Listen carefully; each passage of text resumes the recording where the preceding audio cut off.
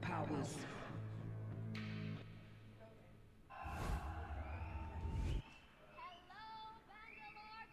Hello, Bangalore! Convention Center! Namma Bengaluru! Oh. Well, I think we're going to go ahead and take the show underway. Okay. Welcome back. Welcome back. Let me try that again. Namma Bengaluru! I love that energy. This is Convergence, the final day, grand finals. Everything converges to now as we see the final two teams left standing. We have Foot versus Vitality. Yeah, and I mean, like, the kind of expected teams, I guess one might be able to argue coming in towards this, but the journey along the way, it got a little bit rickety along the road.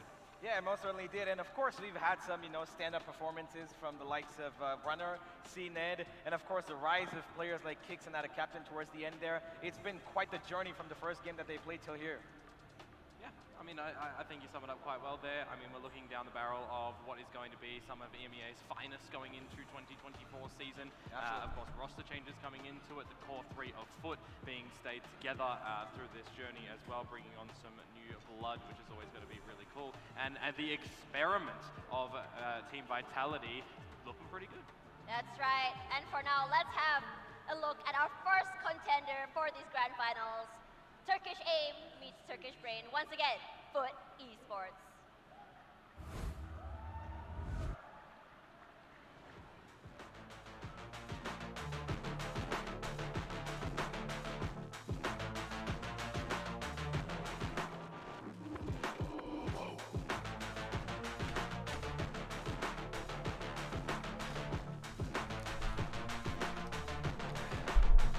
Hello, how's it going? Look at the walkout. They're looking swaggy. But are they actually going to perform any better than yesterday, rather? Also, Global Esports beating Furia. I didn't watch the game because it meant nothing for the tournament. And to be honest with you, I thought Furia would just roll them. But that ended up being a very close game. At least, according to VLR, I didn't watch it. Yo, Bren Raid? What do you mean a Bren Raid? What time is it in Korea right now? Have you been... What the hell have you been up to? Oh. It's just like 5:30 p.m. That's not even that bad. What's up? What's up? Yeah, absolutely. And Foot clearly have a head above shoulders. I need my water. I'll be back in a second. Vitality are coming in with guns blazing this time with a roster change that is pretty feared at the moment. Yeah, okay. absolutely. I mean, coming into Foot as well, Foot only dropped one single map this entire tournament. Yeah, close games though. All things considered, I think Gen G would have been a little bit of a wake-up call. I think True Rippers coming in towards this one as well. A lot of unexpected results maybe coming. Enjoy your din-dins, Bren. Expected to be at this event, True Rippers, but they certainly put a question in people's heads here for the fans as well. True Rippers looking to go toe-to-toe against Global Esports, who I might add actually managed to take down Furia too. So that was a really exciting match. That was definitely something, a sight to behold. Yeah, what happened with Global Furia? Were you guys watching on the Sliggy watch party? Dropped a single map in Convergence.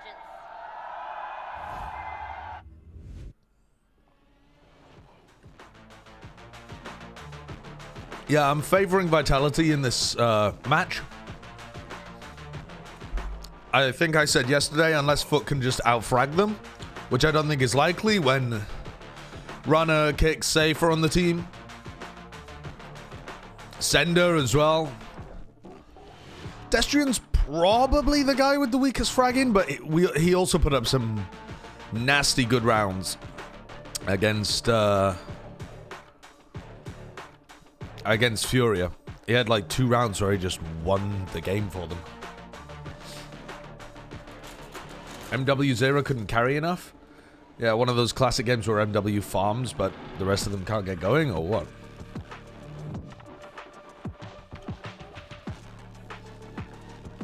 That is terrible, Sunset. You need to fix your sleep schedule.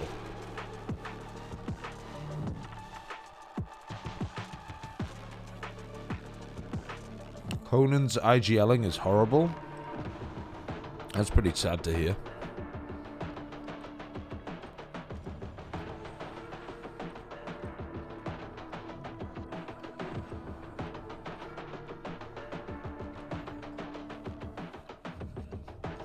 MW should be on loud over QCK. I don't think that's what loud were looking for this season. I also don't think MW is as good as Aspas. So it would just be a worse version of the old loud. I think they were looking to try and reinvent themselves so that they could be good in other ways. Yeah, I agree that he's a better player overall than QCK, but I think the point is that they were looking to try and empower other people rather than empower QCK. At least that's the theory as far as I can understand it. I still don't really get the vision of what's going on in the Loud camp.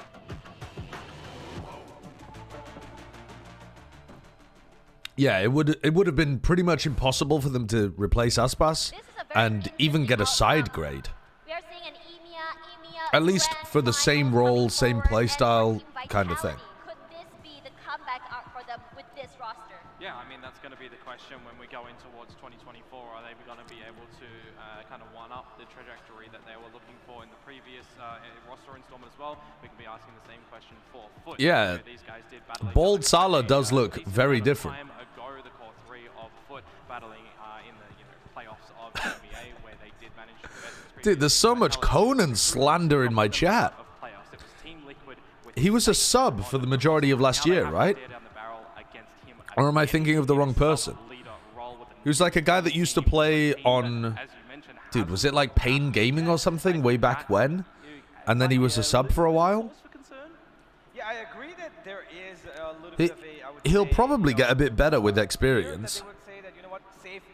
I mean, he might never get incredibly good, but he might get a bit better. He was the highest rated in terms of, impact as well. And of course, he was one of the main reasons why Liquid won the VCT MEA, and now he's here for Vitality to try and see if he can replicate that. But thoughts on T1 releasing King?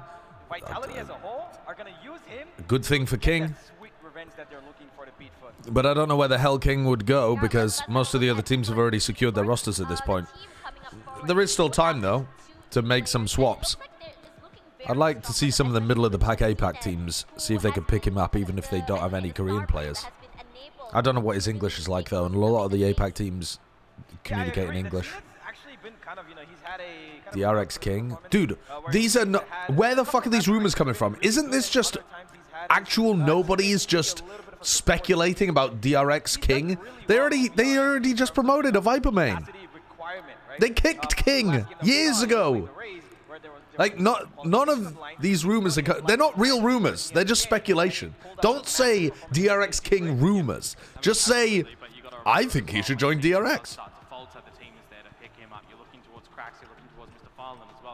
What engagement and what information they're going to be able to get. But this is the team that is...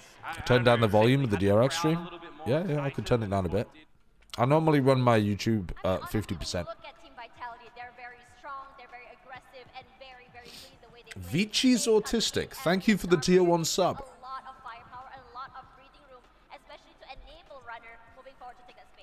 The rumor is that Bleed are dropping Ye and picking up King because of role issues. Okay, fuck off. Fuck off. Fuck off. Jesus Christ.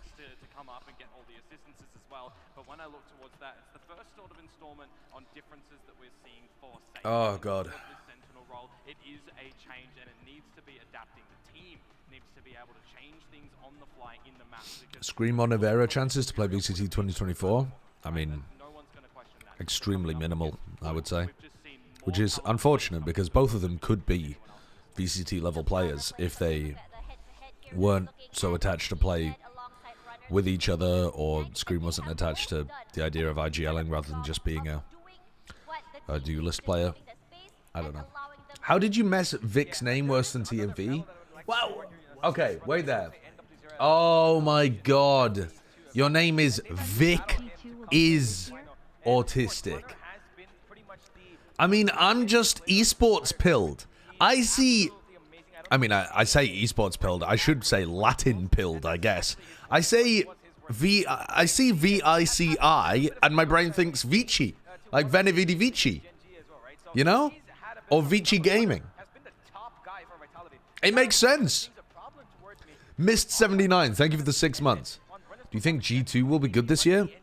I think so. Yeah. Unless, okay, they've just spent a year. Right, so let's start here. The G2 core was good back before franchising, right? They were like a top 3, if we're going to be reasonable. Maybe it goes up and down a little bit, but I think top 3 would be a reasonable way of defining that team in that pre-franchising area in North America, right? I'm not saying in the world. But a top 3 North American team, which is pretty damn good. And then in the year after, when franchising was kicking off and they were playing in the tier 2 level, they were extremely good, easily top 2 the entire year, probably the best the entire year in tier 2, and then they were scrimming constantly against the tier 1 teams and holding their own and looking like they were going to be at least middle of the pack. If they had been in VCT last year with Tex, they would have been, I think they would have gone to Champions. Maybe through LCQ. Maybe they wouldn't have got to Champions, you know, by directly qualifying or whatever, or making it to a Masters event. But I think they would have been one of the teams that made it to Champs at the end of the year. So, are they going to get worse than they have been the prior 2 years because Leaf's on the team? Is the competition increased to the point where they're going to perform worse? I don't think either of those things are true. So I think they should still be a good team.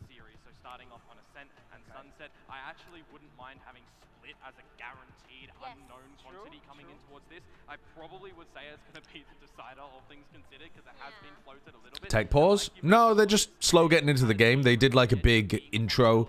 They had flashing lights on the stage, and then they walked the 2 teams out. All right.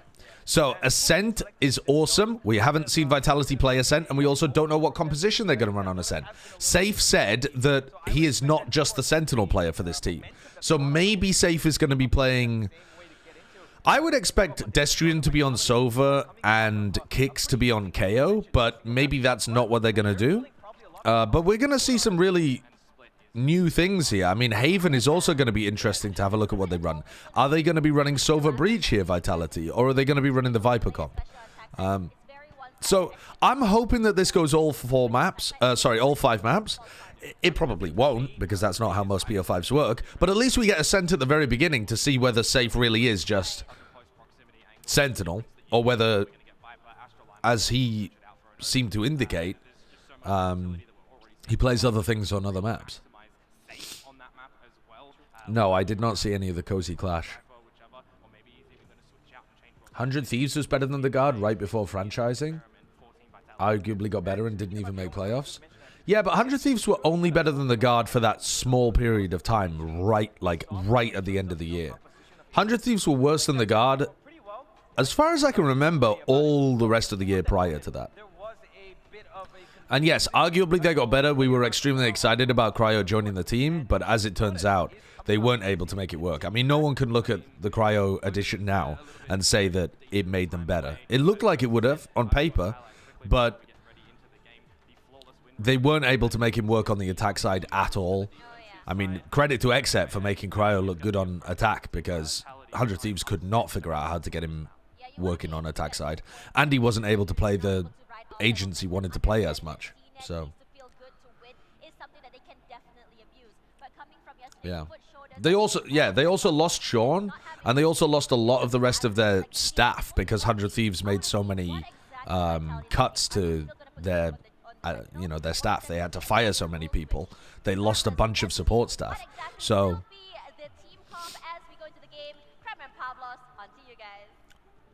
which, as far as I'm aware, G2 are probably going to end up supporting the Guard exactly the same.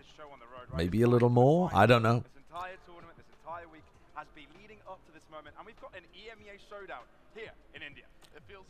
What do you think about the new Apex roster? I haven't even looked at it, really. The Cracks apologist in chat yesterday was saying that he's a Raze player when he played literally 90% of his Raze games in 2020. Yeah, I mean, Krax is more of a one trick than his VLR page indicates. All of his games recently have basically just been on KO. But all right, so Safe is going to be on KO. Speaking of KO, so we get Sender moving over to Killjoy, which makes a lot of sense to me. Sender is a Sentinel main, from what I understand, and Kix is going to be playing the primary initiator with Destrian on smokes. So Destrian's playing a lot of smokes for this team, presumably the main smokes player for them, although Sender picks that up occasionally, and Destrian moves over to Viper, like on Breeze. But this makes sense as long as Kix is really good on Sova. And to be honest, I'm not that comfortable with Kix, like, agent pool. I don't know how great he is there. Let's just have a quick glance on VLR. He's never played Sova before. This is his first time ever playing Sova, according to VLR. Which is why I thought Kix would be on KO, because he's got, like, second most played agent is KO. Alright, so we've got Kix Sova, brand new, so that's something to pay attention to. Safe should be able to carry from the KO position. KO has a huge amount of impact on this map. More so, I would say, than the Sentinel. First map is Ascent.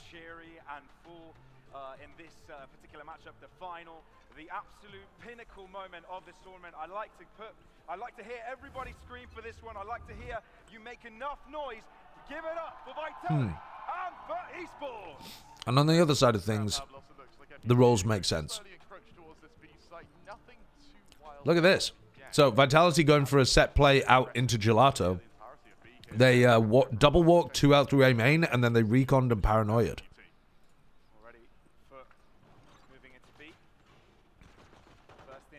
Recon tries to push people back. Kix got spotted, but the shock dart's all right.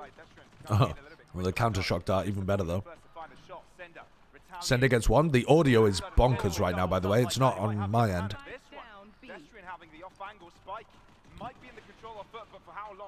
They break the wall for each other. Krax doesn't have the spike here. Has to go and grab it. Krax only has knife. Pretty difficult to get out of this.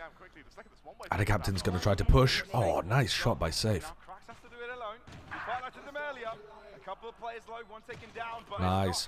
Yeah, really well played by Vitality. They managed to get aggressive in A main and clear it out and still be there to flood defend B. So really fast, really proactive from Vitality.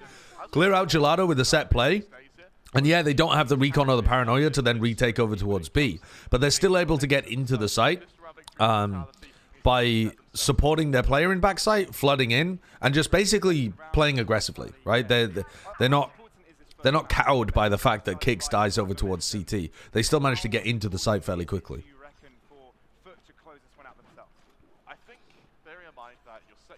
The audio is really weird. I don't know whether you guys can tell. I'm going to turn the volume up a little bit because not all of the sounds are coming through clearly. Yeah, I think Foot need everybody to pop off to win. I think Foot needs stuff like this to win.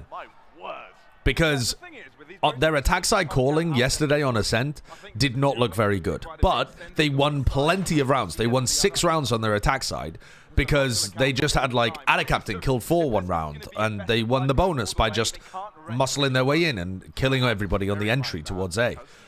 They were winning because they were fragging better yesterday on Ascent. So I think that's also going to be their win condition here. Because I think Vitality have demonstrated better ideas over the course of this tournament. Nice from Safe, being able to hold that. Might have taken an opportunity there to cross over towards the left-hand side so that you could play with Destrian a little. But he's going to double up with Kix instead. This does isolate Destrian just slightly. Because it's possible there that, like, Safe could have been smoked off or something. But, you know, it's an eco round.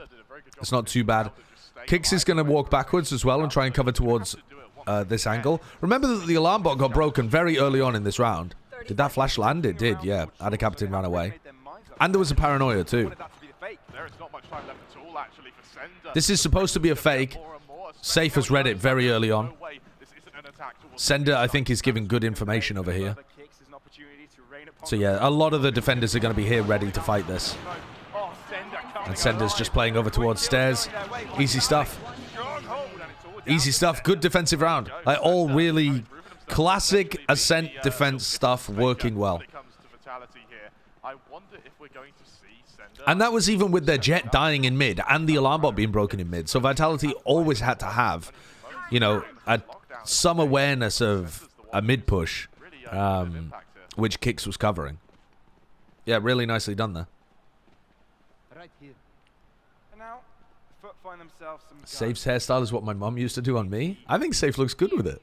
Maybe you look good with it. This is one of the tournaments I think for Foot and Vitality. It's the best moment for them. Bonus round by Vitality, and they tried to get Destrian into Y. Ooh. They're gonna nade and the paranoia. Okay, Destrian didn't use the paranoia there. I would have liked to see Destrian use the paranoia so that he could get out. Because instead, Safe has died just trying to bail Destrian out of that position. They still have the paranoia though, so maybe that'll end up being impactful later on. They could paranoia recon dart, for example, to try and... Okay, they've just used the recon. Actually, now is a pretty good time to hit the site. Okay, Foot are not going to go for that, but I think that would have been a good opportunity there to try to hit A with those three that you had there and get the other two trying to do some kind of split. Foot are inevitably going to go into A. It's just a question of whether they wait until Kick's recon dart is back. All right, they go 1 for 1 over there. Cracks dies. That's a good shock dart by Kix. We have a defensive paranoia available. And a captain with a big shot onto Sender. Kix is about to have recon dart back online. Here comes the recon. Recon catches onto both players. Oh, and almost offered some kind of opportunity. They did still have Yedderjay in A main though, so it didn't look as it looked more dangerous than it was. But it's a nice try.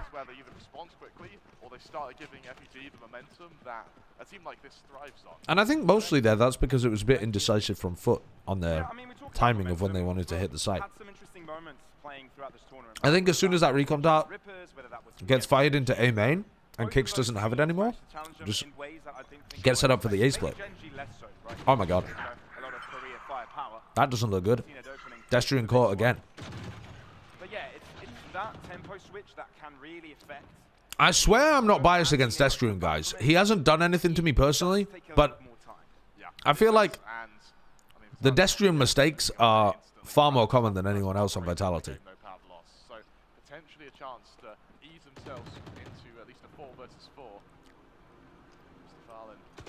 What you'd like to see there is Destrian and Safe playing together to make sure that he can cross properly to Wine. This is going to be difficult for Runner to hold. Runner alone, he's heard the dash nearby, but he's also got to account for the position in main. He got tagged. Oh, CNED just trying to swing that wide. It's like all the audio is like weirdly doubled and stuff. I think it's just picking up some of the crowd mic or something. So no real reason for CNED to go for that. So he's given away his life there. Actually, a close one. With Kix looking at ease up, it's all about timing and able to Cracks manages to find Kix though. And Runner just wants to save the AWP. Dude, the audio is throwing me off. I'm going to lower the audio until they fix it, because that's fucking my head.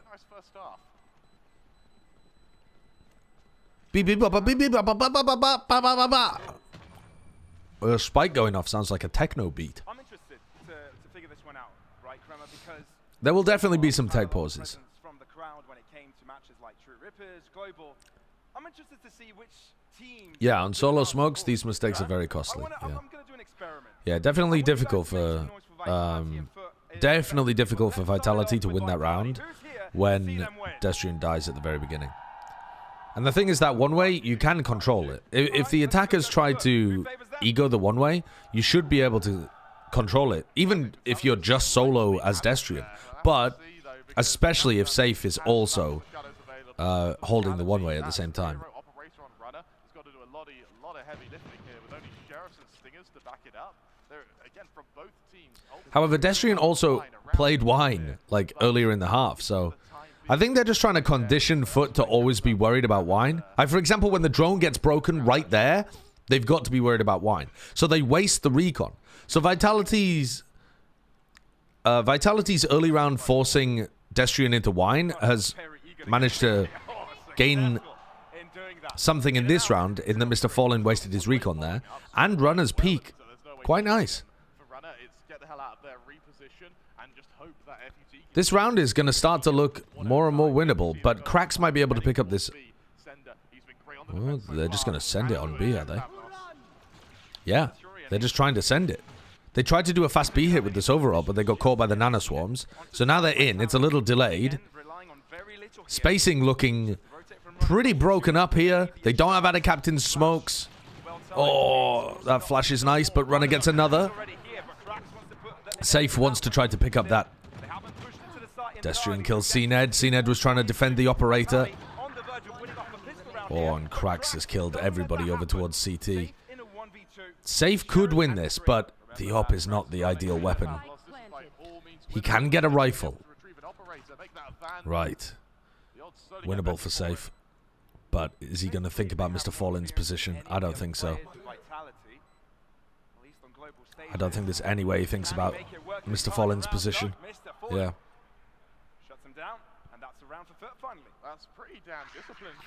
Okay, so Vitality made that one dangerous with Runner hitting multiple shots with the op. But now what does their economy look like? They're not going to be able to get an operator online. So 5 rifles on the defense side. Looked like Runner was going to be able to do a lot with the op, but the rounds where he had the op kind of got trolled. Mostly by Destrian dying over here. So now they're going to fight A main pretty aggressively, because that's where Foot's been trying to take control of at the start of the round. And Runner swings out really wide. The one way is better if you hold it from that wide position. Oh my god, he looks so sharp, but they've been completely confused by Ada Captain's ult. Ada Captain Omen ulted up here. And it pulled Safe away. And Safe can't figure out how to deal with this, and he ends up going down. So Foot just completely cracked that open by Omen ulting behind them. Once again, Vitality have to back off, save their weapons, cling to their weapons. It's a very simple idea, but that ended up working really well. The fact that we're able to see such a convincing execution off the back of those ults, he commits that no command. Unfortunately, though, Vitality again kind of overcommitting to A main. If they just got that first kill, and then they backed up, or even if Runner stayed around to try and fight a second but popped his dash to retreat, they'd be in a nice spot. All 3 players.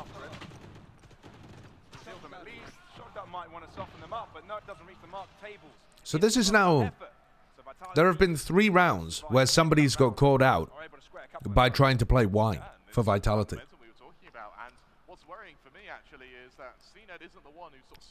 Even though they had like a really nice piece of aggression at the start of the round to hold their one way, to punish Foot, Runner again just tried to tuck into Wine, which is where Destrian's been playing twice. And it got broken by Ada Captain just ulting to A Heaven, because it isolated Runner. And then Safe was caught in a bad position, pinched between the 2 of them. So Vitality tossing away their good ideas with overcommitment. Dude, CNED swinging into Runner is crazy. The Jet updrafts with knives, and CNED doesn't try to retreat away from it and just wait until the updraft disappears so that they can't do anything. He literally swings out wider. That's wild. He's a Giga Chad. He's a Giga Chad.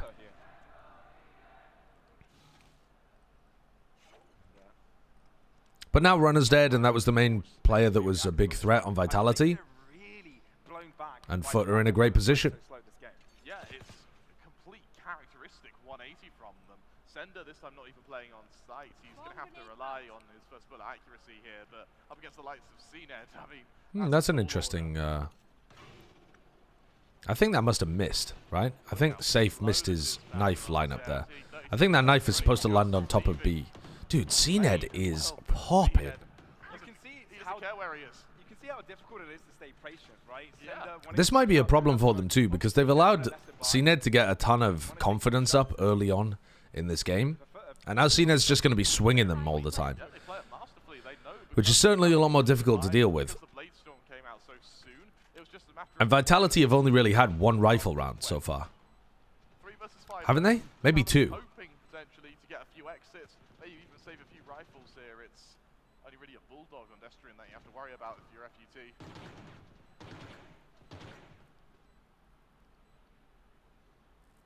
For Vitality, I'm already wondering what they can do the next. Yeah, I suppose they've had two rifle rounds. Play so far, Both ruined by somebody trying to play in wine. I mean, Runner did try to bring up some aggression earlier on. Didn't quite work out. Destrian, you sneaky man. Oh! Good attempt, nice try, but I think the paranoia missed the mark on one of those two players. And that means he will be falling. FUT actually get out in what could have been a disastrous exit for them there. Alright, so let's see what Vitality go for this time. You want to try to contest Foot taking a main control, but you can't stick around there too long because they're just getting stuck. Nice to see you all. With this one, I believe Vitality will be entering a bye. Oh, right? So, are they taking a pause? This feels like a timeout. Alright, tag timeout from Vitality. They need to... This is one of those tag timeouts where you just remind them not to play super committed to A main, and then you come up with a strat for them, I think, to get them back, to get the momentum back. So, I'm not sure exactly what strat you want to go for here, but I don't want to play something super committed. I think just Destrian and... I think something simple, like Runner still playing towards mid, Destrian and Safe playing over to fight the one-way at the beginning of the round and then leaving. Like, fight the one-way at the start. If they take it, that's fine. You can always retake it with the KO nade.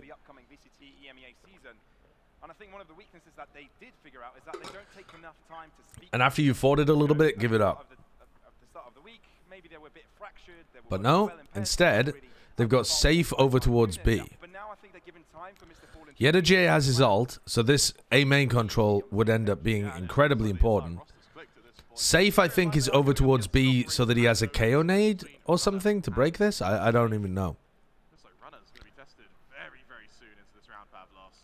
Okay, Runner gets the kill onto Yeda J. They don't even use the attacking lockdown. They were just execing into A. The Sova ult kills the other player. Alright, so Foot just decided to go for a super fast A hit. Got caught by the Op and the Sova ult. They could have ulted there. They had A main for free. They could have taken the site for free. Oh my god. CNED and Cracks cooking up a nice play together to try and save it in a player disadvantage. But, yeah, alright. Foot just giving them a bit of an easier situation there. It could have got more difficult if Yeda J had found an opportunity to use his lockdown post-plant. But when Yeda J dies as the player that gets caught by the operator, then you lose a huge post-plant option. Well, maybe the plan was just to play full A retake in some of these rounds. That'll give Vitality a lot of confidence that they can play full A retake. And with how aggressive Foot have been being over towards A, normally I don't like the Jets starting the round up here, but I think that that's quite reasonable in this situation, because Foot have been so aggro towards A main and A execs that Runner should still feel pretty reasonable getting value from this spot. He's not just going to be sat AFK. Here they drone at the beginning of the round, very early, to try to push these players back. Destrian gets tagged, that's going to bait them into Runner. Nicely done. So now the lockdown comes out. They're going to know where Runner is, but they don't have a Sova ult to follow up with it, as they've done previously. Mr. Fallen just takes the risk of walking out, even though the op could still be posted. But they probably heard Jet Dash and realized that he's not going to be holding in the corner. All right. So now the big player is Yedajay, probably. Because Yedajay and Krax are going to try and fight this lockdown. Flash. Dodged. But Sender dies. Any punish? Any punish? No. They don't have the ability to stop this. Everybody's detained. They can just get on the spike. They clear as well. Alright, so Vitality feeling a lot more comfortable when they play a retake. A retake with the op has been the answer here then. So post the op A Heaven, and then grab a pick, play a 5v4 retake. Has been working very nicely coming out of the timeout from Salah. You're 25 seconds behind? Well, I'm literally live, so I don't give a fuck. Yeah, nice. Nice timeout, though. So that's got Vitality straight back into the game. And now Foot are probably going to have to make an adjustment. These A hits are not working, so maybe Foot will try to play something a little more slow, and that'll allow Vitality to fight over A main again, you know, something like that. CNED could have waited for a flash now. I don't think there's really much reason to wait for a flash into A main there.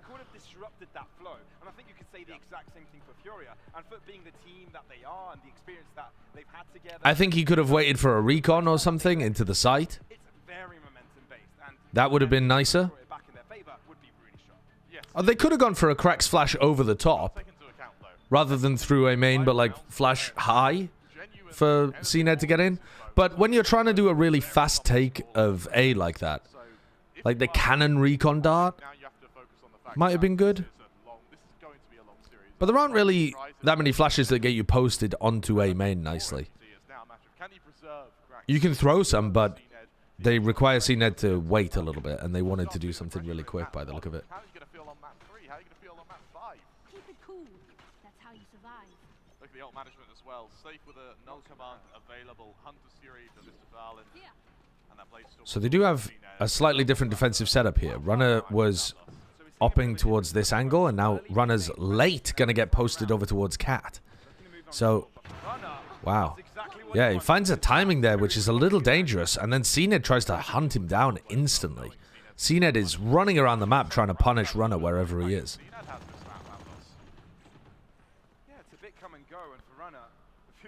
Vitality have got Safe's ultimate, which is fantastic for retake. Safe is also playing B with the Odin this round. And he's going to use it early here. This might push them back into Runner's op.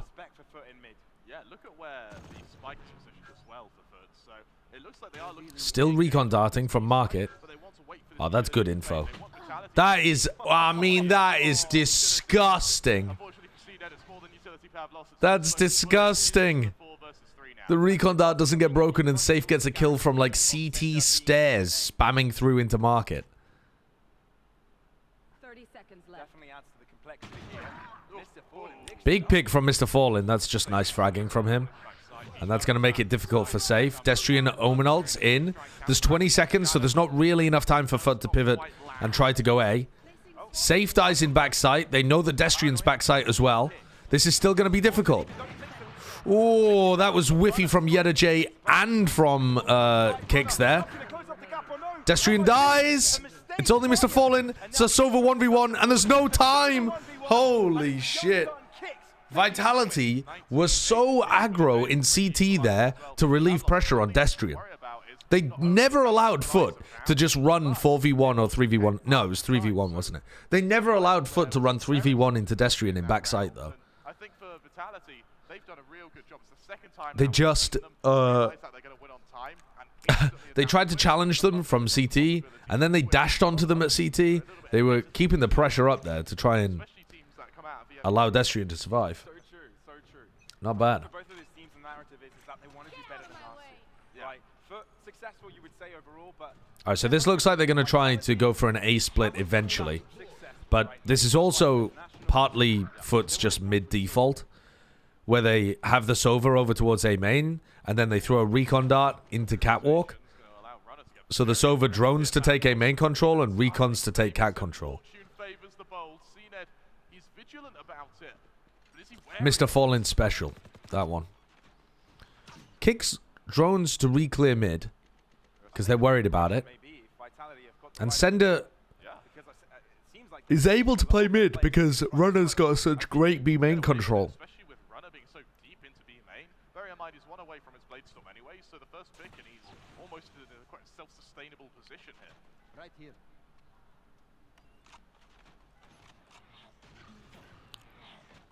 Kicks needs to save recon for when the site hit comes through, which is about now. Here comes the recon. Great timing from Kicks. Remember, this is Kicks' first time playing Sova. And Safe manages to drop Spike as well. That allows the players on Heaven to swing out. Kicks again, getting 2. Knocking Cracks as well as picking up Ada Captain. Kicks drops down again and gets another kill. Dude, Kicks looks so fucking good. This guy, hero of Estonia. God damn. The fact that he was able to find that 3K while staying alive, while putting himself in kind of jeopardizing positions, bearing in mind that he's the one who drops once that KO resurrection was sort of baited there by CNED. So, brave way to play. I don't think CNED is unintelligent. I think CNED is very, very focused on trying to catch his opponents off guard and punish small timings. And that means that he tries to get more aggressive than other duelists do sometimes. And, like, catch his opponents on the back foot. It's just a really aggro style, but it doesn't mean he's stupid. He's actually identifying good punish timings very frequently. What? 4x3 moment? 4x3 moment? How does Ada Captain not see Sender? What the hell? What the hell? He knows that was around. And I think also CNED does calm a lot on this team. Maybe CNED was a bit quieter on some of his other rosters. We saw CNED getting pretty vocal towards the end of the year on Na'Vi. But I've seen CNED be very vocal on Foot. His mouth's going like a fucking... He's going like overdrive when some of these rounds are happening. That was a shaky start from Vitality. Those first few rounds where they made the mistakes in A main, overcommitting to the fights there, really punished them because it allowed Foot to get up to 4 or 5 rounds early. But good timeout from Salah, good recovery to shift a lot of their resources over towards B and mid and play retake A, and a great half from Runner and Kicks. Runner with the operator was getting massive value, and Kicks on Sova was also... He wasn't carrying, but considering it's the first time Kicks has ever played Sova, at least according to VLR, that's a fantastic performance from him. He looked really comfortable. So, 7-5 is actually not that great for Vitality, especially considering they won Pistol. It's a good half from Foot by the scoreline. But it was very much a tale of 2 quarters, I suppose you could say, where Foot had the opportunities to win at the beginning, and then once Vitality started playing better defense side Ascent, Foot just looked completely shut out.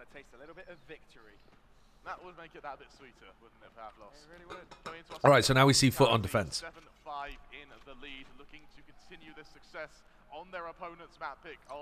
They've got a pistol round strategy, which I'm not sure what the game plan is over towards A, actually. I don't know why Cracks and Ada Captain and Yedajir are kind of playing on top of each other over towards Heaven. I don't know what they're planning to do. But, I mean, really passive setup over towards A, except for the kill trips, the Nanoswarm setup, I mean. Turret takes contact, they realize that these players are pushing through. Nanoswarm popped, slows them down a lot. So Yedajir is going to try and anchor from Dice. No smoke over towards A main. Yedajir's caught.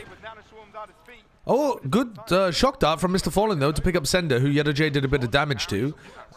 And Cracks is able to swing. So that turns the trades the other way around. Kick still has recon. a frenzy. Actually, one of the There's still chances to win this for Vitality, but Foot should be able to get in. Vitality out just The Recon just stuffs Vitality into a corner. That seems like a good dash from CNED. He's going to be able to set up double faces against them or just tap the spike, yeah. Whoa, CNED could have just stuck there, couldn't he? Oh. Gets the 2v3. What's around there from Safe and Kicks? Bear in mind, Safe. I like the dash from CNED because it allows him to get somewhere where he can then play off his teammates' timings as they drop.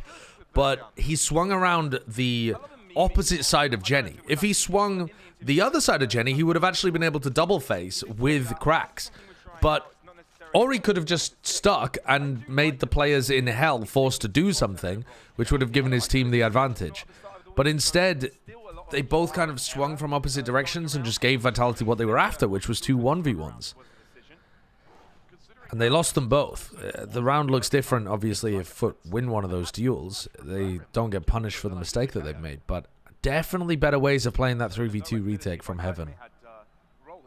And Vitality have just gotten away with murder there, I think. Gotten away with murder. And that's the importance of having a lot of flex players in your team, you know, being able to pull out. But yeah, definitely that was a mistake from CNED, I think. Also, you know, being 180 on their decision making, on picking up their new team, focused on flexes rather than duelists. More patient ways of being able to play that. Yeah, and it makes sense. It makes complete sense. It gives you that flexibility.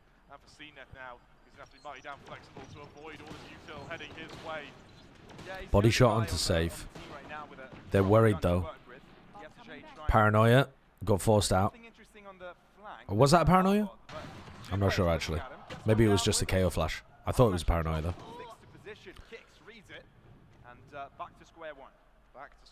Okay. This is a good timing to try to hit back into A as well. You know that the KO is still there, but the knife found no information. Destrian still has Paranoia. Kick still has Recon. Oh, they used Recon for A main, maybe. Or maybe I... Oh no, Kicks has just got the Recon back online now. I thought he would get it back for the site hit. Oh, well, he got it down to stop them denying the plant.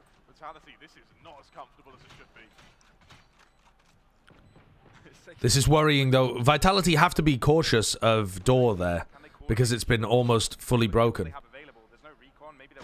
They're going to double swing over towards Heaven just to try to relieve some of the pressure because they were in bad post-plant positions. They had 2 Jenny. I like that opportunity to try and play dynamic in the post-plant there. The smoke isolates Runner just a little bit. Ada Captain's super weak. Feels almost impossible for him to win this round. If he killed Destrian there, that could have gotten extremely close because both of the final players would have been weak. But the health disadvantage just hurts at the end. That wasn't the easiest round in the world there by any means for Vitality to convert. But it hasn't hurt their economy too badly. The bonus round still looks really good. Dude, bonus rounds don't even fucking exist anymore, really, though. Foot are... Well, actually, Foot are not going to be able to buy because they're on the defense side, but they're still going to be able to put something together in the next round. And if they're able to grab a win here, that puts them on double digits. And quite a scary score for Foot to face up against, given that this is their own map pick. This is Ascent. This is a map where Turkish... Wow, the drone is so deep. Mr. Fallen just taking a ton of space, playing like Sassy. Here comes the backstab. Backstab from Sender. Runner finally gets the trade, and Sender couldn't actually get anything done because the Foot players were more aggressive than he was. Ada Captain drops. They should have heard that. Ooh. Runner can't quite get that, though. Yeah, so there were 2 plays over towards... There were 2 players over towards Switch inside the smoke, and Sender was coming around behind them, but they decided to flash and push through the smoke into A before Sender could even get the backstab off. So very aggressive defense of A there from Foot. Vitality not expecting them to play that fast. For sure. I love the fact that these teams, you know, always put get watch parties out. I think the Turkish teams have been some of the best from being the most impressive ones. Oh my god, what the hell? Ada Captain got blinded there. I think that, yeah, that was a team blind. That wasn't Safes. It was a team flash from Cracks. I don't know what that set play was, but they just kind of reset with less utility. They were trying to combo Omen Flash, KO Flash to try to just run a solo player out A main. If you're gonna do a play like that, though, it can't just be Ada Captain, right? I feel like you've got to do it with CNED as well. But CNED's just got to judge in B main. He's gonna get cleared out by the drone. He's going to try and take a timing. Does actually a lot of damage to Sender and still escapes. So that's best case scenario there for CNED. Mr. Fallen anchoring A. Cracks is going to have a knife online soon, I think. Yeah, 3 seconds.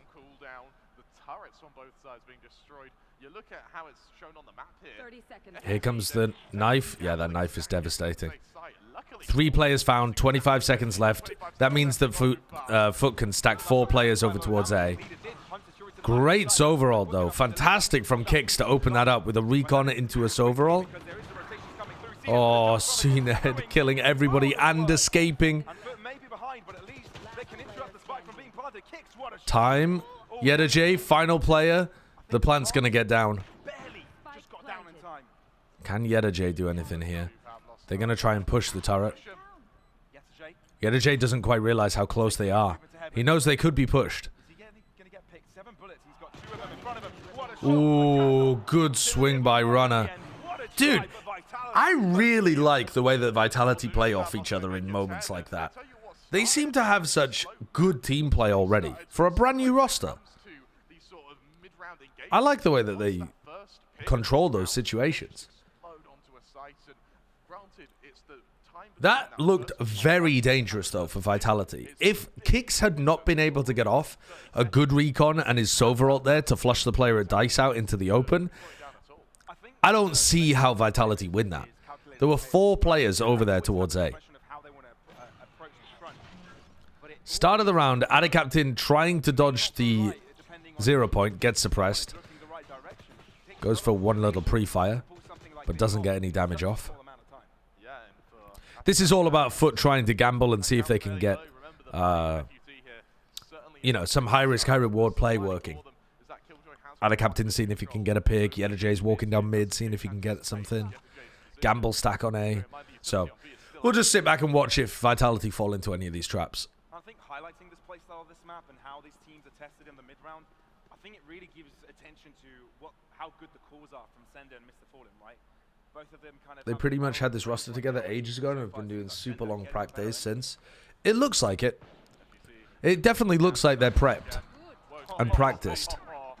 And there's no way that this roster has just come together. By new roster, what I mean is they haven't been playing together for a year already. But yes, I'm sure they've been practicing because they look good and they've got good ideas. So they lost a player getting in. They've lost another player now. So now it's a 3v5 post plant due to Foot pushing around, and Kicks just out in the open there is super dangerous. I don't know why he was just stood out in the middle of mid. Oh god. This is really rough. 2v4 is brutal.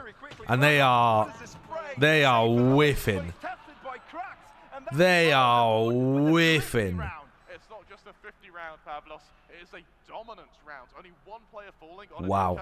Just completely outmaneuvering Vitality and then anticipating that aggression which Vitality. You know when you get into those situations where you know you're supposed to lose, and so you just lose all of your confidence and you end up like moving while you're shooting and spraying a lot? Yeah, that's just exactly what happens there. If they took a deep breath and played that one a bit calmer, I think they could have still won. God damn.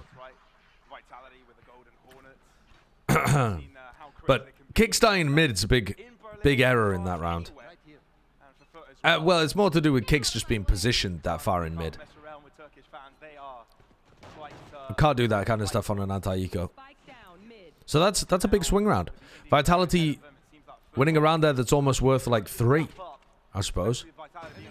No, well, winning a round that's worth 2, I suppose, on the eco. 4 players to work with here is, even though the buy's not great, But it'll set up another eco swing round right after this one. The last time he tried to go for a high duel against CNED, he was plucked out of the sky and... Yeah, Runner might have another fight against CNED. Runner updraft here could go crazy. Yep. Oh. There's been a couple of rounds where it's been a bit rough for him. Getting to his own head, perhaps. I think Runner's played amazingly up until these last couple of rounds, though. And it wasn't Runner's mistake that ended up making them in a bad position for the eco. He just couldn't frag his way out of it. Runner is scared of Charles. Yeah, well... Oh! Well, that'll equalize things a little. I mean, enough fun, he says. That was a full 90-degree flick. Not a headshot, but still. Hello, Runner. Mr. Fallen from a distance, he found damage. Oh no! Monitors is back, and there you have it. Runner just assuming there that Mr. Fallen would fall off after getting the first kill, but just gets punished. All right, so now this is going to be an eco swing round for Vitality. So this one's really important for Vitality to try to win, to give themselves an economic buffer. Do you think either Foot or Vitality can challenge the Fnatic dominance in EMEA? Not really. But at the same time, I didn't think Liquid could last year. And they somehow won in EMEA. So anyway, let me pay attention to this round. So you got CNED pushing out really aggro here into B main. On the other side of things, they're 1 away from getting the lockdown, and they do already have the KO ult. Here comes the KO ult through market. Runner's suppressed, can't dash. So Runner's not got a dash anymore here. They know where Krax is. Krax gets a spam kill on safe. Kicks kills Ada Captain, who was on the lurk. That would have been a disaster had Ada Captain won that duel, because that was the spike as well. 4v4, and Mr. Fallen is going to peek mid. So now Mr. Fallen is going to be contesting against Sender and Kicks. Mr. Fallen could win this round. Oh, okay. It looked a little whiffy from Mr. Fallen, but he still had the jump on Kicks. Kicks wasn't expecting it, so they go 1 for 1.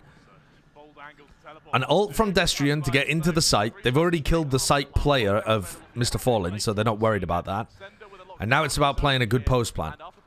Lockdown for lockdown can happen. Sender can just pop this one. This is pretty good. Sender has nanoswarms on Spike as well.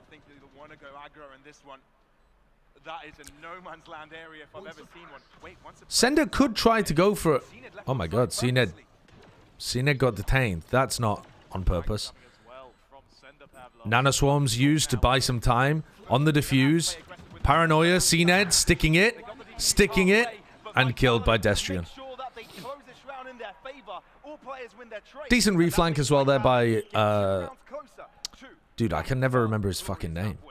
By the guy who frags really well, Sender. The problem is CNED's on the other side, so I keep thinking CNED instead of Sender. Yeah, nice reflank by Sender. I think that's a good timing, good awareness to counter lockdown as well and put the nanoswarms on and that kind of stuff. But, yeah, pretty difficult there for Foot to be able to get anything done, especially when CNED gets detained. Operator wants to get on CNED. Odin on Mr. Farlin. Yeah, that last round win gave so much breathing space for Vitality, especially economically. It's the finances that are really the big killer of games like these. CNED on mid. Timing and Sender. What a kill from Sender. I think that aggro though from CNED. Made the difference about who is going to be winning this match. Definitely. CNED not connecting that shot. Oh, hello, we're there. In the first map of this best of 5 Paranoia, but no follow-up available just to try and calm them down. Ada Captain's trying to play for A main control, but Ada Captain smokes deep A main and he's just out in the open and Yedajay can't hold it. Really rough decision making there from Ada Captain. I don't think he realizes that that's an angle. Yedajay can't possibly hold him there. There's nothing Yedajay can do to help Ada Captain for those small moments until Ada Captain actually gets into A main. If Ada Captain plays a bit more tucked to the wall, he's safe, but it's also really hard for them to win the round when CNED dies at the very beginning, trying to find something aggressive with his AWP. I think this is where CNED tends to make the most mistakes, is when he has confidence in his own aim and plays some kind of, like, you know, aggressive off-angle spot and gets punished for it. Because he does have this high-risk, high-reward playstyle when he has the AWP on defense. He likes to take risks. And if he gets punished like that, it's going to put his team at a big disadvantage. But it does wonders for your confidence, Pavlos, which is really, especially with a young team like that of Vitality, that's really where it takes its impact. Yeah, when do you count the season to begin statical? Some players have already been dropped. Like when the first match gets played, middle of February.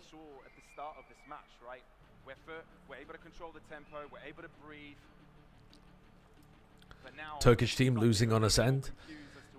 Yeah. BBL are really the team that was a lot better on Ascent than anywhere else. But I suppose Foot were not bad at it.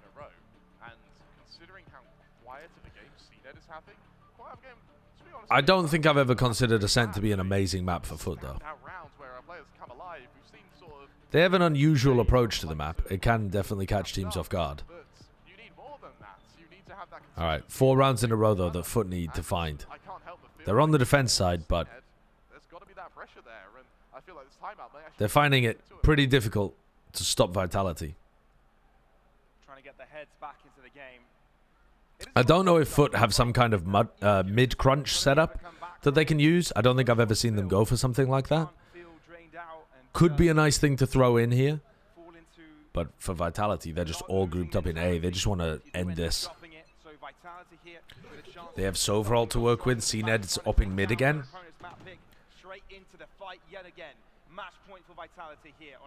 This early knife indicates that Vitality are trying to take A main control, so CNED's instantly rotated over. Mid is now very open. Oh my god. Alright, so now they know where the operator is. So now Sender's walking down mid. You see how useful that Sova ult is, actually? It's given Sender all the information to know that he can just walk down mid. But look at this aggression. Oh my god. Have they not heard them? Krax is tucked in this corner as well. Holy shit, they just have no idea. What is going on? Oh my god. 3v3. They didn't realize that Sender was deep down there. They didn't realize that Krax was deep in the other direction as well. Holy shit, neither team having good information about where the others are. Sender gets caught. Sender did get a kill earlier on, so Foot knew that he was there at that point. I mean, Runner killing Ada Captain here is basically the only way that Vitality can win the round. Runner actually has knives here. He might be able to pop the knives and updraft from B main to win this round. I don't think I've ever seen somebody win a round like that. The question is, where's Destrian? Is he also pushed up? Is he waiting on site? Watch this. Runner can pop knives here, and as soon as Destrian takes contact, yeah, like now. Okay, here comes the updraft. Updraft. Mr. Fallen was holding for it. Mr. Fallen was holding for the updraft and killed Runner.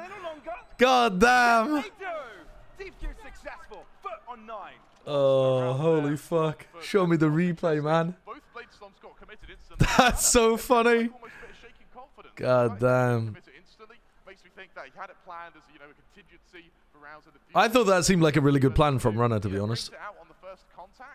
If he updrafts there and he's able to grab a kill, that's going to make it easier for his player on site, and it's also going to allow Runner to then just run out and try and contest the final player that's there. I thought that was an alright decision.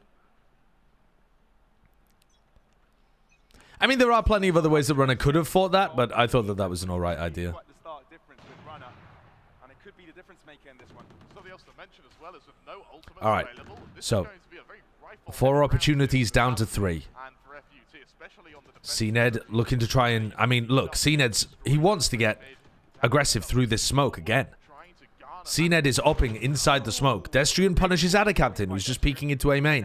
Mr. Fallen is just going to take a timing and walk this out. These are the kind of decisions here from Mr. Fallen that either lose you the game completely because you just walk in and you get punished by Destrian as well, or you regain so much of the disadvantage that your team has by being in a 4v5. Mr. Fallen knows that there's no pressure over towards A. CNED's still worried that it could be mid to A, but it's going to allow these 2 players to stack. Okay, what is going on here? I don't know what the call is from Vitality. The spike is going back over to A. They're going to try to fake like this is an A hit, and they're still going to go back over to A. Mr. Fallen could get caught, or he could win the round again. This is fucking crazy. Why is Mr. Fallen always in these situations where he's tucked in a corner? Oh my god, he's on the minimap! Jesus Christ! It's Jason Bourne! Cracks shaky aim. The only 2 players left alive, though, from Vitality are the 2 players that tried to fake over towards B. And they both get caught by Yedojay. Vitality overcooking that one, perhaps? They didn't have information over towards A main, but Mr. Fallen kind of... I'm not going to say Mr. Fallen won the round for them there by getting A main control, but going 1 for 1 and buying enough time for other people to flood into A to properly defend that is pretty fucking huge. I think that's a pretty enormous decision by Mr. Fallen. And it's a real gamble because, like I said, if Destrian just stayed around there and they carried on holding that default and Mr. Fallen dies, it feels like one of those rounds we see all the time where one person dies and then the team in the 4v5 feels incentivized to make a play, so another person dies and it just snowballs into an immediate round loss. But if you find the right read on your opponent and they happen to be leaving after the pick, then you end up having a really nice compensation for the player loss. Wow, Destrian, without even smoking market, goes for the TP up there. Holy shit. So this was an eco round by Vitality, remember. Destrian might be able to make something happen, though, over from market. If Destrian can kill Ada Captain, they might be able to pivot. Destrian hasn't found anything, so he's just giving up. Weird from Mr. Fallen there. And Destrian can't get the kill with the stinger. Alright. So, 1 final round to see whether we get into OT or not. 1 round of difference between the 2. FUT, they made a comeback to overtime to win in overtime against Gen G. Will they do it now against Vitality? 1 round is 1 round left. They've won 3 in a row. 4 chances down to 1. Outside of B suggests a full execute, a full blown, full fleshed out assault. But FUT do such a good job at delaying with that killjoy utility. Yeah, I mean, it's like a half by round. It's not a full eco. I'll be happy with that one, for sure. It was, I believe, 12 to 8 was the score? Yeah. So, 3 consecutive rounds of put foot. How is the one... Dude, what is wrong with Sliggy? Here's that timeout from Vitality. Makes you wonder, Pavlos, doesn't it? What on earth goes in the mind of Salah? You've got to give bizarre to Mr. Fallen here. I feel the reactions from... Is Yedojay an upgrade of Homage? Yeah, I think so. Kind of figure out where they want to go. And every single time it felt like for the past few rounds... He's British. I have been afflicted with being British since I was born. And I can tell you, it's not been a good time. Or they're just going to commit to something and not give them enough time to react. It's a real disease. I feel like for Mr. Fallen here, he's... My hot take was Donowald. Yeah, that'll happen. Do you want to paste it again? Let me focus on the final round, though, first. Right, so final round of the half. Mr. Fallen has Sover ult. Sender has Lockdown. So those are, you know, opposing ults, if you want to put it like this. What is this play in mid? get that from the shadows out.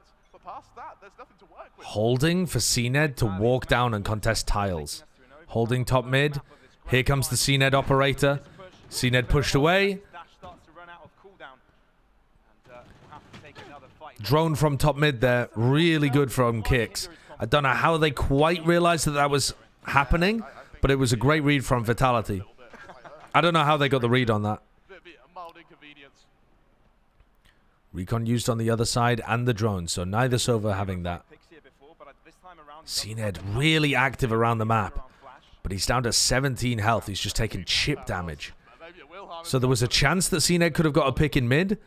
Vitality dealt with it. Chance that CNED could have got a pick over towards A main, and they dealt with it. So far, so good from Vitality, avoiding these potential player losses. And they've taken some mid control. They go for the B ult. That should force out the Sova ult from Mr. Fallen. But are they ready to try to punish? Oh, CNED's watching for it. They get into B, but with a player disadvantage. Yeta J got detained! They both got detained! Wait, what? Whoa. How did the Sova ult not break the lockdown? I just assumed the Sova ult was going to break the lockdown. My brain didn't even pay attention to it because I saw Sova ult being used. What? What? What?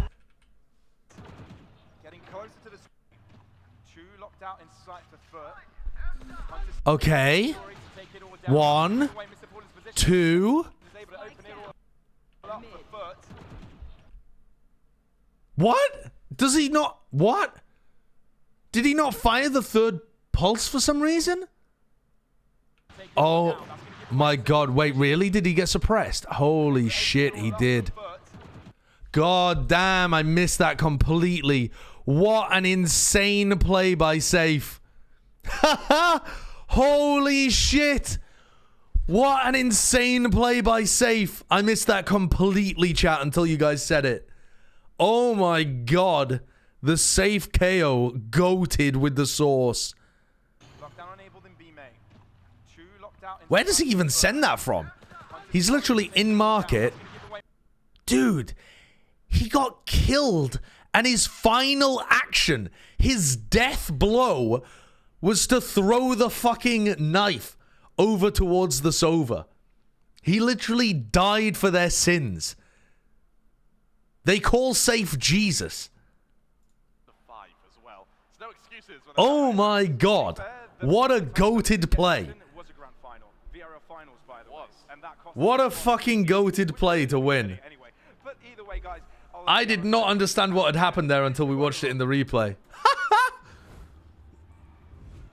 Yes, indeed, and what a map one for God damn, what a play. Foot Esports versus Vitality. Could this be Vitality's run to take the victory over Foot? Now, let's talk a little bit about that game. Here's my hot take. NRG is full of too many intelligent players who also secondary commed on championship rosters. People doubt them with no proven IGL, but mark my words, they will be great. Top 2 Americas for at least a solid portion of the year. Who's on NRG? Who's on NRG?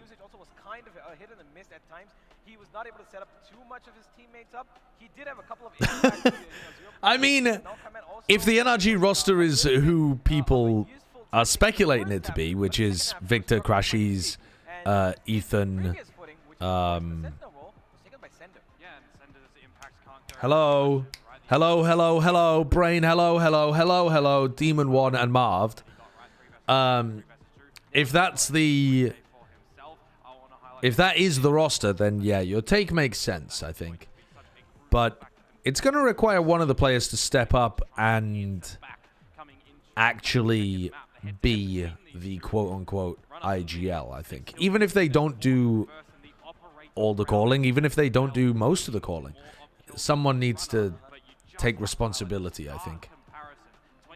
I assume it'll be Crashies. is certainly having a field day today. Yeah, most certainly. Again, this guy is, of course, the spearhead for Vitality. He's making sure that he finds the openings, the spaces that's required for his team to run in. And I'm pretty sure that even though he was... Dude, it won't be Marved. There were clutch moments from both kicks. I mean, maybe Marved will call himself the IGL, actually, but yeah. Like I said, maybe Marved will step up and take responsibility, but then it'll be someone else that does most of the calling, I think. I don't think Marved is a true IGL, but I think Marved is confident enough to take the pressure off his teammates by calling himself the IGL, which is basically what he did on Sentinels.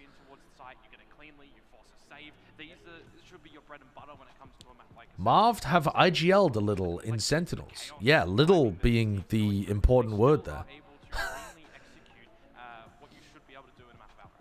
I think if Crashies doesn't do it, no one else is really going to do it.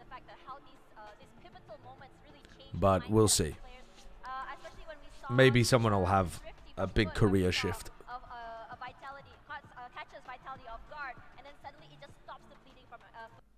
Bum bum bum bum bum. Do you think VCT America switching to midweek to accommodate for LCS going back to weekends will impact viewership? Is that happening? I didn't even see. Do you have a source?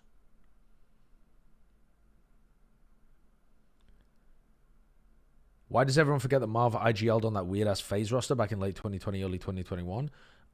Because that FaZe roster played like poo-poo doo-doo.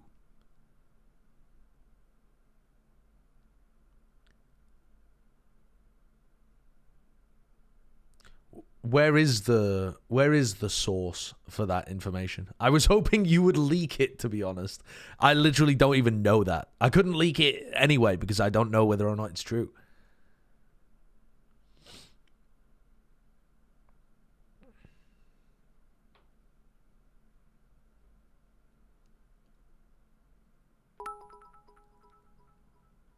Kex, thank you for the 100 bits. Apex can make Ascension with the new roster?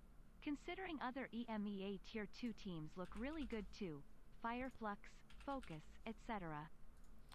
I haven't really been paying attention to the EMEA Tier 2 rosters, but someone asked me this earlier as well, so let's have a look. OW.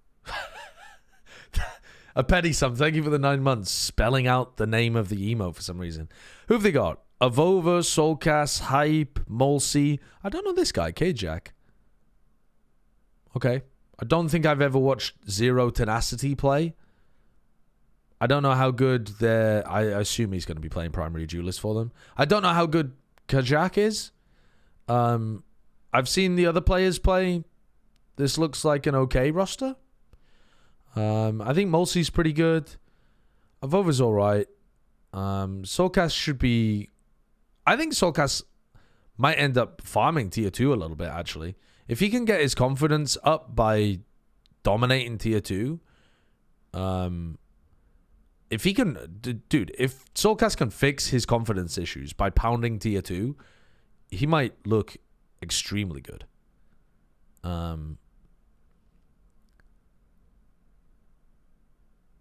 And, yeah, I watched Hype a long time ago. What team was he on? Yeah, London United. And Alliance, yeah. But I don't know. I don't know whether this team is going to be good. I don't know what the other rosters look like. Who's Fireflux got? They were doing well last year. Oh, Kiwi, Turco. Yeah. I don't know. I'm not the expert on the Turkish scene by any means.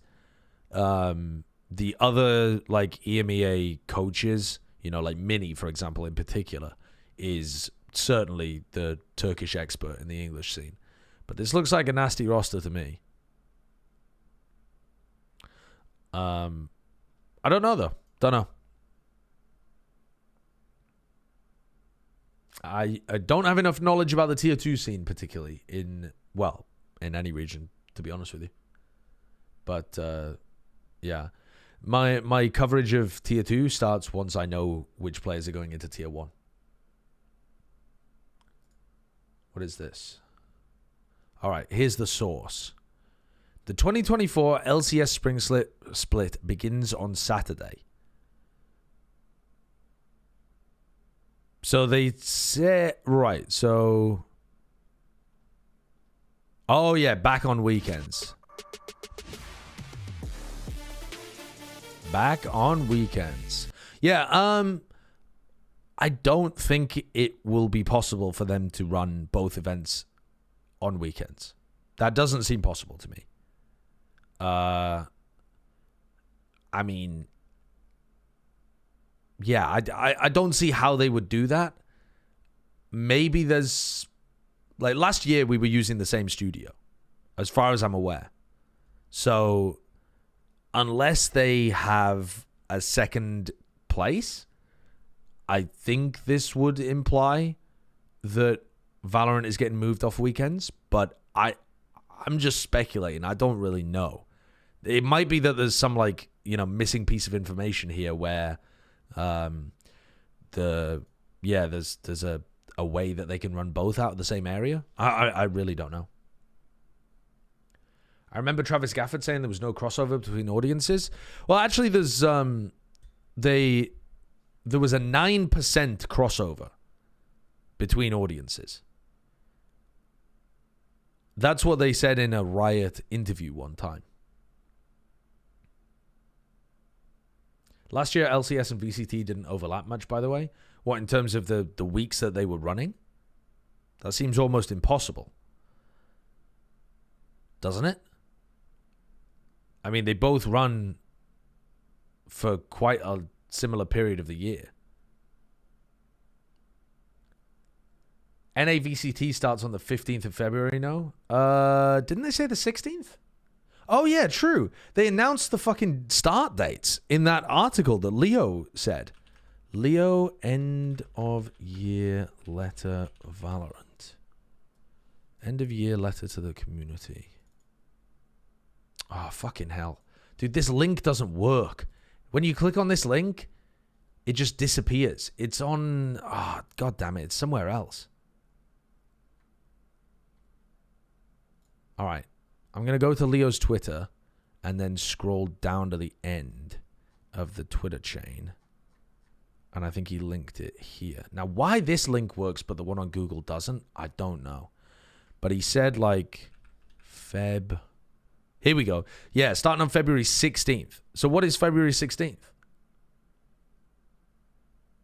You have to change region. What?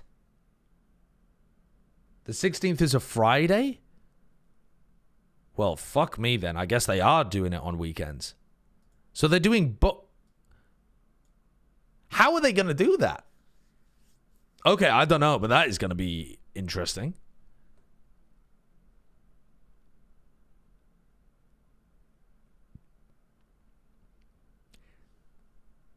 How does the League of Legends schedule work? LCS is moving to Gary, Indiana.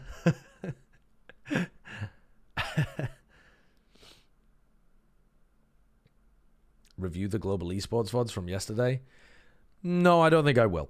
I'll review Global Esports VODs when they play with their full five. I think it would be unfair of me to take Global Esports seriously when they're not playing with their full five, even if they're doing quite well. It's better to just ignore the games that they play without Benkai and then focus on when they actually play with Benkai. I think it's more fair to the team. Hello, Burly Cop from the live arena. Different times? I don't think so, though. Didn't this one say 12 p.m. Pacific? Isn't that when we were starting our games for Valorant? Wasn't that at 12 p.m. Pacific? Maybe it wasn't. What time did we begin? I thought it was that time, though. Yeah, I'm pretty sure we were starting at like 12 p.m. last year, weren't we? I guess we could have a look on VLR. Look at like Loud versus EG or something during the regular season. Loud, EG, regular season, 12 a.m. British time. I mean, that isn't going to tell me fucking diddly dick, is it? Yeah, 8 p.m. That's midday. Yeah. So, no, they're happening at the same times as last year. Maybe the schedules don't... Like, maybe... is the spring split over by the time Valorant begins? That can't be right, can it? I don't know how the League of Legends calendar works. Does anyone who follows League of Legends know whether the spring split could end before Valorant kicks off? LCS and VCT didn't overlap last year. Basically, yes. Really? How is that possible that they didn't overlap? I don't understand. It feels like VCT is going on all the time. And it feels, surely League goes on all the time as well, doesn't it? The spring split ends in March, so they will overlap during February. It's going to be an awesome endeavor. You're absolutely right, Pavlos. It happens to the best of us, man. But let's see how FUT are going to recover. Yeah, I know that February 16th is the Madrid qualifier tournament, but that's still being played out of the same area. That's obviously got to be quite tilting, but yeah, let's be honest, they've come back from being a map down before. You literally were at the venue when LCS matches were on? That is true. That is true. Yeah, true. We can have hope on Sunset. I think it's not all done. I mean, obviously they didn't overlap last year because they were running LCS during the weekdays. They must have some way of being able to run both from the same place at the same time, I guess. You know, must have been a must pick really in the situation, which is why they kind of have the composition that they do.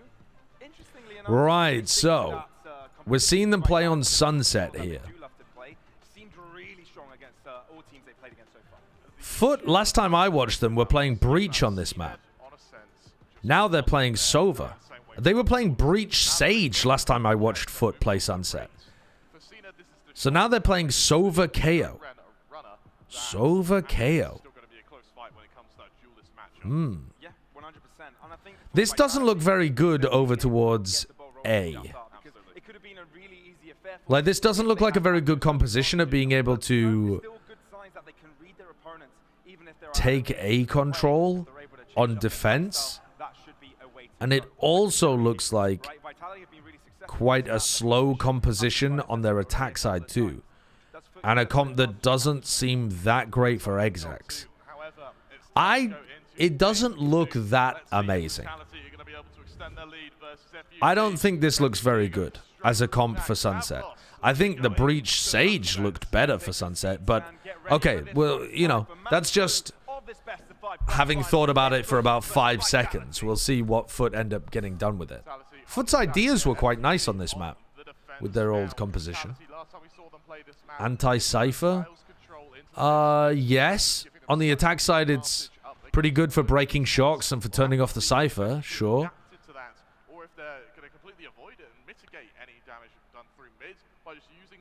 It definitely does that. So maybe they're just planning to hammer into the Cypher over and over again. It's definitely going to put a lot of pressure on Safe. Want to make sure they can get a 2-0 quickly into Foot. Every time they played against them so far. So they're playing very passive over towards the A side. Playing a recon dart back here for info. So this is my concern. These two initiators just seem so passive on A. See Ned gonna go for a peek. Oh, Foot almost caught the timing. They don't see anything in mid just as Vitality leave. Alright, so Vitality heading over towards A.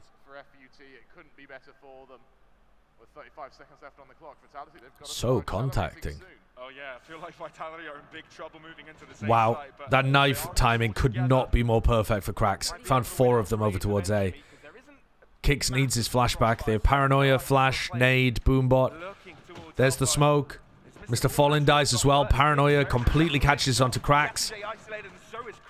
Even with 4 players suppressed, everybody got caught by the utility because they lost so much map control. I mean, they're just turtling on site and they're giving the attackers all of this area of the map. All of this for the attackers is so much space. brilliant from Foot to come out here, and Cena's already started that effort. Unfortunately for him, Ada Captain doesn't have the same luck. And Cena against the world, really. Double controller on this map is troll, in my opinion. I don't think so. I think that it's not a bad composition. It might not end up being the best composition. It may end up being that as more and more teams play more and more Sunset, playing double initiator with like Breach Fade or, you know, something similar to that ends up being the best. I could definitely see that being true, especially in the Cypher meta. But I think there's definitely some good things that you get from the double controller. You can make it very difficult for the defenders to hold on to this area of the map, which makes it very difficult for the defenders to hold on to this area of the map.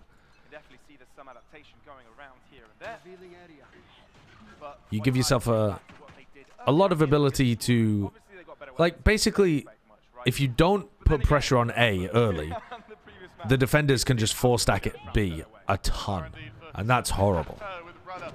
And so double controller seems like a good way of continuing to put pressure A.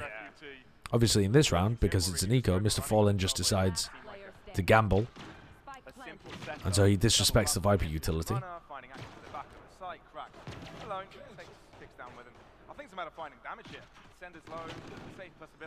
Alright, nice. Runner picks it up fairly clean again. 2 rounds, 2 casualties in both. So there you have it. Vitality 2-0. 2-0. I think Viper can be very good on the defense side, actually, on this map. I think that the Viper setups over towards A are pretty damn strong. The Snakebite and pushing through Viper utility is never anything to sniff at.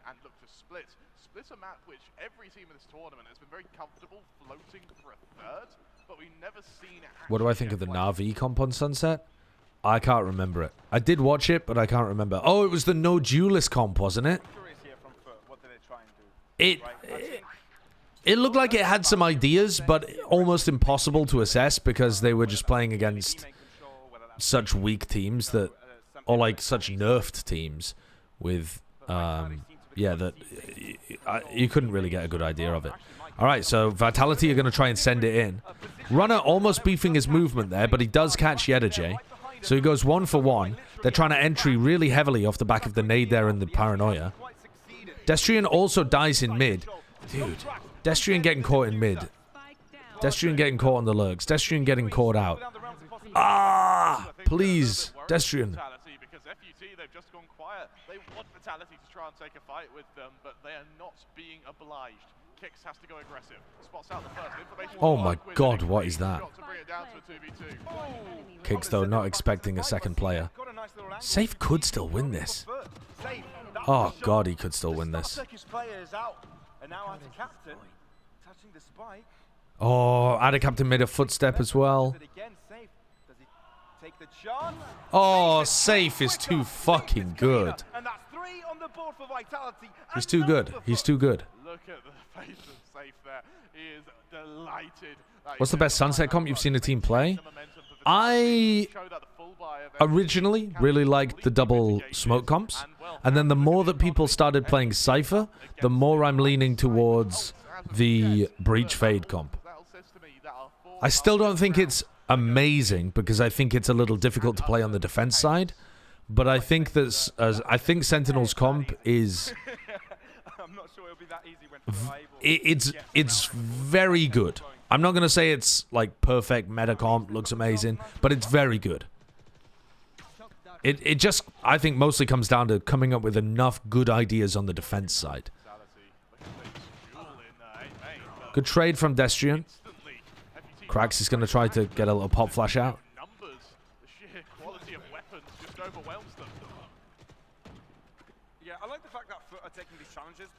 I think Sova's better than Fade once teams start learning lineups. Well, maybe, but I think the Prowlers give you massive amounts of what's the word? Like safety on this map, where the drone wouldn't. There's only one drone. It's kind of slow compared to the Prowler. Nice idea by Yedajay. I think the Prowlers are so good for being able to get aggressive into A at the start of the round. They're good for getting out onto B. They're good for getting through market. They're good for getting... They're just so versatile in a way that the Sova drone is not. fights. I feel like we need to see something a little bit more aggressive, some map control stuff. But I could see Sova being played. I'm not trying to disagree with you completely, because I do see a world where Sova gets played, but I think it's more to do with trips. I think if it's easier to deal with the trips with the Sova shocks, that might push people to playing Breach Sova instead. All right, Mr. Falling caught. The Paranoia pushes them back. Safe manages to get a kill on the other side, but Yedajay catches him. So Safe was trying to make a play there. Oh, runner. Oh, gets both of them after Ada Captain TPs.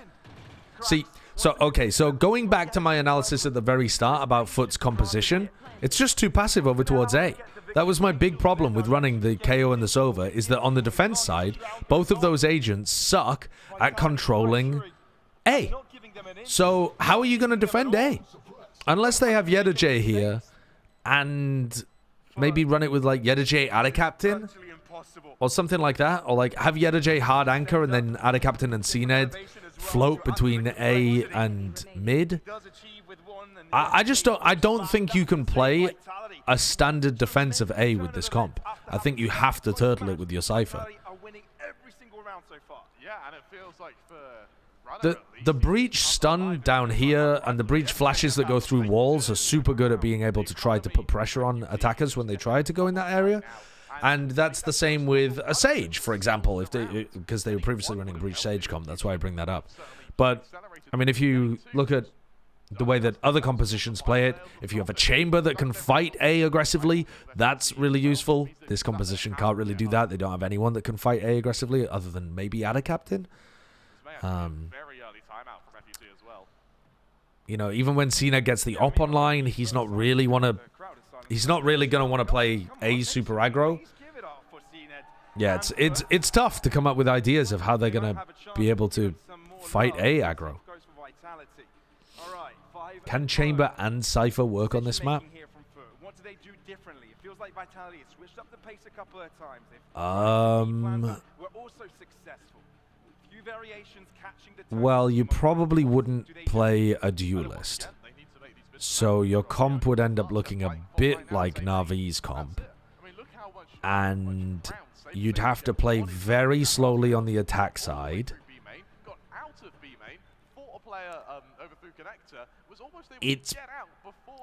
You might be able to make it work, but I think the comp would end up being too slow. Probably.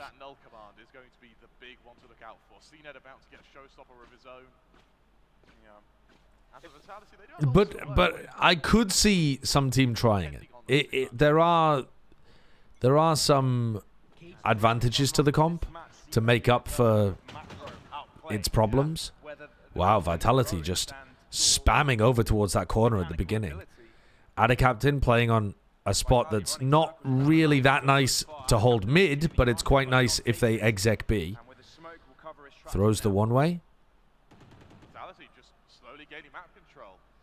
Now, Mr. Falling can fall off mid because they have this cam here to watch mid. And they've swapped the Cypher over to A. So like I said, I think you need the Cypher defending A here. Vitality, at the moment, don't realize that the Cypher's moved away from B, I think. Because nothing about spotting the Omen in market gives that away. Slowly inching their way towards the safe side. It seems like the call from Foot now, in comparison with the rounds before, is that they know that B main is empty, so Foot are going to start stacking over towards A. So they're getting an early rotate off the back of this knife that was used. So this is going to be a fast retake, especially with Fallen's ult.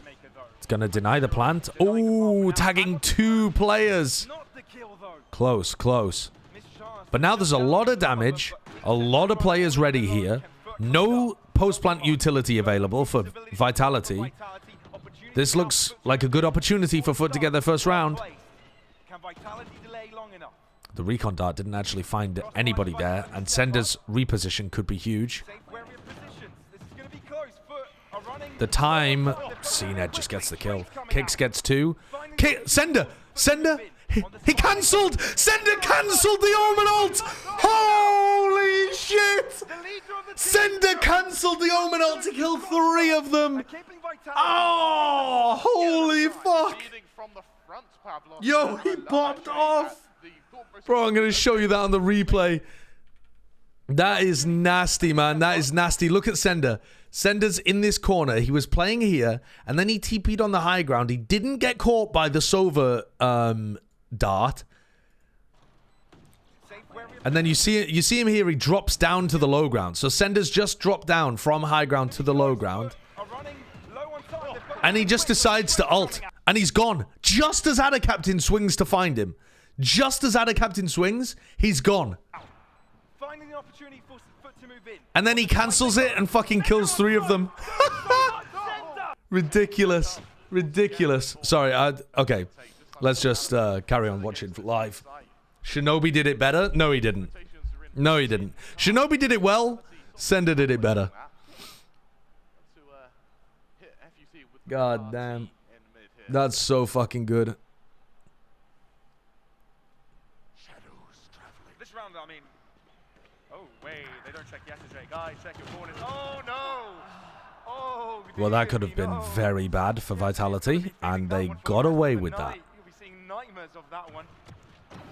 At least Cracks can do what his teammate couldn't.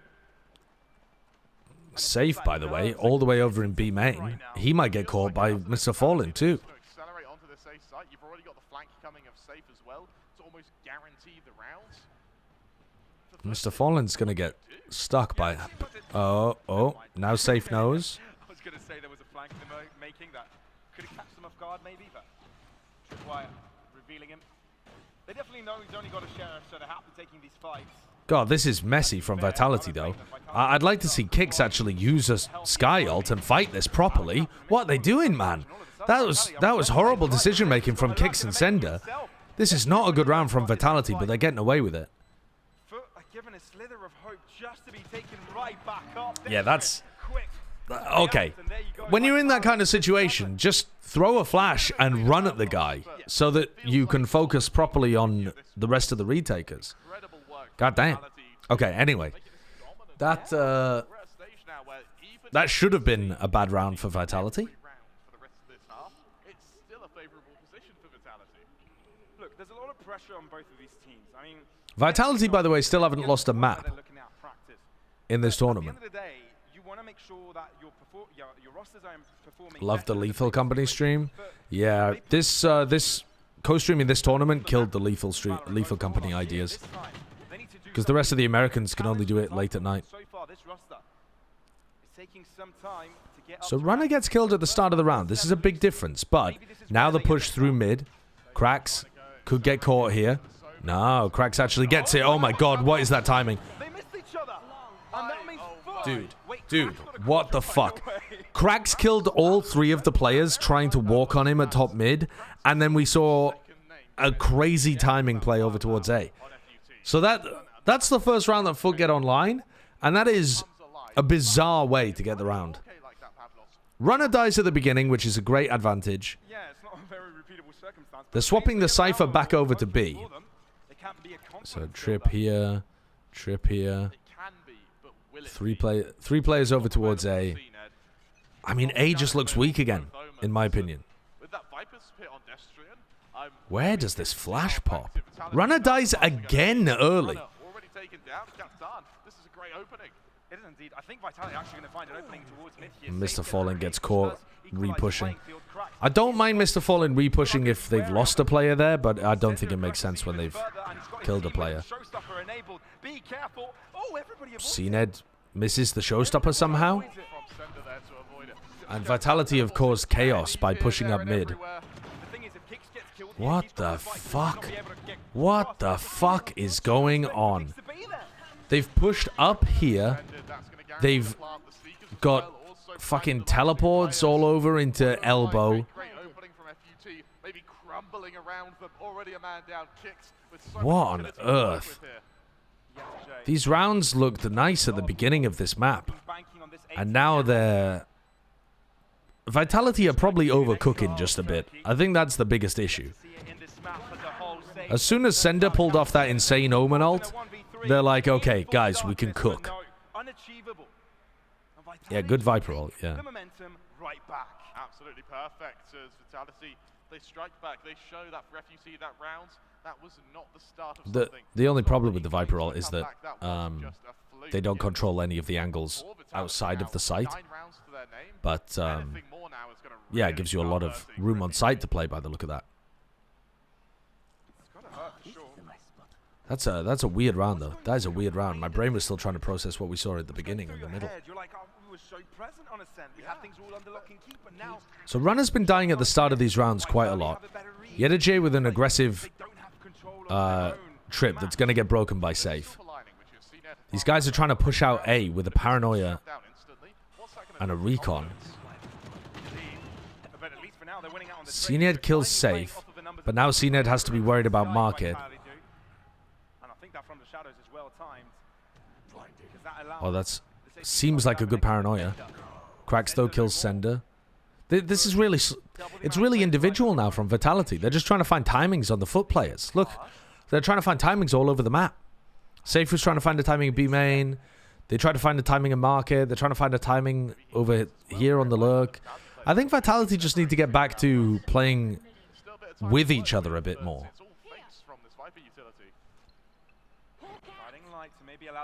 They're trying to find the holes in what Foot are doing, but they already found the holes. The holes were over towards A.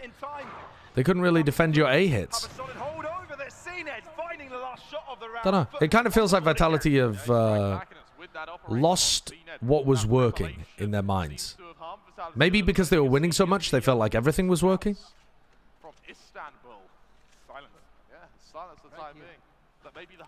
But there's a couple of players here that aren't going to be able to buy next round.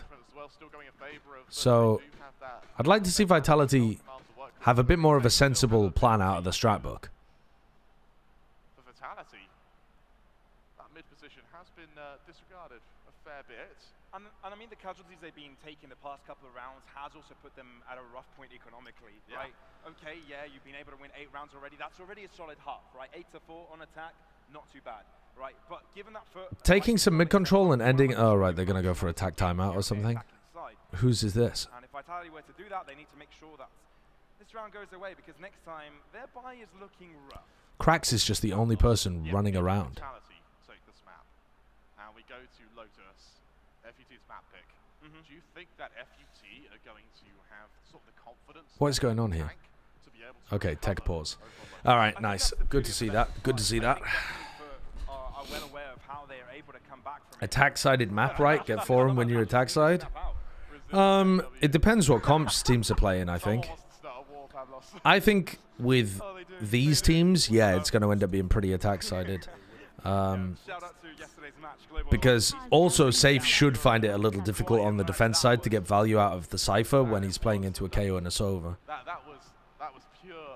I think generally speaking, this is an attack-sided map, yeah.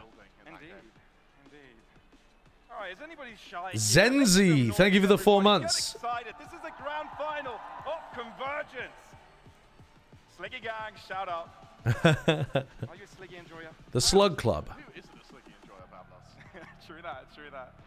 All right, shout out to all the watch partiers out there as well. Isn't it easier to just play a full retake on A? I actually don't think it's very simple to play a retake on this map. Because if you give up the entirety of the site, there's some really nasty post-plant positions that you have to clear out. And one recon dart is not going to be enough to clear that. For example, I mean, if we... There's a tech pause here, so I'm going to go back and just use the minimap for a second. But for example, you're playing full retake with this composition, right? And somebody gets into a post-plant spot here, somebody's up here, someone's here, and they've got like, you know, one here and one here, something like that. Let's say they're playing a post-plant that's something like this. Maybe they don't have 2 in this corner, maybe they only have 1 in this corner, and there's another player over here or another player over here. But, you know, basically they've got something like that. They've always got a trip behind them as well, so they know that there's no flank coming, and let's assume you're not trying to flank retake. We were just saying that the retake's coming from this direction and this direction. I think that it's a little difficult to be able to get a good recon dart in here that doesn't immediately get broken by this player. And it's quite difficult. I mean, maybe you can like KO nade this corner to put a lot of pressure on this guy, but Yeah, I don't know. I think you could potentially cook up some kind of retake that had like paranoia going in this direction, a nade that landed in this back corner. You smoke this off, and you try and flood most of your players in like this. But I think it's quite difficult. I think Vitality are going to be throwing utility at you as well to keep you out and to keep their player in this corner alive. I think they can also set up swings onto you. I don't think retaking is that simple on this map.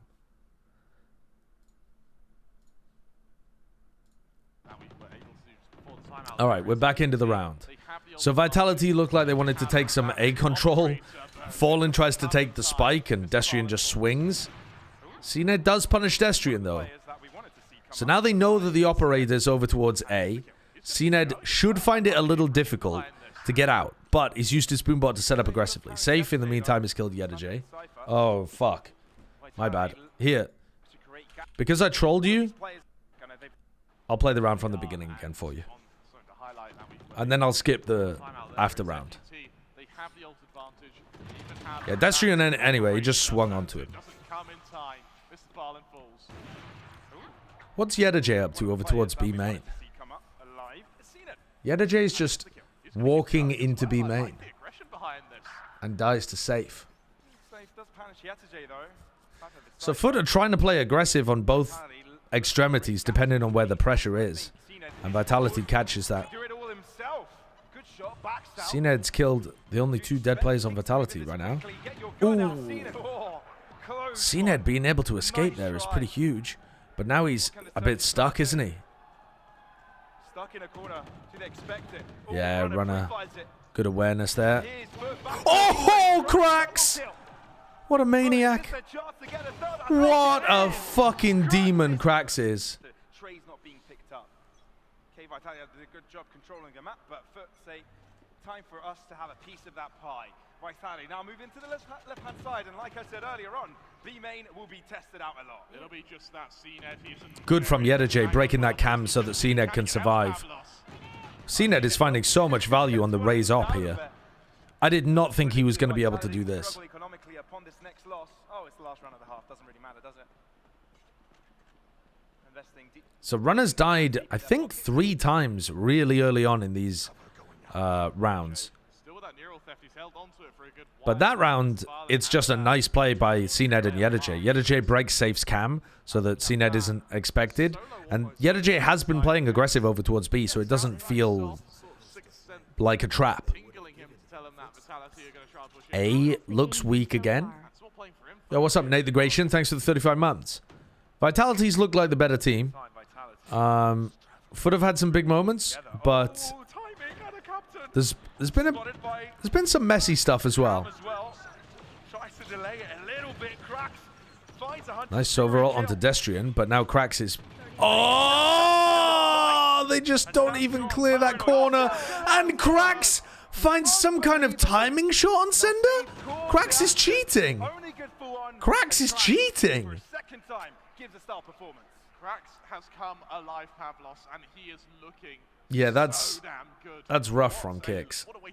Just throwing away his life, trying to pick up a rifle. Oi, oi, oi. Going 15 and 8, actually top fragging the server, Pavlos.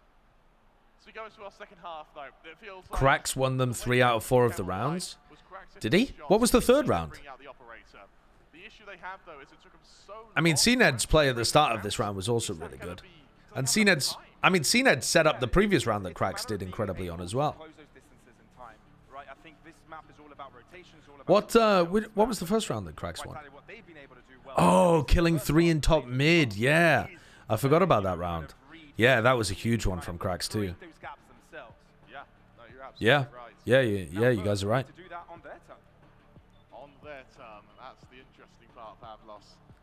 Cracks really is cracked.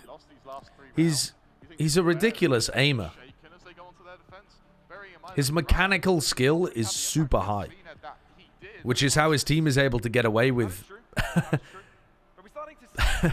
with playing with him when he's just been perma KO all year. Yeah, did you guys see the snooze there? Official Riot event, but Safe is still using snooze. They should be disqualified for using such horrendous performance-enhancing drugs. Our second half. FUT on their attack, Vitality on the defense. Will we see Vitality? It's tragic, the doping scandals in Valorant. They come back and level the playing field on map counts. You know what, It's almost like we're traditional sports. but it seems that so far they've been able to trade play control, but that's jumping into The Olympics have the Russian doping scandal. We have the Scandinavian snoozing scandal. the way they know how to play. Bring us some real Turkish Valorant. It looks like FUT setting up for this pistol round. They're going to go for your standard B hit. Get it in your snoozy. Okay, that did not break the trip. You need to actually hit where it attaches to the wall, Mr. Falling. Bye-bye. And now Zestrian to the back of the site. Struggling, but ends up picking it up, so it's still a straight. The snoozy. That's the hole it makes in your gums, your snoozy. Nice little underhand flash. Runner's in trouble, but no! Is able to skate away. Cena couldn't quite pick it up, and now he's dealing with 3 up against them. But the flank Pavlos is still coming. FUT, they've just got to buy time here. At least our captain is making his way towards this A site, trying to get that plant down. Cena, can you find any kills? All 3 players against you are low, but Vitali aren't taking fire. Oh, that's so sad for Cena. That's so sad. Market door's closed and he's blinded and just getting run down by 3 players. He's going to have nightmares about that. Per player on that Vitali side. A lot of weak people, though, on Vitality. They get the hell out of dodge. The flash is good, but for FUT, they can at least play for the spike here. Smoke off one of the angles, but our captain's got to do a lot here to allow his team to move in. Yeah, the J kills 2. Only another 2 to go. Oh my god. Wait a second. You've got kicks up against you. 18-year-old versus 18-year-old. Oh, good flash. Yedaj's just playing Ring of Rosie. Time. Yedaj's won this round. Yedaj's won. Oh my god. He won the 1v4. Rightfully so, Pavlos. That is sick. Well done. Well done. You wondered, why did they pick up the 18-year-old? Why did they take the chance on Nah, Yedaj's sick. Exactly why. A 3K and then dance around that center site position while that spike ticks down to find the 4th. Immaculate plays. We get no replay? Why do you need a replay? You just watched it. Why would you want a replay of something from the exact same POV? Second round with 5 rifles on every member, but you know what? With confidence to back it up. It's good when they have alternate POVs, but I don't understand why people want replays of the same shit being shown again. I wasn't watching, I was on my phone. I don't think we should be catering to people like you.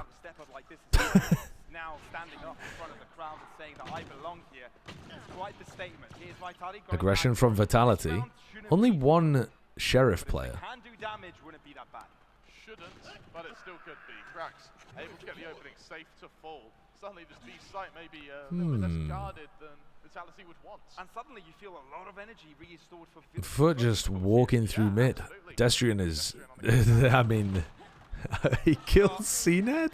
That might be a potential pickup as a weapon. I mean, no one expects Yedajay to be here. Oh, Yedajay doesn't reset his spray. Dude, Destrian closed the market door as he died. What is going on? Okay, Foot should just win this round, though. Yeah, he is. Vandals as well, Pavlos. 2 Vandals. This was 7-1, by the way, wasn't it? Or 7-0 or something? And now it's going to be 8-6. So Foot making this round a little bit more likely for them. So Runner deciding to pick up this free upgrade, run away. Honestly, runner saving here is still pretty good because it denies Foot the rifle, but I don't think he's going to be able to. Yeah. Normally you would want to see Runner do damage in that round, but I think denying the Vandal is actually better if he could have stayed alive. It raises the question for Vitality. When do you call your timeouts? When do you It was 7-0. Shit. Yeah. Is that going to be enough rifles to back it off? Right, so it's not the best bonus round in the world. They've done some good economical damage there, Vitality. They also have pretty big ult to work with here over towards A. This A defensive setup looks like it should have some stuff cooking. They don't break the recon, though. Sender's willing to fight this. Right back up for Vitality. Sender gets out. Fully out, even though Foot are not chasing. Slow pace from Foot, and they've got a play on the That was only one of the sheriffs that they've lost here too. So this 4v4 helps Foot's economy. No information ascertained. Vitality could potentially be quite aggressive. More percentage players with rifles. Safe going for the same cam that he was doing when they played against, was it Global? Only one bit of knowledge. It was a good cam. I know exactly where you Giving him good info around this area. You'll definitely make it a little bit easier for the attackers. Alright, so they know that there's a few players here. Kicks is worried. Kicks should be worried. Sender needs to help Kicks. Kicks is having trouble staying out. They know that Kicks is tucked. Cameras. Smoke coming Oh, through. good spam from Sender. Paranoia, though, doesn't catch onto Yedajay. And Yedajay won a 1v4 earlier, so I could see him winning the 1v2. But the plant isn't down. Should be more fathomable.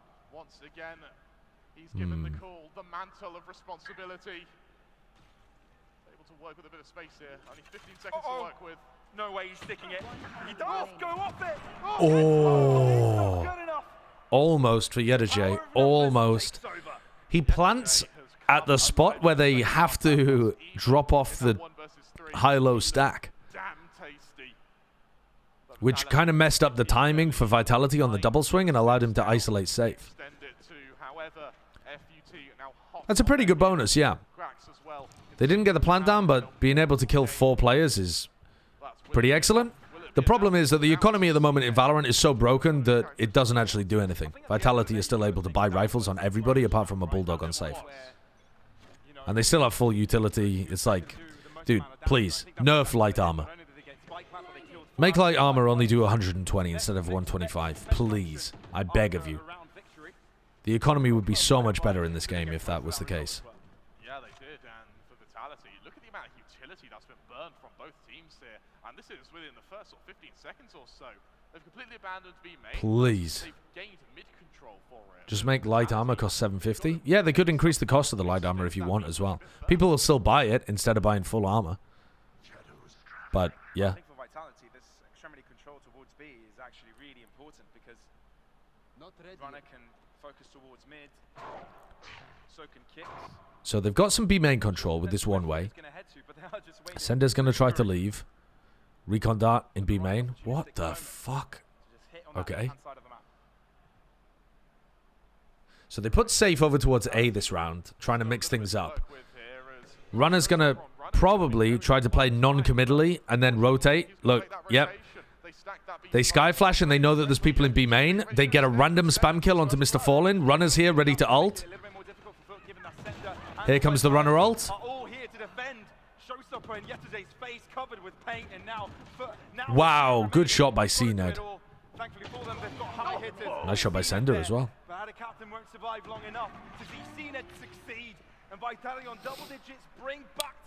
Yeah, it's a good defensive setup from Vitality. They take B main control, they flash to know that they've taken B main again. But they did get a little lucky in terms of getting Mr. Fallen through the smoke. Still, I like the defensive setup because even if they hadn't killed Mr. Fallen, I think Runner would have been able to get good value out of his ultimate. And they were in a good position to be able to still hold on to back B side. Dude, Safe is fucking telling them what's going on. Definitely acting as if, you know, the anti-heroes in this one. The problem with increasing the price, the reason why I'm not a big fan of increasing the price of light armor is even if you increased it to 750 credits. So the math that, you know, the math that people, you know, when the pro team started using light armor, it was based on people running the math of how often it makes a difference, you having light versus full armor. And they figured that in rifle rounds, it only matters about 2% of the time. Which means that in a rifle round, if light armor was more than 2% cheaper, it would still be a better EV play to... And it's a case where you think that it actually matters. Like, I guess if it was 2% cheaper, the price costs wouldn't actually add up over time to one more rifle round. So it would have to still influence how many more rifle rounds you could get. So it's not exactly the case that 2% cheaper, it would still be worth buying. But assuming that it could get you even one more rifle round, it would still be worth buying the light armor, even if it was 750 credits instead of 400 credits. So even doubling the cost just to get one more rifle round, it would still be better just to buy light armor. So I don't think that really solves the problem. It does make it more expensive. It does make it less likely that you have buys happening all the time. So it would solve the issue in that sense. But I just think that there's a fundamental problem when the difference between light armor and full armor is not large enough. I think that is where the core issue is. If it only matters in a rifle round about 2% of the time, whether you have a light armor or full armor, then there's a problem between what the light armor and full armor actually offers you. Like maybe full armor should not allow you to get aim punched or something as well. In my opinion, there needs to be a larger differential between the two that isn't just economical. Because otherwise, you're just making them essentially the same thing. If you just start creeping the price point of the two closer and closer together, why even have two options? I mean, there will still be some difference between them, but the difference would be so minimal at that point. Do you see where I'm coming from? That's why I'm suggesting a nerf that has to do with making light armor worse. Because I think that's the core of the problem. Been able to switch it. They've not been able to hold it. But a price difference would also be an acceptable nerf at this point. I would be fine with increasing the price up to 750 or 800. I don't think it would be the most elegant solution, but I would be fine with it. I think it would be a good thing for the game still, yes. The same set for Yesterday on this map as well. I think the attack side is just feeling a little bit more comfortable for Fit. Yeah. I think they enjoy having the tempo. I think they enjoy being the ones that can be proactive. So, yeah. Sort of force vitality dance around, you know, and Foot excel in that. And there's plenty of different ways that you could approach it. I mean, you guys are theory crafting a bunch of different buffs, but I'm not too big on giving buffs to the full armor. There's plenty that you could come up with. You know, less tagging, less aim punch, all of the things that you guys are saying. But I'm not a fan of that because I think that they mess a lot with the core gameplay of Valorant. Whereas just adjusting the health amount of light armor, dropping it down to 124 or 121 or 120, really, really nerfs light armor. To the point where I don't think people would buy it unless they were on an eco. And I think that's kind of where you want to be with the game, don't you? I think that would be better. Like, I as a caster want to be able to say, oh, their economy's bad. They were forced to buy light armor. That's a big problem. Or like, that's something that might actually have an impact later on. Rather than right now, you know, you don't even mention it because it has no impact. 120 would be devastating for light armor purchasers because you would die to 3 shots from a Vandal. It would make light armor very weak. 121, you would still die to like a phantom shot from long range and, I mean, probably a bunch of other things as well. But 120 would be, yeah, devastating nerf.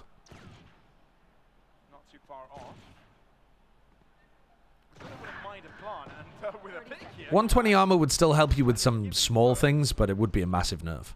A light at the end of the tunnel, and a captain, and a boy runner wants to stop it all from happening. Why are we not seeing more phantoms then? Because it doesn't matter. Because it doesn't make a difference. Go to the other side of the map, and now you've drawn things to a 1v2 situation. Because again, like 95+% of the time at the pro level, if you're gonna hit a headshot on someone with a phantom, you just follow it with a body shot anyway, and it doesn't matter. Getting 140 is very annoying, and you remember it a lot, but at the pro level, it just doesn't happen very often.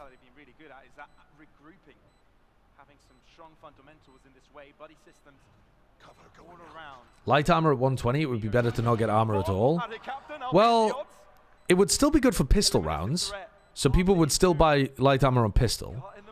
And the captain goes all the way around, and this is very reminiscent of what Yadajay did earlier on. All you have to do is wait for the clock. It would.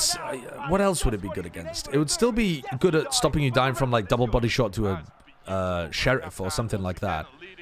But yeah, 120 getting that first kill. it might be better just not to buy armor. You might have to set it at like 121. He realizes that he's saved so much. Because you want to, like, if you get leg shot with an AWP, or if you get 4 shot with a, if you get triple shot with a Vandal or something, you kind of need the armor to break those. Because otherwise, yeah, people would just Did a really good job on that one.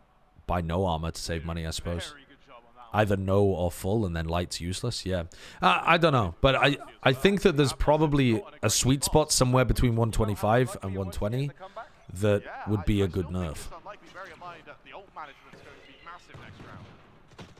Runner with a hero rifle. Says no more to CNED. I think there's a personal kerfuffle going Anyway. on between those two. Anyway, sorry, I was just waffling there while I think Foot won an eco round. I was just absolutely waffling while Foot won an eco round and have got themselves back into this game. Great transfer this entire tournament. That is as clean as it physically gets. Captain, he's going to try and hunt for his ace as well, and I do not blame him. I mean, it might be clean, but I also feel filthy right now after watching that one. Had a captain. Go on, get the ace. Oh, Anti-eco ace. Not bad. All right. Okay, let's have a look then. Has begun. The roots may have started, but have they taken hold? You can hear the excitement both in the crowd and on the faces of FUT here. Okay, so Foot have huge ultimates to work with. They have a massive KO ult that they can use to make safe trips completely useless.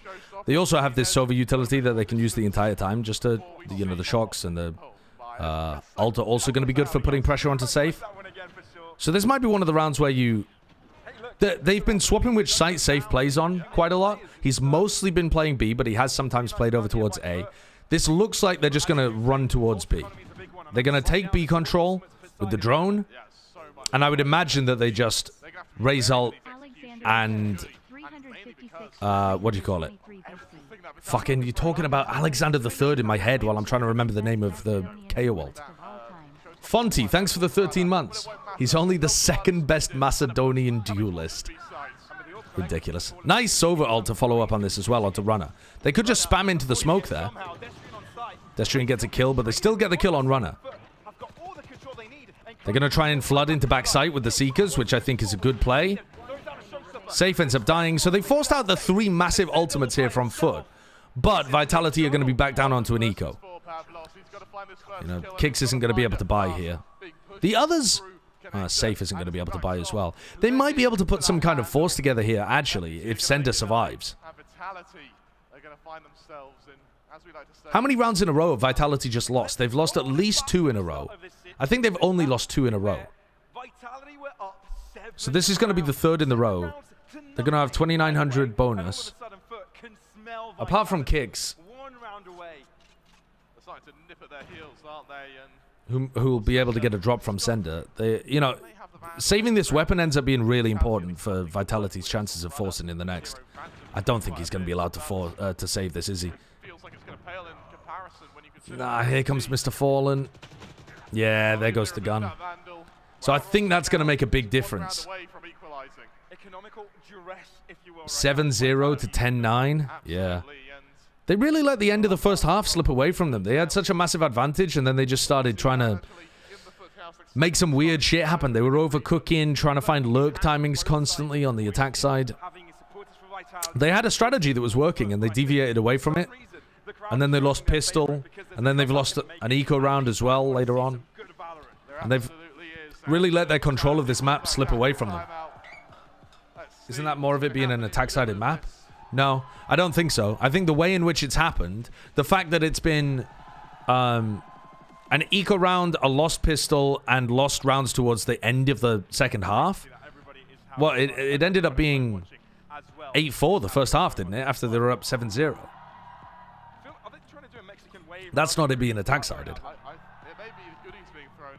I mean, if Foot ends up just winning out from here, then it may be something to do with it being attack-sided. I think the map is attack-sided. I just don't think it's as relevant to why this map is now close. And they win the next one, it could all be over quite quickly. I think it's cool goodies like mouse mats and stuff like that. Yeah, CNED got an op and started doing work with it. You're right. Yeah, the real good stuff. I hear myself through their TV. Yeah, so they're not going to be able to put a buy together here. They're going to be able to buy down to, you know, like, buy down kind of low because they have really large loss bonus.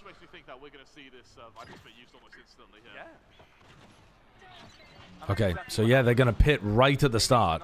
But I think Foot already has made their mind up with pushing down mid and that deep side. Pretty heavy commitment using Destrian's ult in this round. They're going to try to rotate Runner as quickly as they can. But there's no smoke at the top of mid here. And it's not like Runner can... Oh, wait. Runner's swapped it over. Ah, I didn't even realize. So Destrian now has the Judge, and Runner's taken the rifle, so now Runner can actually do stuff like fighting down mid. Ah, they know where Sender is. I don't like that position. I think that's a horrible spot to fight mid from. We saw both Omens doing the same thing. Sender and Ada Captain both played from that spot. I don't like it. I think it's pretty bad. The attackers can hear, you know, there was a sound cue to give away that he was playing in that spot because they have to use the TP. And then on top of that, wait there. Fighting market. Vitality hold on to it, and then they don't realize that Safe is tucked around the corner. Mr. Fallen's still in B main. They can't go back into Destrian. The ult seems pretty good here, but the rest of the team still has to get through Destrian, and CNED just dies immediately to the decay and the snakebite. Mr. Fallen's got Spike, and he's got to go through the ult. No team can win a rifle round here. Oh my god, what a read from Ada Captain.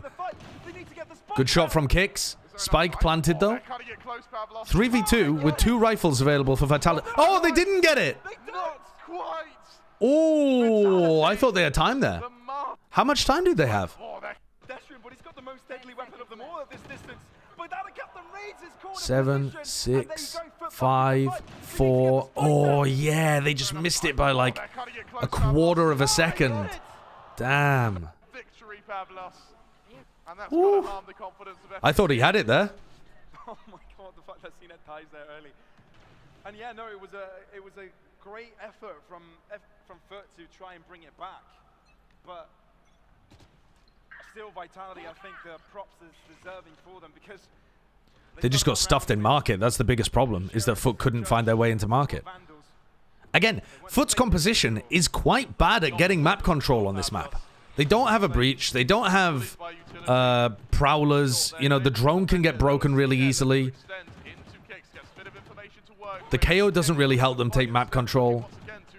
All right, this is interesting, though. Ada Captain getting really deep. And this... Oh, the utility's broken. As soon as the dog gets broken, that early Runner can't really get inside the smoke. Yedajay tries to fight on the other side, though, even though they've never controlled the area over towards Boba. All right, now they're going to go through market because they realize that the players in market have left. Oh, but they run into the trip. Mr. Fallen's taking a timing, and Krax has killed 2 players.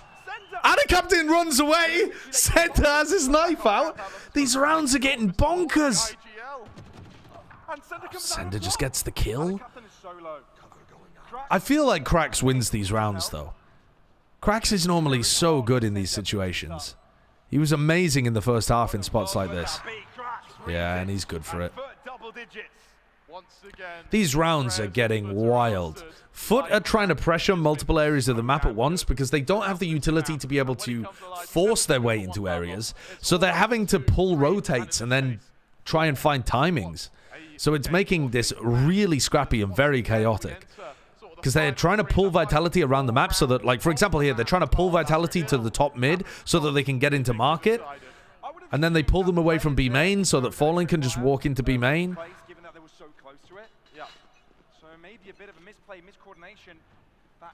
But if Vitality are able to get picks or hold their ground and punish these people, then Foot could easily get caught on these timing lurks. Destrian gets pushed back. B main control. Safe hears a lot of movement over towards B main.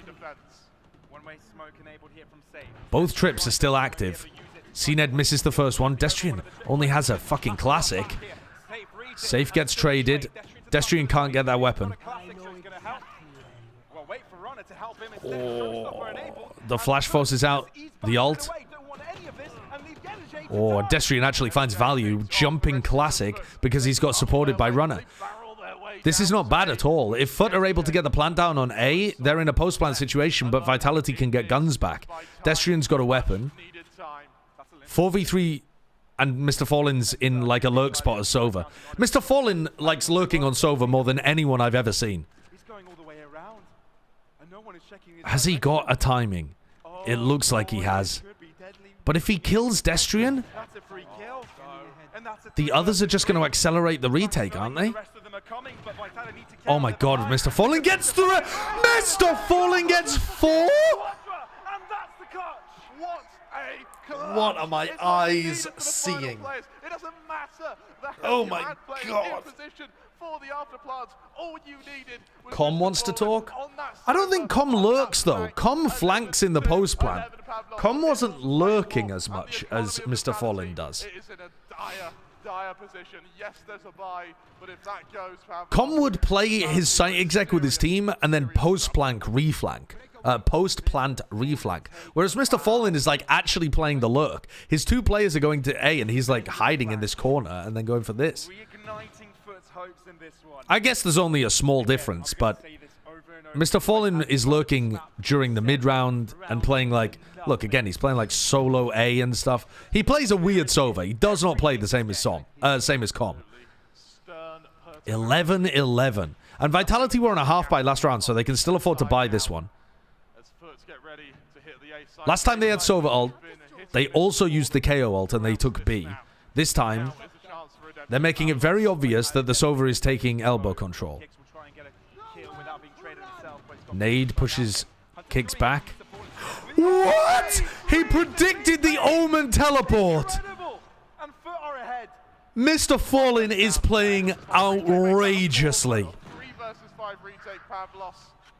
Dude. At what point do they call to save?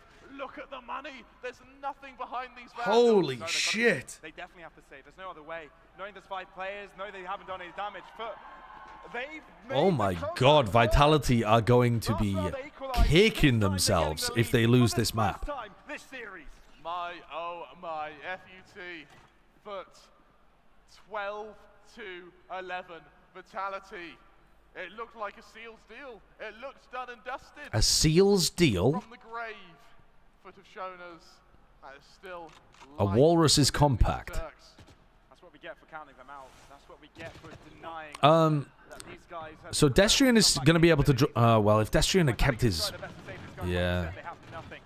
Oh, they need to save the weapons. Oh, that's devastating. The fact that Foot is able to hunt them down, even them taking the light armor away from Destrian was a killer. But the fact that they also managed to get weapons away from all of them is horrendous. Amazing from Foot there. Well, not just amazing from Foot. Amazing by Mr. Fallen. God damn. My, oh my. Do you believe, Pavlos? Of course. Yeah. What do you mean? Foot looked... Not to believe? I see overtime. Foot didn't look ass at the beginning, but they definitely looked like their composition was struggling very heavily to defend towards A. But they've had some serious hero plays. Cracks had many hero plays in the first half to be able to make the first half competitive after a 7-0 loss. And then Mr. Fallen's had 2 fantastic rounds to be able to pull them into the lead. I think Foot are relying pretty heavily on individual moments, but it's working. And in that round as well, Mr. Fallen with his drone and with his shocks was actually able to take his team and take A main and elbow control. So they still had a lot of good map control to start the exec. It's just that he also found a pick with the Sova ult. But that A hit was always going to be pretty good anyway, because they'd managed to force Vitality back on A lot. APAC better than EU. It is literally an all-EU grand final. That is outrageous cope from the audience. I actually like the fact that they've saved that timeout for this last round. I think Hot take, EMEA 3rd to 10th is going to quite literally just be who's better on the day. Every team is equally dogshit and Heretics are 11th. That is... what? Who are you even... No. That is not true at all. You're putting Vitality and Foot and Liquid in the same category as... well, to be honest, you have said Heretics are 11th, but... well, actually, 3rd through 10th might be, but I think that you shouldn't be saying that. I think it'll be 3rd through 9th. I think BBL will be down at 10th at the bottom, and I think that there'll be 2 teams that are probably shit too. I don't have faith in Koi. I think Koi's going to be down at the bottom as well. I think the bottom is going to be... I think the actual bad teams are probably going to be Heretics, BBL, and Koi. And then the middle of the pack is going to be good. I think you've tarnished EMEA's reputation there by saying 3rd through 9th or 3rd through 10th. I'm saying 3rd through 8th are bad. I think the 3rd through 8th are all going to be pretty good, which is why it's going to be competitive. Saying they're equally dog shit when they're the 3rd place team implies that you think they're going to get slapped, I guess, when they go to Masters events or something, but I don't think they are. I think that's a classic EMEA hater take. Alright, 4 players spotted there. It's info, but how are they actually going to be able to stop them? Vitality have started playing really passively over towards A. Good awareness by Mr. Fallen again that Sender was going to be on top of the box. You don't see enough people holding that angle.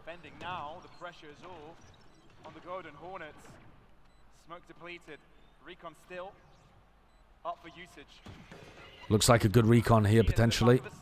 Gets broken, though.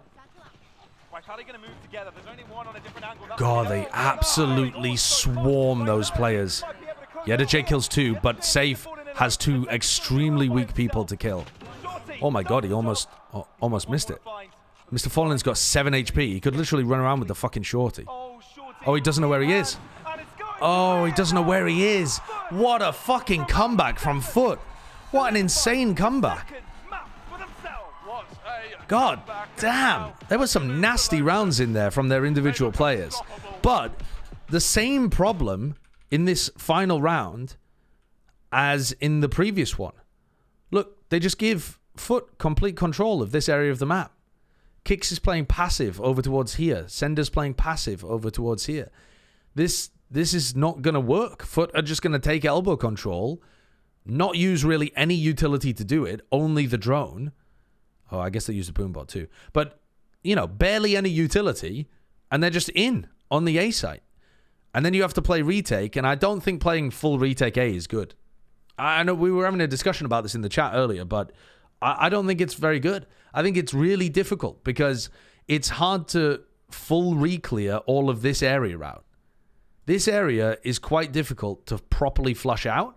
And if you just end up on site and the people in the post plant are still peeking you from these angles, it's going to be really difficult to get a proper diffuse off. So, not a fan of the strategy that Vitality went into in these final few rounds where they just played off-site on A. Don't think that's a very good idea. I think it's fine if you have safe, hard anchoring with his Cypher utility, but yeah. Huge rounds by Foot to get them back into the game, and then Vitality let it slip towards the end, I think, along with Mr. Fallen playing a fantastic game. I mean, that's 3 rounds in a row where Mr. Fallen has a major play. He has the lurk play where he's here to wrap around, and he gets a 4K in mid. And then he has the round where he drones this way, takes elbow with the rest of his team, and then Sova ults, predicts Sender's teleport to be able to get the kill onto him, which is enormous. And then he has this round too, which is small, but Fallen just being able to watch this box to stop Sender from getting value is really impactful. And almost every team fucks this up. Now, most of the teams fuck this up because they have people scaling from this side, so they're moving. So they find it much more difficult to just hold this one angle. But every team, and also, one of the other reasons why teams fuck it up is because people smoke this off. So you can't just hold it from a nice position. Whereas Sender here swings without a smoke being there. If there's a smoke there, right, Mr. Fallen has to walk past the smoke, and then he's got to be worried about people on site. Now, he doesn't have to be worried about people on site in this situation because his team have got it. But you know what I mean? Like, in theory, if Sender's swinging at this point in time, if Mr. Fallen's walked out past where the smoke would be, then he's less likely to be watching Sender. But the fact that there's no smoke there just makes it easier for Mr. Fallen to be watching that. I think Vitality very easily could have won this map, and they let it slip through their fingers. I think the biggest problems that I have with Vitality are towards the end of the first half. But at least this is going to be a competitive game. Yeah, I mean, the only one that actually did We are now guaranteed to see... no 3Ks, no 4Ks, no 8s. Is it Split? No, Haven. We're now guaranteed to see Haven.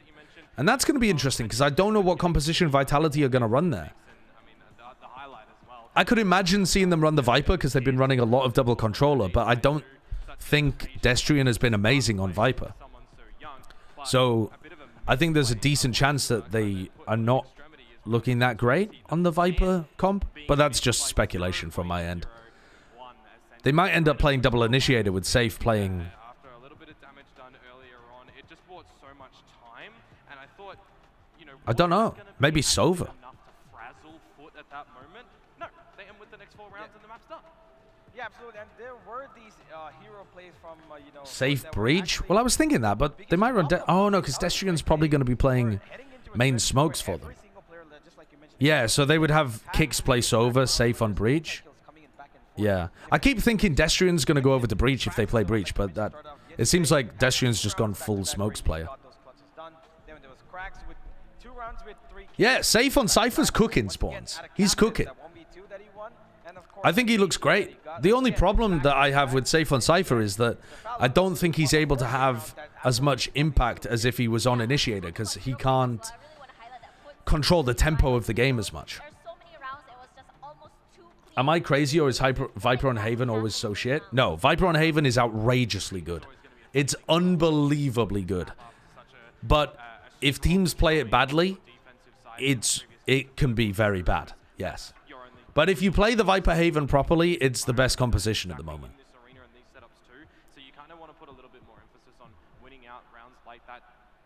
They could play Sky Breach. They could. They could play Sky Breach. I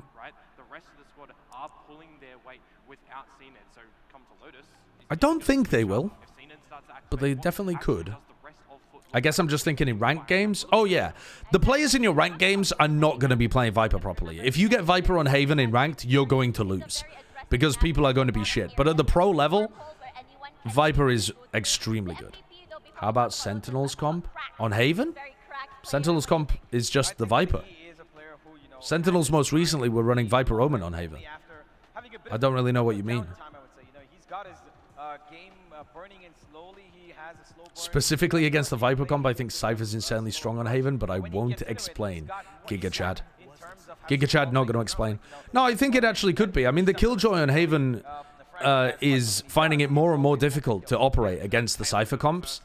The Killjoy on Haven is finding it more and more difficult to operate against the Viper comps because your turret is in a weird spot when you're on the attack side.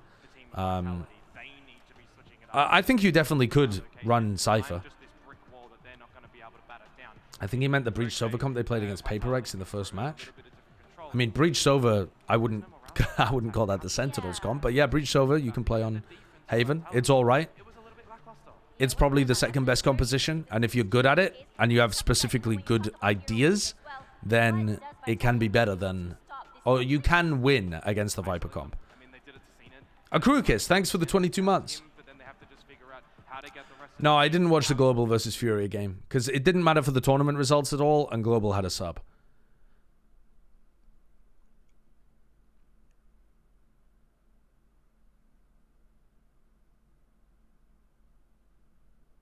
But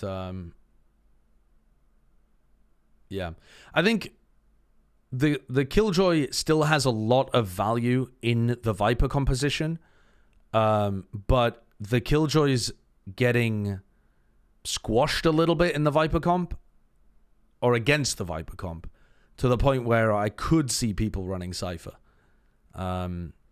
Especially if you know that your opponents are also going to be running the Viper.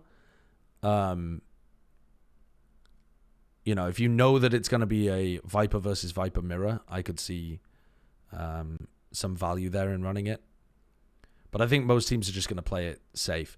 The thing is, the Killjoy mollies are just so useful in that Viper composition for being able to play post-plant denial. The Viper's already really, really good at throwing an orb in post-plant, throwing snake bites, but being able to also have Killjoy mollies to play off is... It all works together nicely, assuming you can get into post-plants.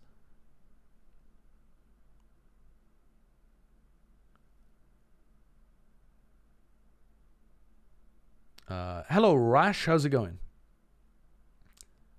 Fnatic tried the Fade Breach comp and fumbled against Loud's Viper Harbor.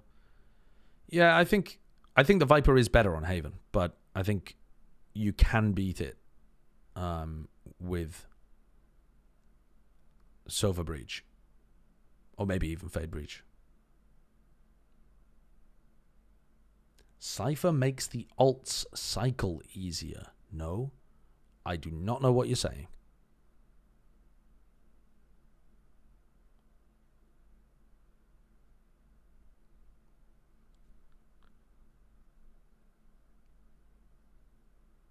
I don't see Killjoy on any map except Ascent.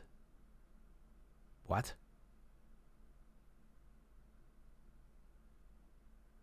Oh, I see what you mean. I see what you mean. Yeah, I mean I don't agree with you, but I see what you mean. I think Killjoy is still really viable on Haven, even though some teams might try to experiment in the future with the Cypher. I think Killjoy is simply a better option on Lotus. I think on the other maps, and then Ascent as well.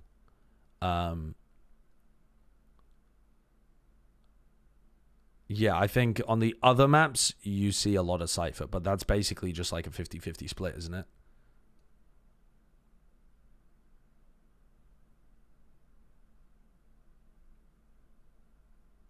I mean, you basically get a filler ult between rounds. I'm struggling to follow your logic because having a Killjoy ult can win you a round. Like, you can make a game plan around the Killjoy ult and put your opponents in a position where they will find it very difficult to stop you winning. Cypher is like a little bit of a win more ult, where it can be super useful, but you already need to be in a position where you've found a kill and a body to work with. It's not win more because you don't have to be in a player advantage situation. You can be in like a 4v4 and a 3v3, and the Cypher's really useful. But I don't really understand how you're going from that to it helps the ult cycle more. Because being able to win a round off the Killjoy ult is massive.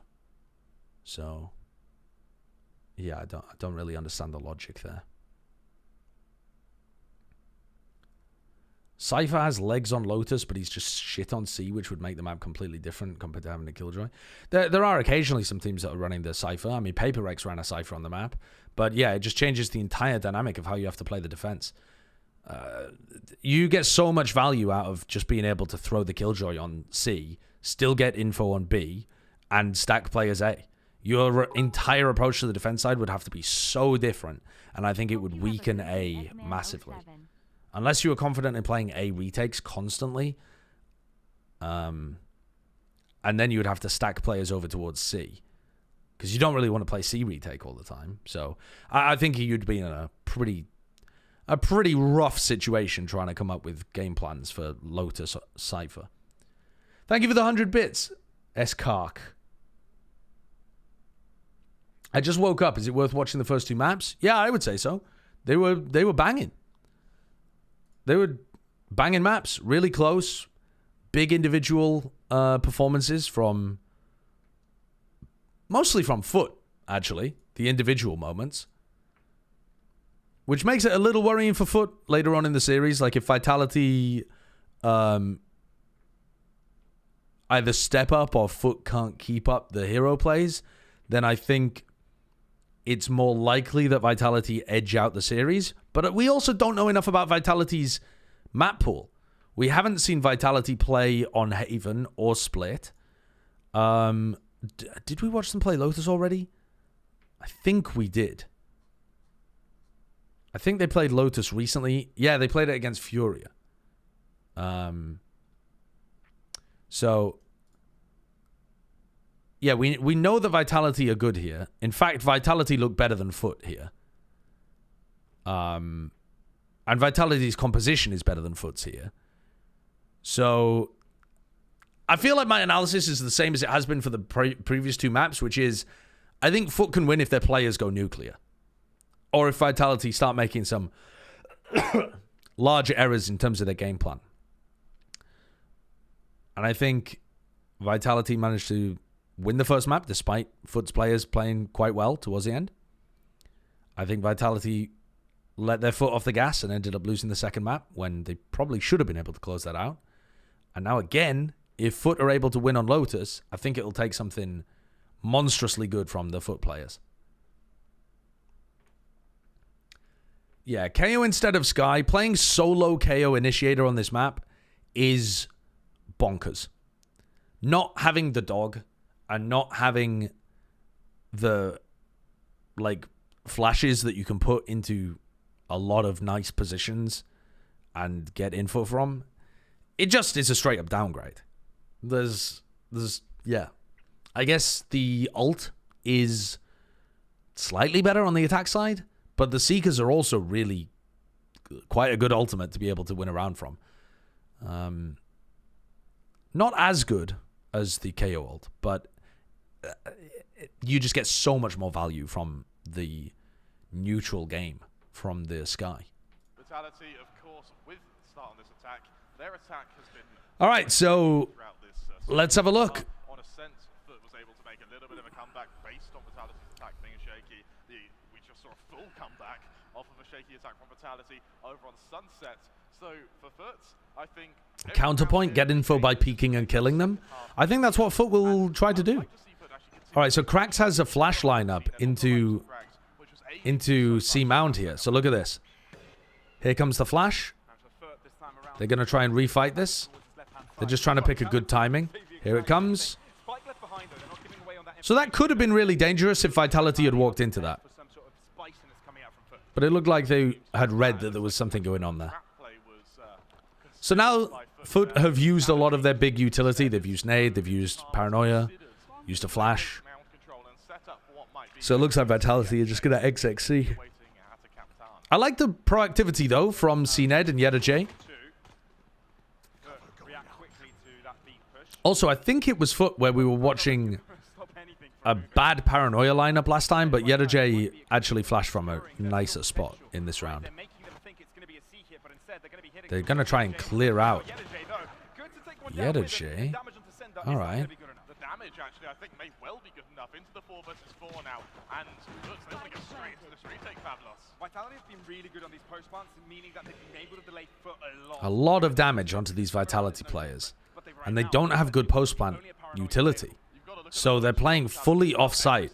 They're going to give Foot a lot of space. This doesn't look great for Vitality. I don't think there are going to be many people left standing at the end of this round. This doesn't look good. Unless Vitality gets some kills through the smoke, this looks rough. Oh. They gotta, Kix has gotta just try to spam. Oh my god, the flank timing. Oh, Sender's whiffing as well. But they now have to look in both directions. Ada Captain gets one. Oh, nice. Wow, that post-plant flank is the only thing that saved Vitality there. They just managed to buy enough time for it too. Still a bit whiffy from Sender, but they got the job done. At least he didn't overcommit. Staying alive there put a ton of pressure onto Krax. He had to force a fight and he wasn't able to. now, and that looked on a knife's edge for both teams. however, but they enjoy this sort of hero marshal, don't they? But at least Vitality had a game plan. When they fell off site, I was worried because it looked like they were just trying to get spammed through smokes. But they actually had a plan of what they wanted to do. So, I don't think it was. I'm not gonna take good work by Vitality to turn that situation into still finding another win condition for them.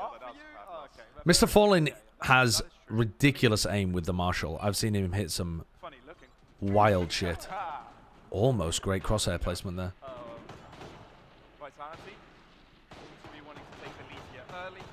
Moving towards the right-hand side. Now, Foot, they've got a Marshal onto Mr. Yedajay is going to try and push out B again. Right position to actually find damage here.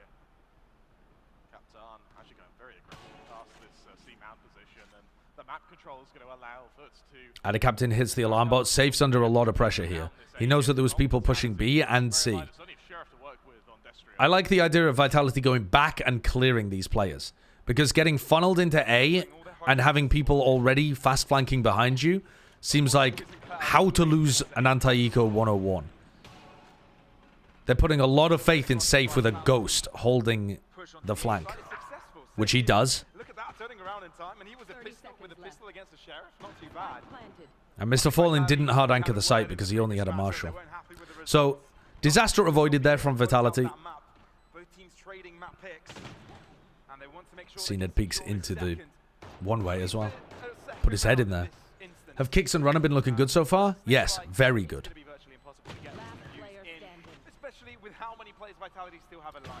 Pretty disciplined.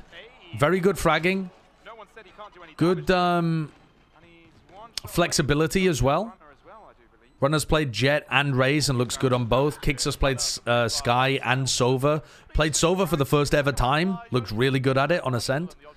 So yeah, Kicks and Runner, very good off-season acquisitions by the look of it for Vitality. What a Foot cooking with the KO Solar Initiator? Don't ask me. Don't ask me. Yeah, Fallen's good with the Marshal. You know what? Exactly. Right, you start to think 7-0, that should be a good start. That should be a solid victory. I'd be pretty happy with 7-0. Yeah, that Ascent map was his first time ever playing Sova. At least in a match, obviously. He's played it before in scrims and Pride. What the fuck are Foot doing? I hate the way Foot fight a Rubble.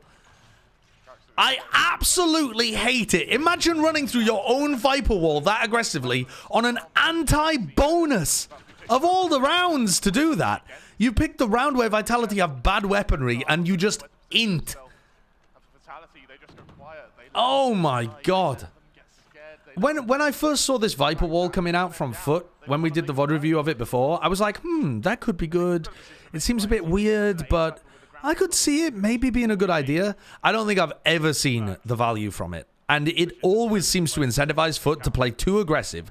And they put it up at the start of the rounds, so they just allow Vitality to spread out around Rubble, and they never get to control that area. Because Vitality always have ways of repositioning behind the smoke. It just looks poo. I'm going to be really fucking annoyed if Foot frag their way through this map. That is a bad decision by Destrian, though. That is a bad decision by Destrian running through the smoke bite there. Snake bite. And they're definitely going to be looking in that direction. That's why they're going to be using the smoke. Oh, Falling catches one too. How do you lose a 5v3 like this, Vitality? Oh. Oh. Oh. Aggressive into sight. Topsy-turvy extravaganza. And cracks to try and switch it up yet another time. What a bad round by both teams. Should be simply picked up, but no. Doesn't look to his right. Kicks Maybe they're just really big fans of the Great Pottery Throwdown. They're trying to replicate it in Valorant. Able to find 3 in a row now, looking to even push that victory further. They're also going to start to come online here. And The great EMEA throw-off. That we're now seeing Foot use against Vitality here is that control and tree. That round was terrible. That position to pivot off, bait for one another, and use it almost as a way to anchor that A site. You look at the old management though. From the shadows available, soon to be the Seekers on Vitality. Over to Foot. Nothing online as of yet, but it's round 5, round 6, where I suspect we're going to see a lot of utility available for Foot, especially when it comes to those ults.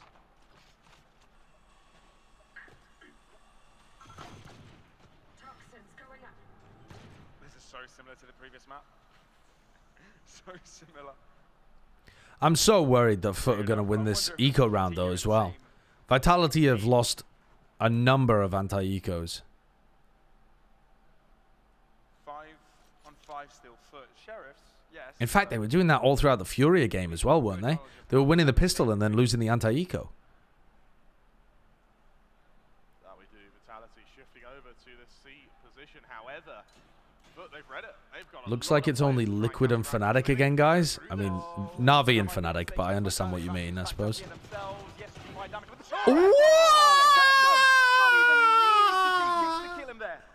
After that come from CNET now. This duel with Safe is going to be so damn important. The paint shell's not quite landing. Safe going to be emboldened to push further forwards. But Krax gets another. It's a 2v2. Safe still has the turret up.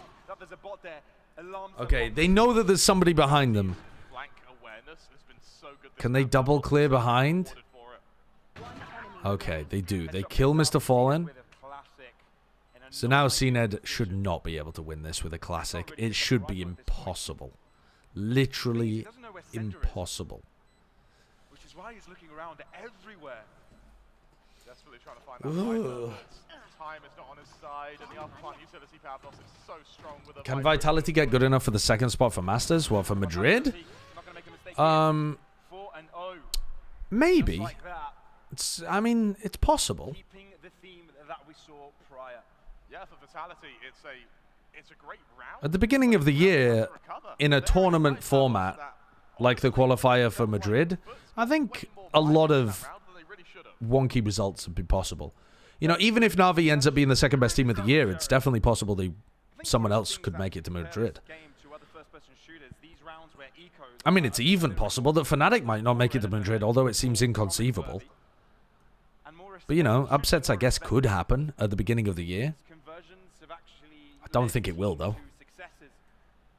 And have also been the demise of many others.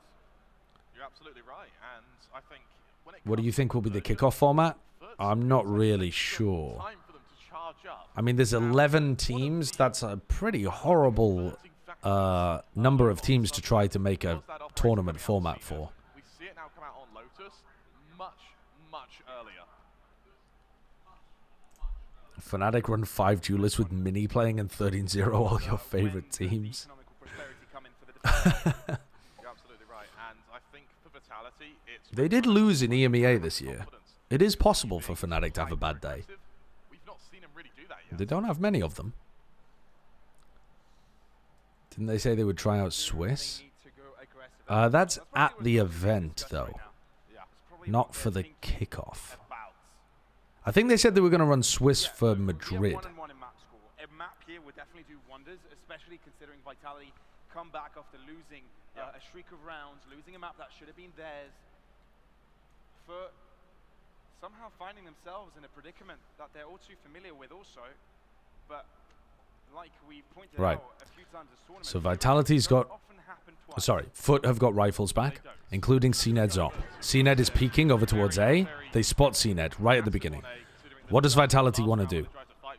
They break knife? Tree control still established, but for Captain, that Viper's Pit being deployed on B gives the freedom to put stack over to A here, leaving the Killjoy utility set up. CNED trying to line it up based on the orb. They're going to use Seekers, try to put a lot of pressure on CNED. CNED should find it difficult to get an op shot out here. He's going to try and stay on site and break the Seekers. Oh, I don't like ending B here. I don't mind faking B and then ending A, but I think ending B seems almost impossible with this pit up.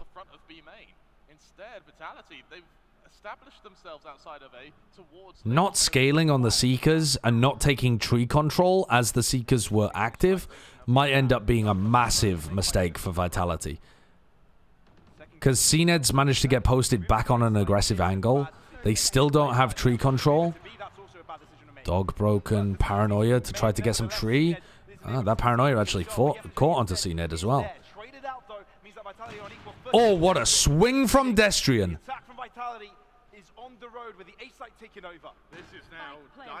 And Mr. Fallen decided to use his lockdown. And that just forced them to accelerate. Mr. Fallen finds one. Runner gets another. But Kicks closes it out.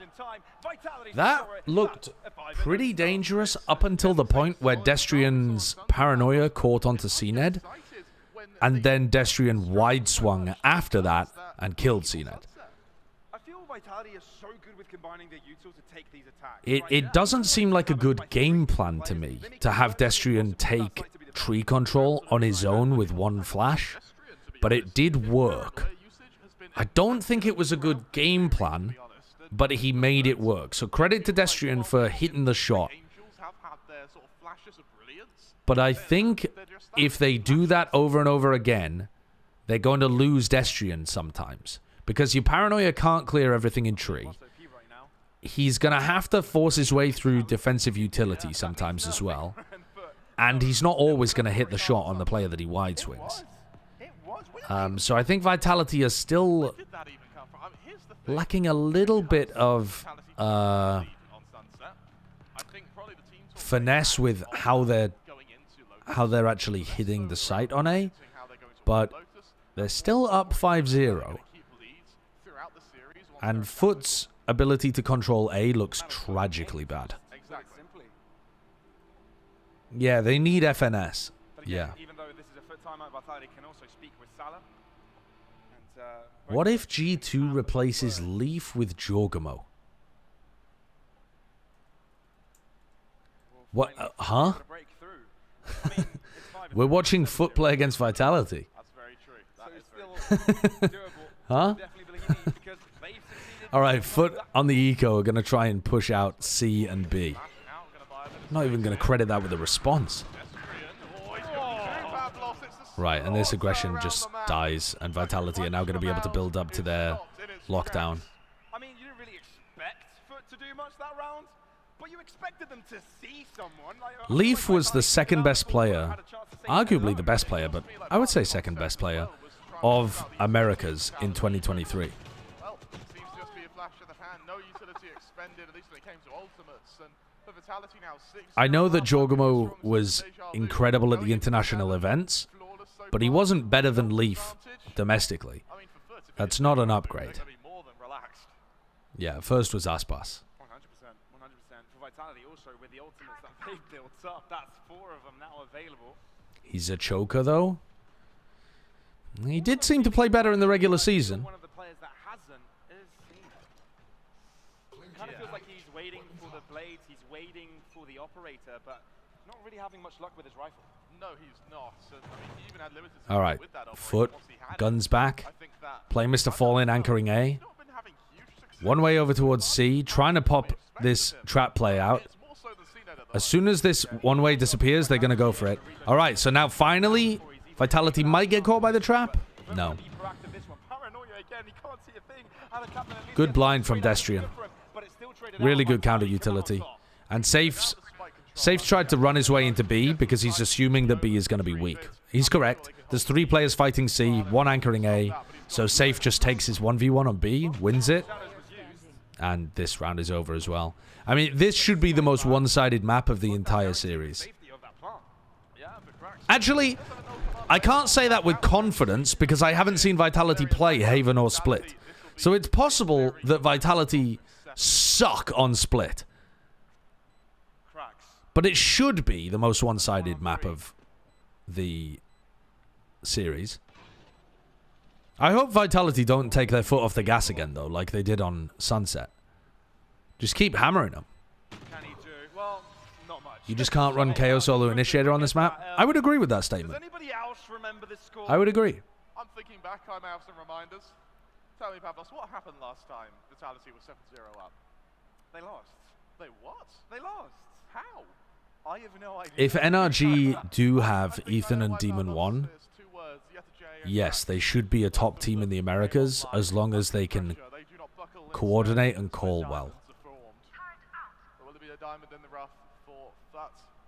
Or will it be But it really, really relies on somebody on that team stepping up and being the caller. Because just having good players is not enough. I don't think anybody would. I don't think they'd be forgiving themselves very soon. I think Crashies might be up to it, though. That you would in the regular season of VCT, but still, this is a final, an opportunity to just show up and show off. I mean, this whole tournament, it's almost been a road to Damascus for Vitality here. Sort of everything has clicked, everything has... we've seen the strategy, we've seen the reason behind these big ups, and for Runner and Clicks especially, this has just been a Jubilee tournament for them. I'm also a bit worried about Marved on that team because I don't think he played very well in the previous squad that he was on without an IGL. I think he needs a bit more direction, or like to have his space on the team carved out properly. All right, here we go. Pressure onto Atta Captain at the back. 1-for-1 is pretty good for the attackers. Krax is just going to try and win this with his rifling. The use of utility, because without it, no smoke's available to get the safety plant. That being said, look how Foot have just disengaged. They've allowed everyone to stack up. Viper's bit committed now. Can they find the Viper in this grey, green, and greasy ooze Pavlos? That Viper's bit is so differential, but I think they just figured out what the holdout looks like. They know that there's one waterfall. Vitality forced to change positions. Kicks has been able to get offside as well. This could go Oh, Sender's getting spammed. That was a headshot while Sender was jumping. And now Sender's in a nice spot where he can just play post plant with the Odin. Oh, he's going for the post plant flank as well.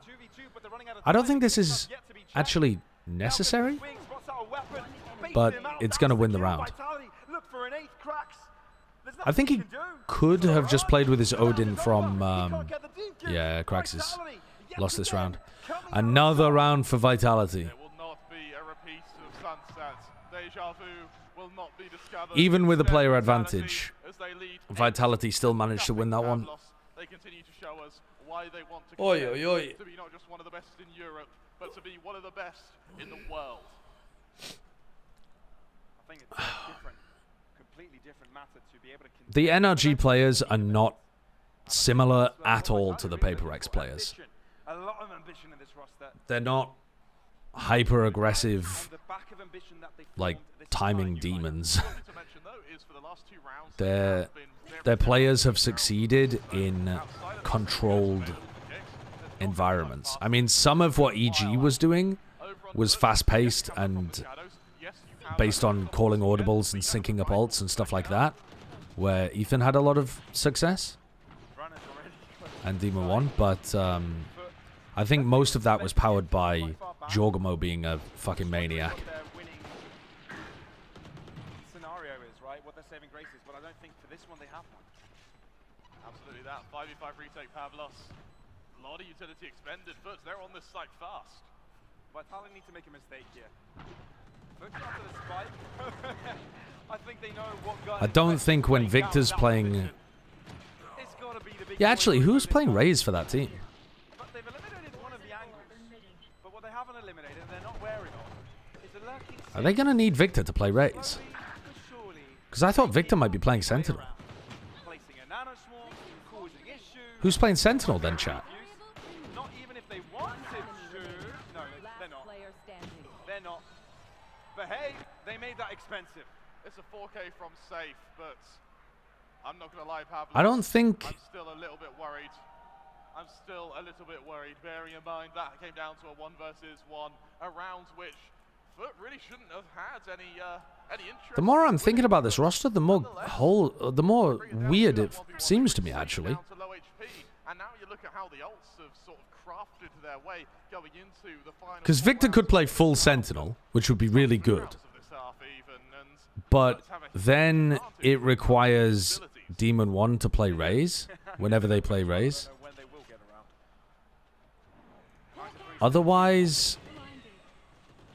Like, they also are going to need Crashies to probably pick up Viper for when they're not running double initiator. Which I don't think is a bad thing. Maybe Crashies plays full-time Sentinel with that team. And just has Ethan play Sky. And then Victor picks up Viper. Like, I feel like the roles are actually a bit weird. You cannot underestimate Vitality here. You cannot. What's important is that Demon 1 can absolutely play Raze. When has he played Raze, though? I don't think he's going to take the chance. He doesn't play like a Raze player. Destroy that link wall, and Vitality, they're just going to run straight past it. He's not feeling it. Has he ever played Raze before? No, he's literally never played Raze before. He doesn't aim like a Raze player. I know that sounds like a crazy thing to say. By the way, I should probably tune the fuck back in, huh? Because this is a 4v3 retake where Vitality can actually lose. They need to play aggressive in the post plant here because they are getting flanked as well. Oh, that's an accidental kill. He didn't even know the runner was there. Time. They could still lose this to time. They lose yet a J. Sender. Oh, he gets them both! They just can't win! They just can't win, man. They just can't win. Oh my word, Pavlos. What a round, and what a chance for Vitality to, as you mentioned, make this look flawless. Pick up Jorgamo instead of Marved and the roles are set. Yeah, that would go crazy, actually. I would be a much bigger fan of the roster if they had Jorgamo instead of Marved. They consider themselves among the best in the world.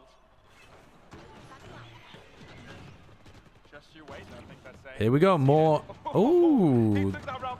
Okay, this time the A-Rubble aggression actually works from foot. They get a kill with the nade right at the beginning, and then CNED hits a nasty good shot. Just swinging on a guy at Rubble. So they win the round. Oh, by the way. By the way, they went back to the old wall. So they gave up on their previous wall, which was actually hurting them when they fought Rubble, and then they fight Rubble and they win. I'm not saying the wall was the big problem, but I don't think the wall was helping. It's not just that Demon 1 is low sense, it's that he has an extremely controlled, precise way of aiming that's very, like... I feel like if he was double blast packing all over the place and, you know, playing aggro like Raze players often do, I feel like it would be uncomfortable for the way that he normally plays. Like, he normally just holds positions extremely well, looks for picks in a kind of like...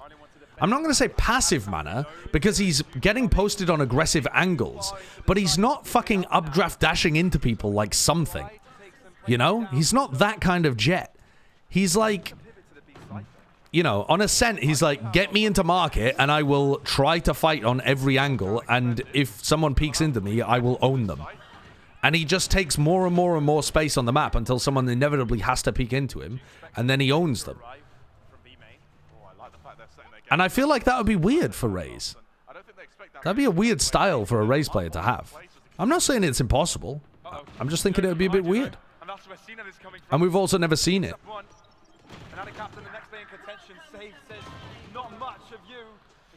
3v3 with Viper's Pit on site. CNED's in a good position, though. Alright, so there goes the pit dropped. Plant's going to get denied. 10-2? Possibly? Runner has to reload. 1v3, just to absolutely crush the foot mental.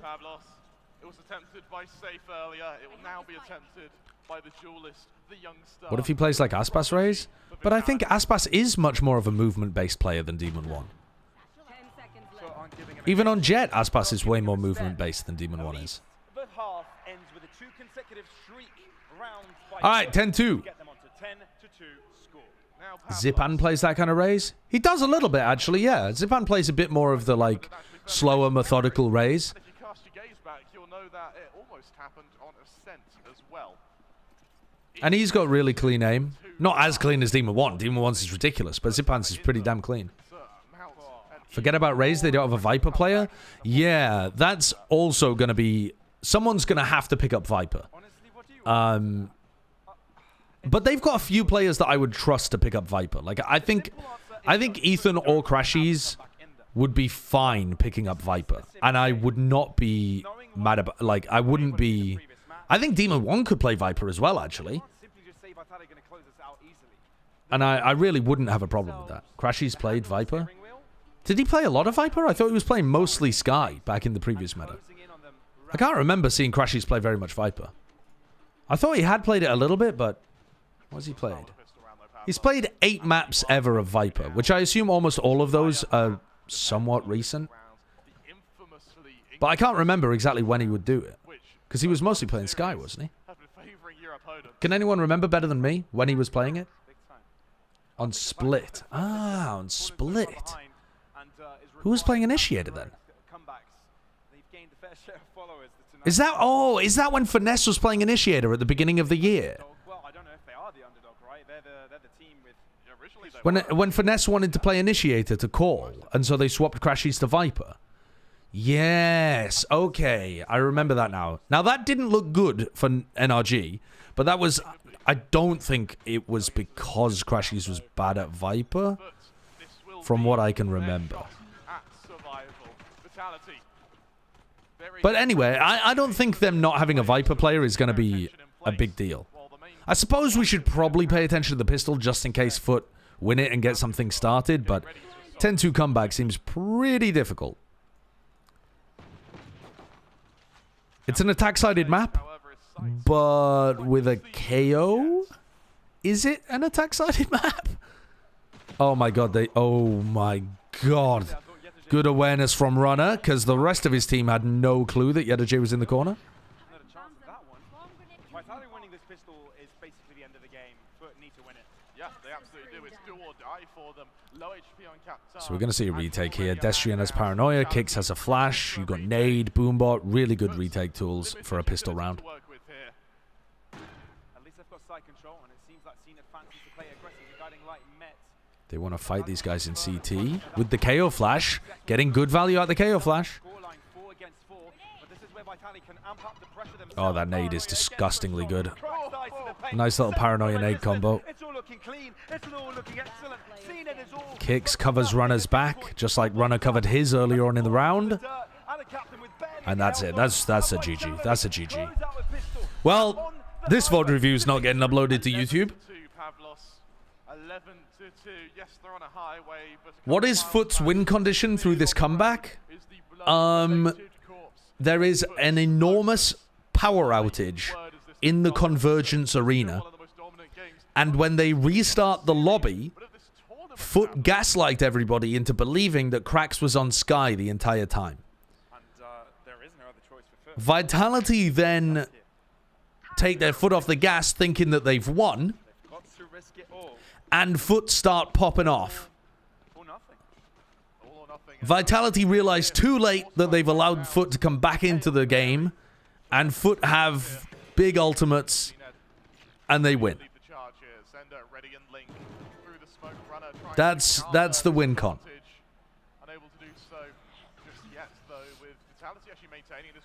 Foot came back like 11-1 against Vitality in the VRL finals of 2022. Well, that's relevant. I mean, the force buy here is working fairly well. Good double face from Runner and Sender. Runner and Safe. All right. And Foot playing aggro. They save 2 Bulldogs. Okay. Vitality are going to have to take an eco. That looks like King. I can't help but think that for Vitality, they've already done enough. For Foot's here. The buy's good. That really looked like King. But they're going to have to go 10 rounds now. 11 is all they get. I don't think so. I mean, I think this is going to be 11-4, but I don't think... It's not the 11-3 comeback. Don't even say it. Don't even... It's not an 11-3 comeback.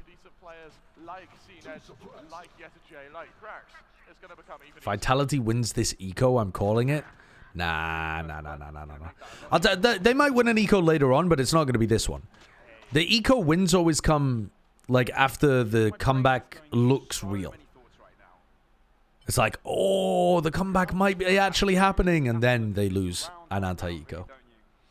I quite like how they're setting up the win condition for this 15th round here, and that's Where do you think Zest and RB would fit?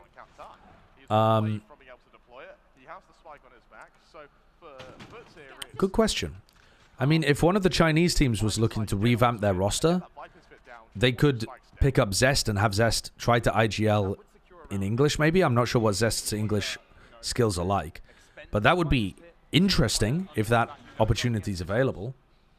But otherwise, you're looking towards the other APAC teams that are looking pretty weak. I mean, DFM was what we were talking about on Plat Chat as being a funny possibility. But I think there's some other squads too. I think Gen G would benefit from picking up RB.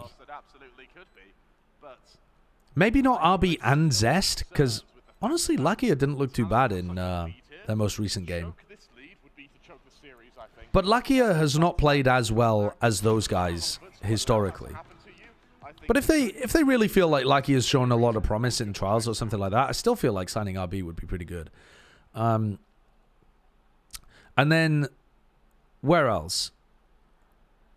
We've got... Dude, it's difficult to remember all the rosters off the top of my head.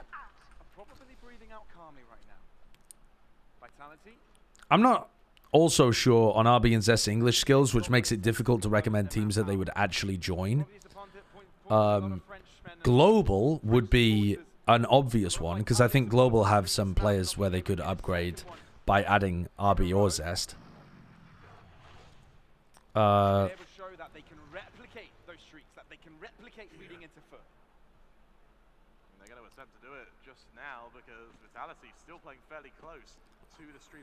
Yeah, I mean, apart from DFM, Gen G, and Global, it's kind of difficult to say who else. Could T1 make another roster move and upgrade? I don't think that would be a sensible idea. It's so late in the offseason. Like, if this roster move had happened a lot earlier in the offseason, then there would be plenty of places that RB, Zest, and King could go. But because it's so late, and most teams have already finalized their rosters, and a lot of the teams communicate in English, it's pretty difficult to come up with really sensible places for them to go. RRQ or Talon? I don't feel like RRQ have got a bad roster, though. They could upgrade RRQ, yeah. Yeah, I think they could upgrade RRQ. Getting RB and Zest on the team instead of, like, Estrella and Flipsider, maybe, or something? But I don't know. Maybe I don't even know what the main roster is going to be for RRQ, to be honest with you. Is Elmimore going to IGL or something? I thought someone said that recently, but maybe it's still Zephyro IGLing. This comeback is happening, by the way? It's not. It really isn't. It really isn't. It's not happening. It's not happening.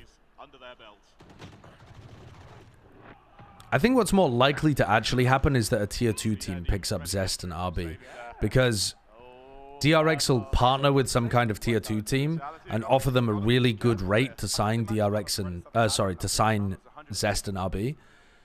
And if they sign both of those players, they'll probably be in a good position to try to win Ascension. And that's just so valuable for a Tier 2 team this year. can't help but think that for Vitality. I don't know which team it'll be. It'll probably be whichever DRX want to partner with. But it gives DRX a really, really powerful negotiating tool to partner with any tier 2 team they want.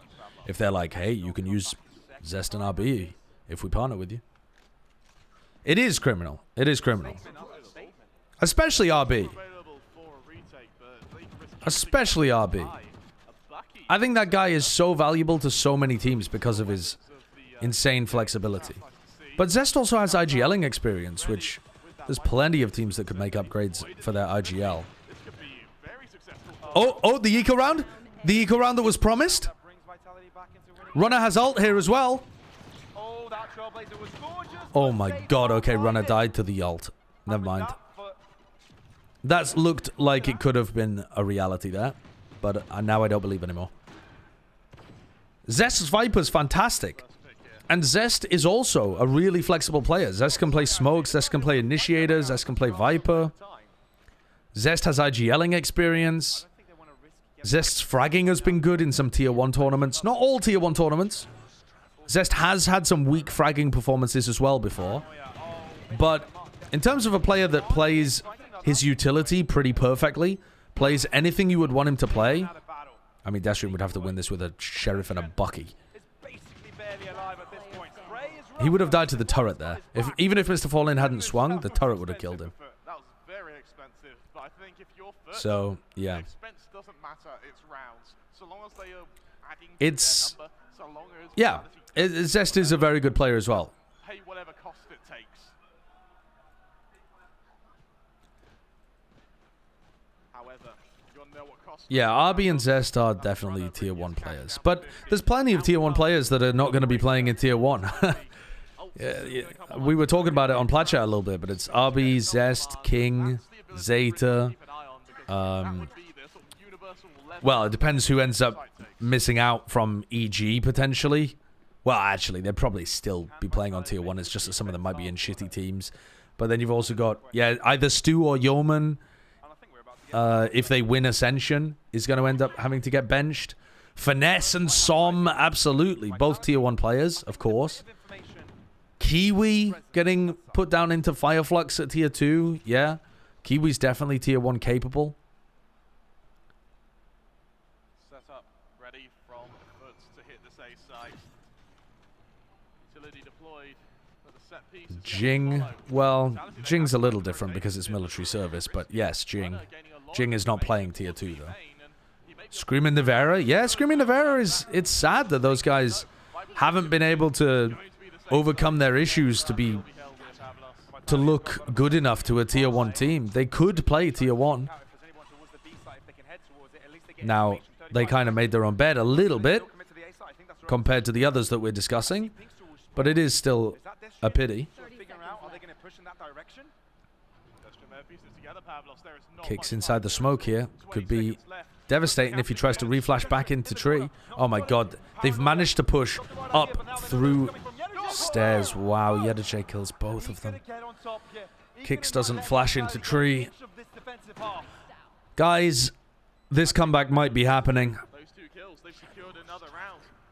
Vitality didn't cover the stairs push. Anytime a team on attack gets value out of the stairs push, it makes me mauled. And then also, Kicks is hiding inside the smoke. As a teammate here, they could flash and reclear tree and then play retake from tree.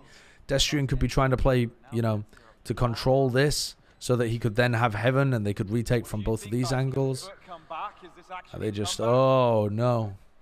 Oh, no. Oh my god. All right, this though, now that I believe that the comeback is real, Vitality are going to win the next round on the Eco. The matter is, Vitality, it's not only one round they need, it's 2. Yeah. Vitality are going to win this next round. I mean, Foot are trying to hunt those rifles as well. They're trying to make... I don't know what happened at the end of the round there. I don't know whether they got the rifles out of their hands. We just swapped off right as Foot was trying to get rid of the rifles. And now as we go into our next 7 for Foot. Pavlos, this is getting real close. They all died. I mean, the Foot guys were fist bumping, but I don't know. Tack timeout by Vitality, but I don't know what they have to work with. Maybe should have. Yeah, definitely should have. This is the Vitality round win coming up right here. It's an eco round, but maybe they have some rifles to work with, depending on if any of them survived at the end of that previous round. We didn't get to see it. And they also still have Runner's Showstopper. They win this round. Would you consider yourself a foot guy? No, I don't think so. I'm more of a BBL guy. It's a horrible position to be in, Pavlos. And I think for Vitality now, Don't harm me. at what point do these words go from sort of words of encouragement to stern talking? That was a good joke. Close out a map. Especially considering this is the third time in 3 maps where Vitality have... All right. So Vitality did manage to keep the operator here and a Vandal. Plan on reviewing KC Heretics show match? Do I plan on reviewing the Comic Con Heretic show match? I've actually already done it, you want my dude. You can find it on my Twitch highlights. Thank you for the 4 months. Runner gets a kill, but because he got traded, there is no opportunity for him to win the round with the showstopper.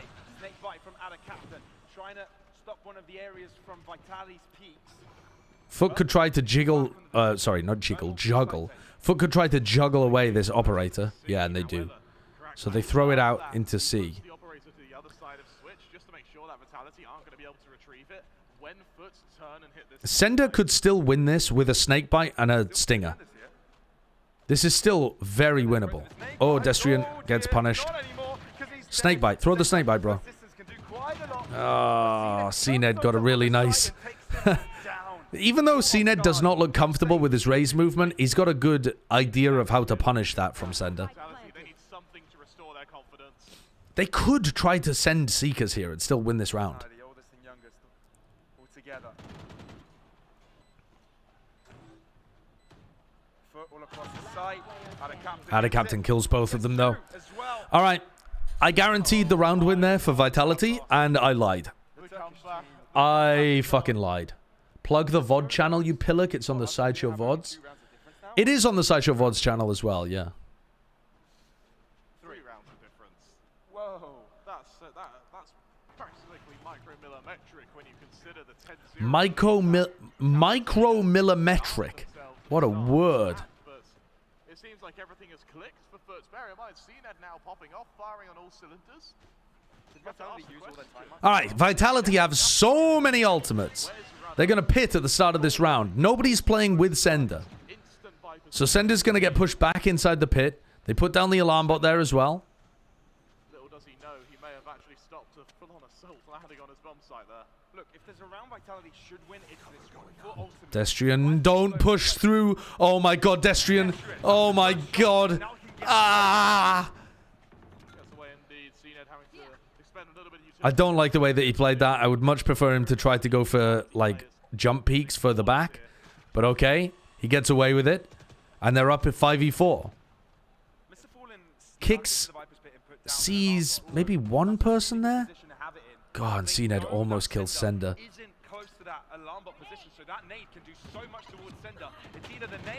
That is so good.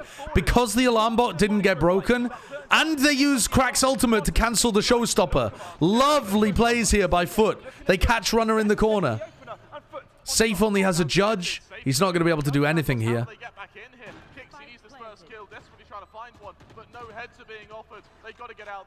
They've got to commit to the retake, and they only have a judge to retake with over towards C. They have to commit to this. You've got to throw the Seekers. You're not going to get a better opportunity. Especially now. Come on. Good trade by Kicks. Here comes Safe. Safe dies. Only Kicks in a 1v2. And CNED gets it. Oh my god. If Safe had had some kind of rifle, maybe that round could have been doable for them. But he just couldn't get anything going on the retake because he only had a judge. Fantastic counter, though, to Destrian's pit in that round. They go aggressive into it at the start, lay an alarm bot down, and then they're spamming both sides. They know that there's only 2 places that Destrian can be stood. Sorry, that Sender can be stood. And they spam, then they nade, and then as they're running away because of the nade, they have Mr. Fallen spamming from the other side. Fantastic way of countering that pit from Sender. All right, this is where Vitality win the eco round. This is where Vitality win the eco round. Doesn't go their way for outsmarting, outplaying, outshooting. Vitality should be able to defend C fairly well in these kind of rounds. Because there's just no dog to apply pressure to the person on site. Apart from a nade. You know, there's no C's, there's no Haunt, there's no Prowler, there's no dog. It should be somewhat easy for Vitality to defend C. But Foot are doing a decent job of trying to get rid of the Killjoy utility. Here they've reset. Back to the A site, back to Destrian. A man who has had his successes against Foot this game, but in the second half, Destrian, like kicks, like All right, they spot Destrian. Sorry, they spot Yeta J. Boom bot. Oh, that might make Destrian feel like this is safe, and it certainly isn't. Destrian still has paranoia. Oh my god. Oh my god, they're both blind. They are both fucking blind. What is Mr. Fallen doing? What is Mr. Fallen doing? He's just giving away a gun. If CNED, sorry, can be killed here, Vitality might be cooking.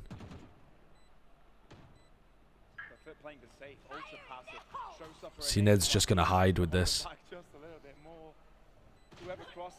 Oof. Oof. Oof. This seems personal. Foot. A statement. Chat, the comeback isn't happening. You find a 10-round streak. Chat, this comeback An 11-round streak. isn't happening. An 11-round streak? What in the comeback Is that what this is? You can see that at the Foot HQ, the energy's there, the hype's there, and for good reason.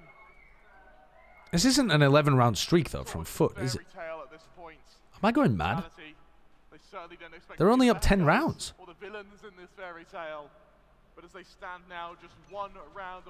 Okay, anyway.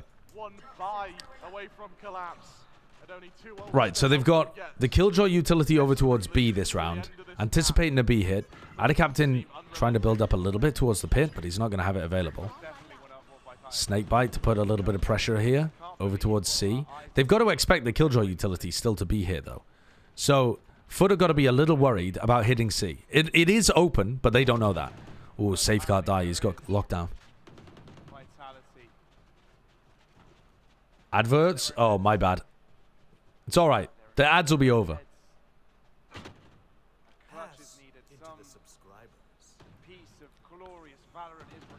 Destrian trying to anchor here. Big kill by Runner. They don't realize Mr. Fallen's already through.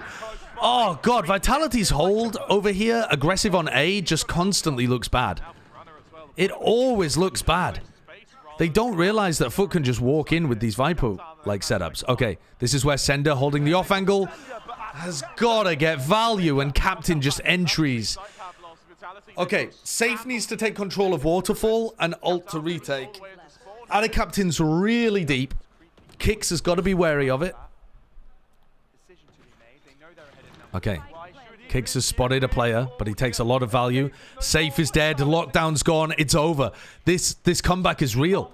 11-11. The comeback is real. Delighted Moth, thank you for the prime. The comeback is real. I said it was a 10-2 half. Vitality won the pistol, didn't they? But with this round win, they'll be finding the equalizer. And I said, this VOD review isn't going on YouTube. What the hell? Why this is their clay, Pavlos. I don't want to let Vitality save at all, do they? Kicks finds one, but Cracks is able to shut it down. It's more important. Oh, okay. Might be able to survive, but the comeback can officially be Why do we keep going off the screen so that we don't know if they've kept guns before? Stop showing me the reaction before I know whether or not they've been denied the rifles. Floritus, thank you for the prime. hope something changes. Hope desperately that someone out of the 5... Vitality have lost over 15 man advantage rounds, by the way, in the last two maps. That's crazy. That is crazy. That's true. Foot really have been able to win so many of the important duels. Like, for example, there, Vitality have got themselves in a winning position, and all they need to do is avoid Ada Captain walking into C and killing Sender. And that's exactly what happens, and suddenly the round is lost for Vitality. The impact kills being found so regularly by Foot. Oshi Fudge, thank you for the Prime.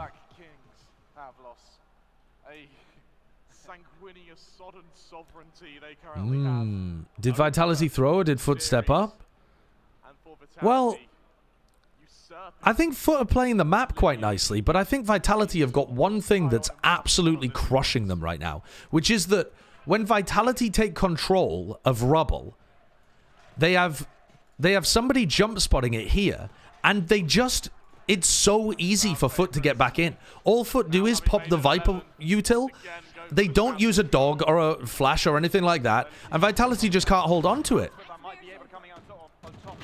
Runner's going to try and skill this, but Foot hold on to it. Foot are going to have rifles, no weapons here. These guys are not going to be able to buy. I can't believe Foot have won this map. I can't believe Foot have won this map. This exact scoreline happened to them versus Team Liquid. Yeah, because their comp is shite. They shouldn't be able to take map control on this map on the attack side because they don't have the Sky utility. But Vitality's defense over towards A when they push up is so poor that Foot are just being able to walk back in. So they're not getting punished for the fact that they don't have a Sky on the attack side. God damn. Crazy. Vitality are gonna look like such chokers if they lose this grand final. Up massively on Sunset and they lose. Up massively on Lotus. And they lose 10 rounds in a row. Possibly 11 rounds in a row. I mean, look, the weaponry is so shit.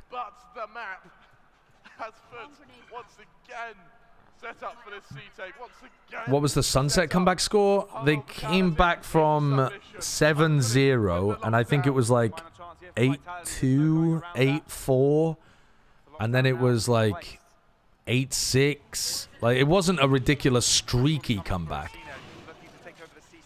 like this one is. Ada Captain dies. There's no way we're going to overtime. Just don't go to overtime. Just no. No. All right.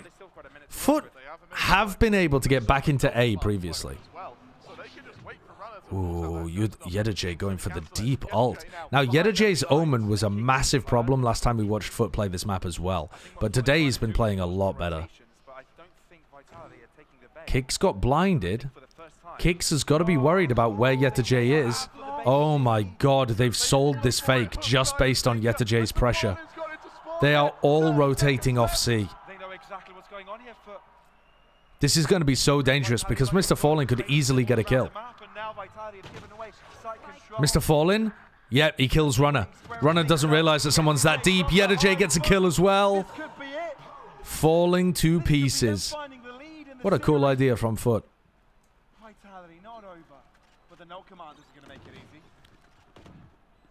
Mr. Fallen throughout this entire series has been so aggressive at taking space that Vitality give up.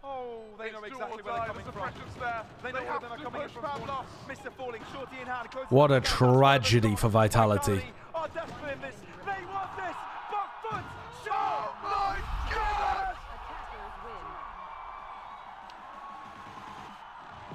I'm so boomed. I am so boomed. I'm so boomed. I can't believe that.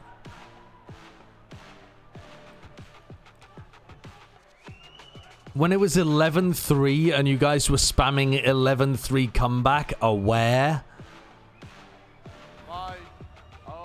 There's just no way. However, I said that I thought the only way that Foot were going to be able to come back in this game, well, I mean, I made the joke about them moving over to Sky, but I said the only way that they were going to be able to win this map was if they individually popped off. I don't think that's what happened. I don't think they individually outskilled Vitality to win that map.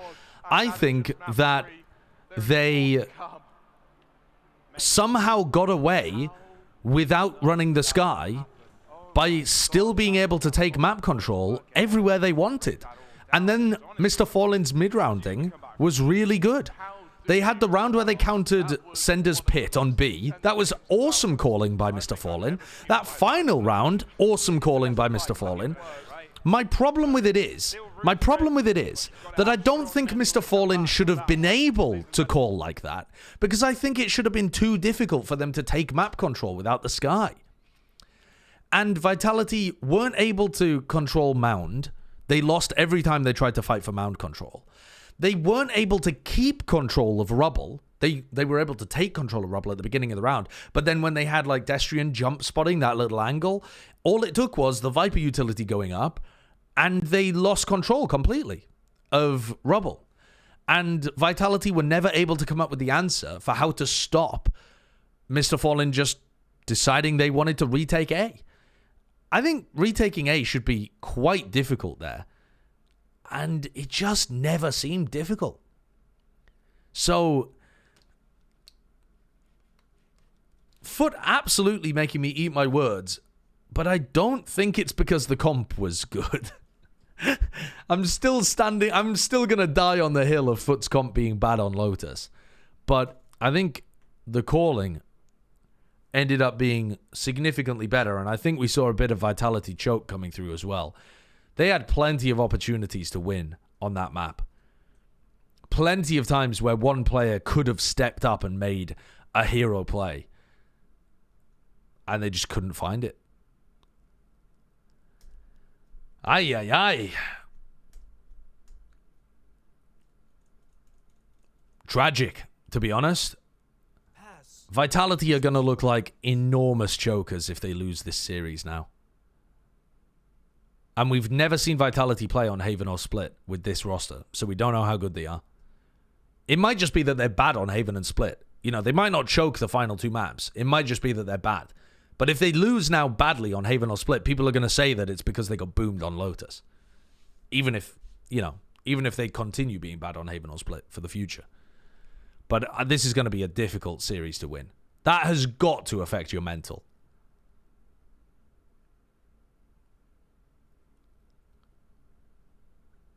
Yeah, that's a killer. That is a killer. KO is good against Viper Killjoy. Makes sense to run him instead of Sky. No, it doesn't. No, it doesn't. Please, please, let's not say just because Foot won 13-11 that the KO was a goated comp pick. Please, let's not rewrite all of our logic and understanding of the game to try to come up with reasons why the KO actually won Foot that map.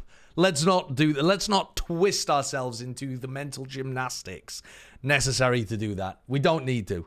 We don't need to. Oh. But, yeah, I think the calling there ended up working really nicely for Foot. And their players found some sick plays too. I don't think it was just the individual plays, but like, for example, Ada Captain being able to win that duel on Sender over towards C in like, I don't even know what round that was, like round 20, round 21, something like that. That was just such a monumentally good individual kill to find that completely opened up the C site. And Mr. Fallen as well, being able to push forward into CT on that final round and take up all the space after Yeda J ulted to pull people over to the other side of the map. Vitality looked scared of losing and lost. God damn. God damn.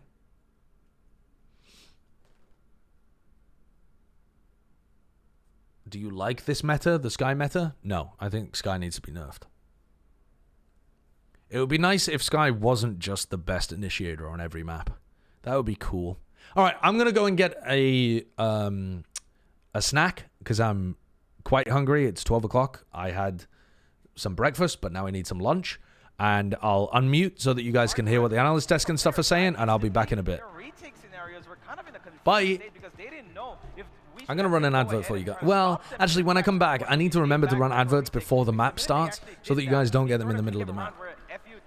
We're dictating the flow, and Vitality were like, okay, you know what? You say what we do, and we'll just do it. Yeah, and an effort by committee as well for Foot, right? CNED finally getting activated in towards this map. He'll be topping out this scoreboard. It's going to be the MVP for Mr. Farland, though, and I think it's well warranted as well. Being on the IGL, the calling would have had to be phenomenal to make a comeback like that, to keep the team level-headed. And I mean, when you contribute the fact that Krax is running 18 assists, Yedej is getting 12 assists, all of the flashes, all of the information, the pushing, the pulling, the snowball effect.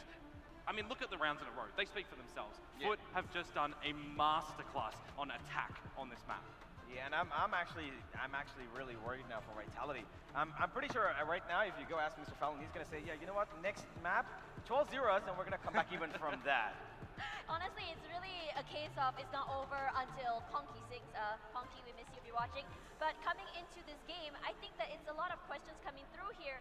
Like when it comes to the undefeated, like this tournament, undefeated, not dropping a single map for Vitality. Everything seems so one-sided in their favor.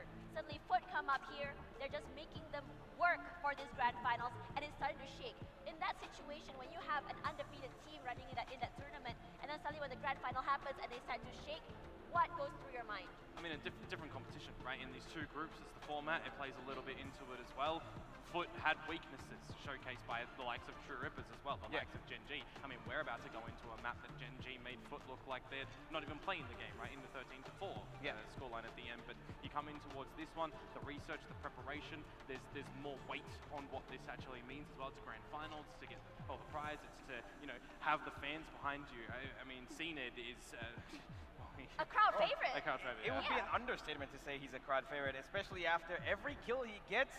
There is a huge burst of, you know, pride over here. And let's have a comparison between the two players that, you know, we've got who are the front runners for both these teams. Safe, of course, he had a great first half, you know, individually, making those C lurks count for so much.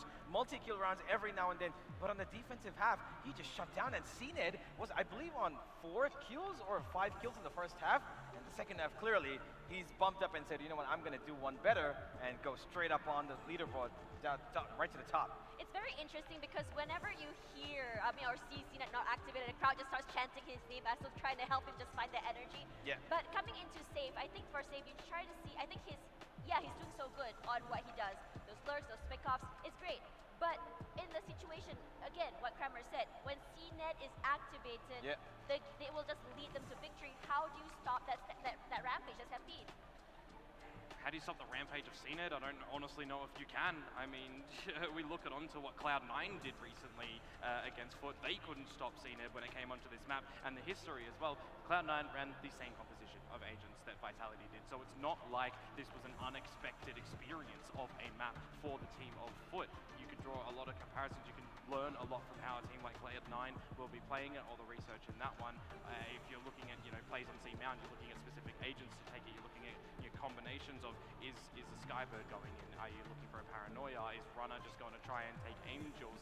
You know, with the history, you've already had the experiences on how to counter that. And we saw it with the way that Foot were doing it with their own retaliations of going together as a unit, putting in a little bit of utility and just making sure our guns work.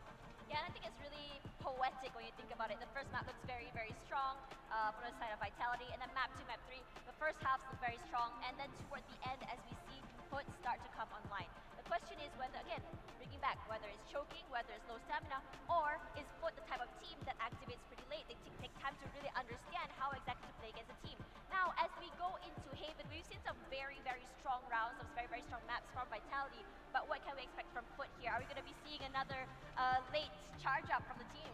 I would say that, yeah, you know, after watching the last two maps, that Foot clearly have a giant, you know, foot ahead of Vitality at this point, especially given the fact, especially because of the fact that I came into this, you know, best of 5, expecting that Foot are going to have troubles on Lotus and Haven, and they've clearly proven me wrong on one of those maps. It's time for the other. I wouldn't call it a foot ahead, I would call it a leap and bound at this point in time. Wow. 13-11, the miraculous comeback in there. We're going in towards Haven, where, I mean, Foot have played this twice already in this tournament. It's an unknown quantity as far as Vitality are concerned. We don't actually know what it's going to look like for them. Okay, let's talk a little bit about mental. I think that mental plays a lot of, I would say, a big role here. Yeah. So coming into this particular game, we have been seeing a lot of games of streaks in the last 2 maps. How do you come back when you are losing so many rounds in a row? I think this has to depend on the coach, right? I'm pretty sure that, you know, Salah definitely has gotten some words in for the team. Also because of the fact that they were 10-2 up, and that's exactly a sweet spot where, you know, you would establish a dominance in a way that your coach is going to feel, all right, you know what? We're going to let them do their thing. I'm going to let these boys... Beth is just having a packet of Doritos for lunch. The timeout that came in from Vitality should have been a lot more effective. Yes, I'm publicly outing her. Innovation of this round, right? They didn't actually do still playing that reactive game. I'm having a cheese sandwich. The C mound was a bit of an Isomic, thank you for the prime. They didn't really try to pinch Foot into. And what have you cheered with? You gave me 40 bits to look at this Foot tweet, huh? Any advice at Fnatic? Oh my god. Oh yeah. Yeah, I'm interested in seeing Haven and Split. I really hope Vitality are able to win on Haven, because I want to see Split. I want to see what roles Vitality are playing on both of the maps. I think it's entirely possible that they might be running the Viper composition on Haven, or we might just see both teams running some kind of like Breach Silver Mirror.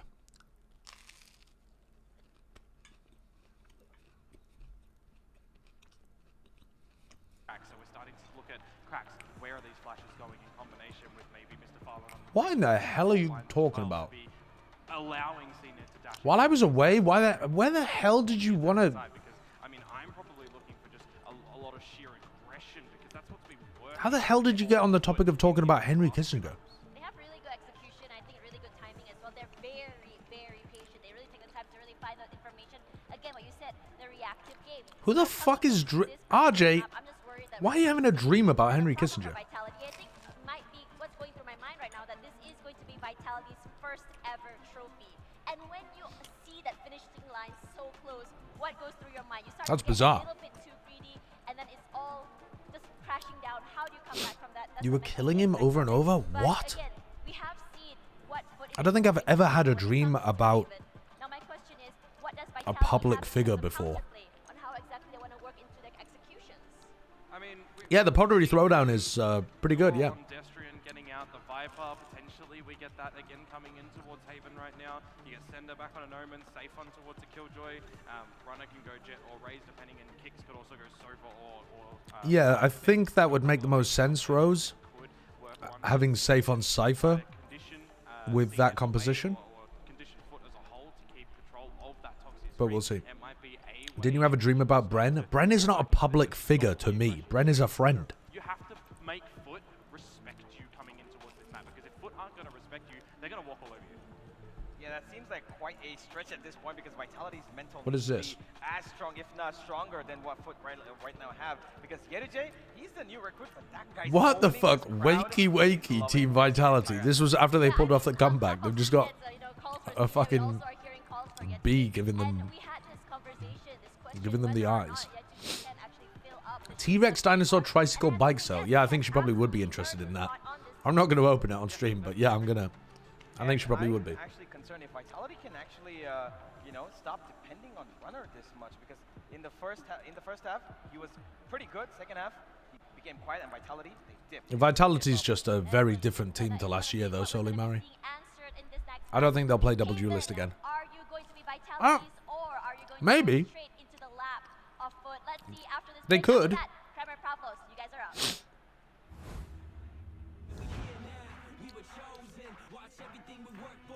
But I think the Cypher Viper composition is better, and that seems to fit with what they've been running on most of the other maps.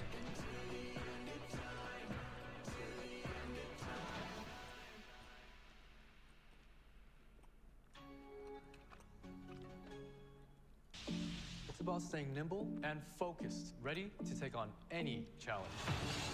We got this. I love being nimble and focused. Lavish outside, savage inside. Lenovo Legion.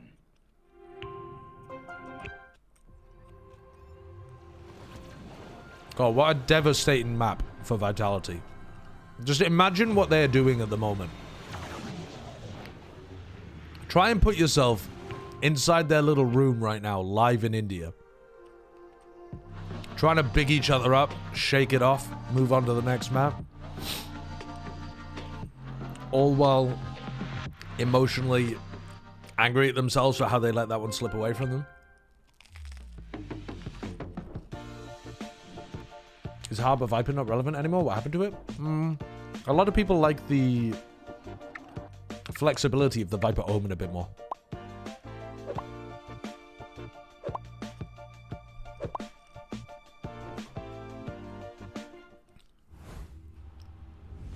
And after that, what do you say, right? And after that, how do you come back from it? I think so many questions have been raised right now, and I think for Vitality to show us why these young guys can bounce. What's in the sandwich? Yeah, A beetroot habanero chutney with some cheddar cheese. And if Lotus was anything to go by, then this is going to be a hell of a map.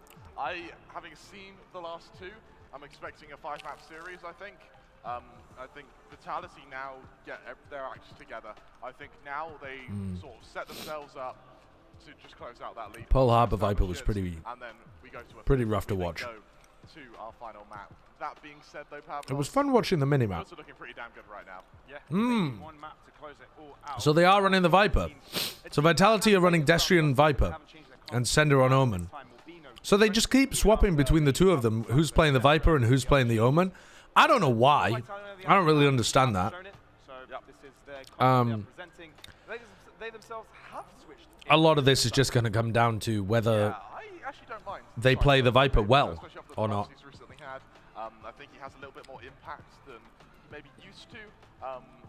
Now as we get into our game, Pavlos, I mean, the question is going to be, can Vitality establish a lead? And then, can Vitality hold that lead? Because 3 maps in a row now, we've seen comebacks, Pavlos.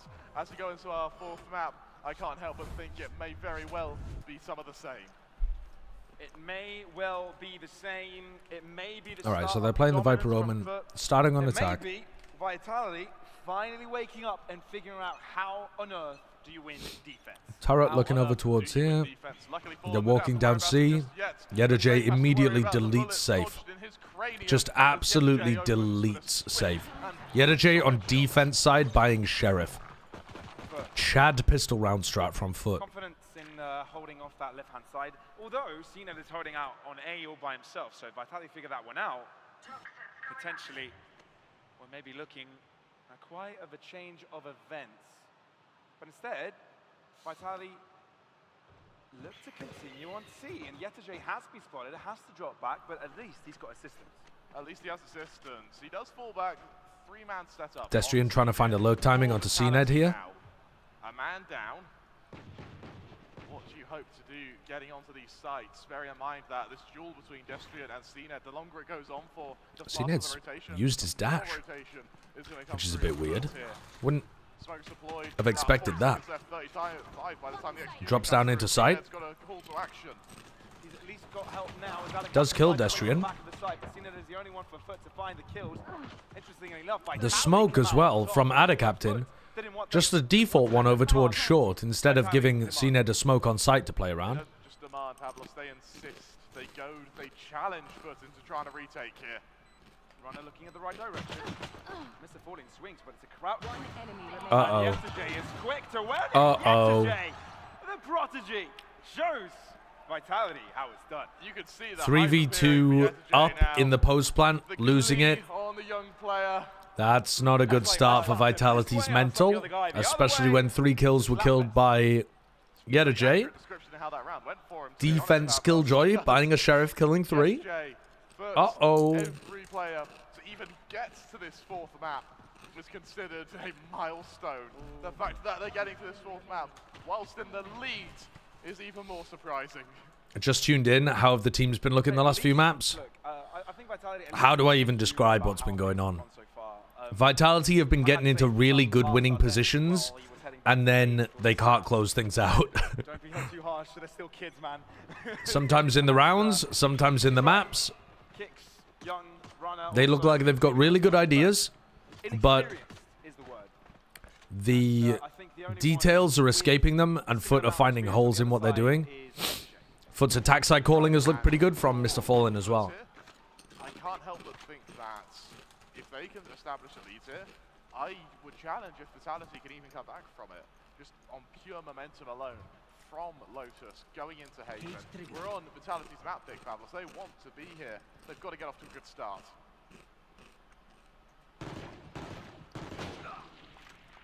Well, Mr. Fallen chunked down, hindering his confidence. I like that it's kicks this time on the Marshall. They're sort of spreading out who gets to go with it, aren't they? Yeah. Fairly dip placement there from Sender, so it might allow an immediate take over C. But again, you're dealing with pistols. And actually, there is a Hero Vandal onto Sender, Teenage. So it's not just Bulldogs and SMG. The flash is so good, in fact, but not good enough, apparently. The captain picks up runner, and with 25 seconds on the clock, Foot have made their way here. They thought it was a fake, though, as they do keep to the A site. But they've got it all covered. Don't lose a single player. Yediche is going to be starting to get up to an early lockdown here. Not in this next round, but somewhat soon. Their saving grace going between maps has been the fact that they've won the pistol rounds. That's given them their early momentum. It's taken Foot a while to sort of re-establish control. Foot's now, having won the pistol, strong off the bat. Up against the full buy of Vitality now. A win here may very well be the start of a win in the series.